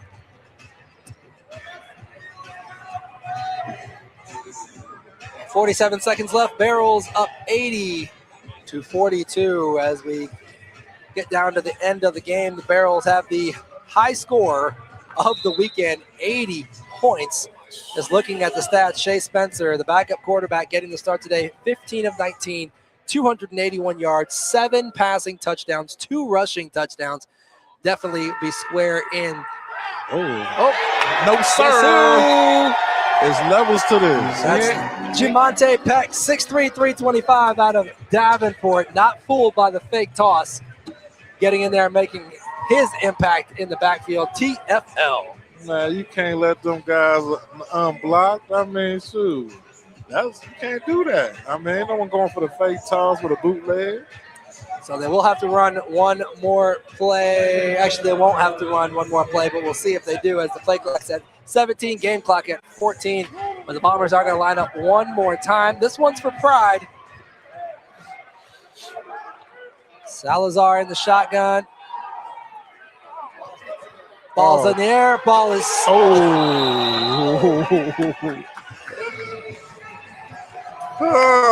man. Oh, wow. The ball falls incomplete, but how about that clinic of a game? Here's the replay of the final play of the game. Ball tipped. Joe Powell wanted it so bad to add to his collection of big plays for the day. But that was that. What a game. Well fought by both teams. Kentucky Bear for offense and defensive side, man. Put up points, and it made it a lot of fun for the fans tonight. So looking at the final stats, this is just for your wide receivers. Desmond Epps, 4 catches, 67 yards and a touchdown. Darius Prince Jr., 7 for 124, 4 touchdowns. Shiloh Flanagan, 3 for 21 with a touchdown. Also had an interception from the jack linebacker position.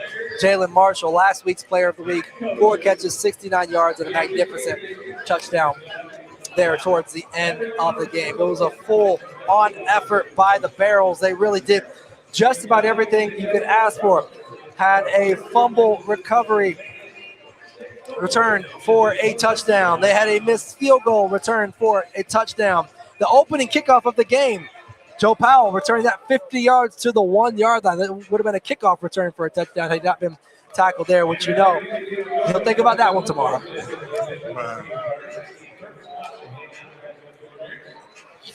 But it's such a fantastic game. We're going to try to talk to one of the coaches. Hopefully, Coach Cedric Walker will try to get his attention over here. So we got Coach Cedric Walker joining us once again. Dapping up my partner, Dominic Goodman. Coach, you said last week you had a 34-26 win over the Michigan Arsenal last week. The first words out of your mouth was we didn't play well. You guys come out here tonight, score 80 points, scored how many different ways from fumble recoveries to missed field goal returns. First thoughts on your performance tonight? We didn't play well. We didn't. Defensively, I mean, you got to realize They got 42 points. We had numerous times we had the ball in our hands and we didn't get it. We was in fourth down a couple of times. In order for us to be a championship team, we've got to make sure we take care of that. Winning is good. I have no problem with that. But in order for us to win a championship, we got to get those corrected. Okay, and your quarterback, Shea Spencer, stepping in. Yes, he did. Obviously, your starter going through a family situation. We wish the best for him. Yep. And his thoughts on his performance tonight. Shea is the starter. You know what I'm saying? The guys rallied around Shea. He came in, did what he's supposed to do. We understand Dalton had to take care of some family things, but going forward, Shea will be our guy. Shea's your guy. So what's the message to the guys in the locker room when you walk in there? Enjoy it, but, we got a long ways to go. We got, they always talk about bye weeks. This is actually a good time for a bye week. We got to do some, readjustment, look at the tape, make some changes, and get ready for a great Nashville team. Okay, so enjoy the win, enjoy getting healthy, enjoy the week off, yeah. And we'll see you guys when you play Nashville. Coach, thank you so much, and congrats. That's head coach Cedric Walker of the Kentucky Barrels with a dominant win, but as any head coach will be, you always look for the cracks in your team because you want that championship. A week 2 win is great. A week 1 win is great, but the title is what is on his mind. Coach Cedric, he comes from a championship pedigree, been there, done that. He knows what it takes to get there. And like he said, we didn't play good enough because going against Nashville, going against opposite 2 top teams, you got to play. You got to be on point because if you're not on point, that's an opportunity you can take a loss. Okay, so the Barrels are off for a week before they get back in action, but tonight, everybody's going to sleep good. Everybody's going to eat good. It's an 80-42 final. The Kentucky Barrels beating the Oceanside Bombers here at Truist Arena. You are watching AF1 football. That is week 2. We'll see you in week 3.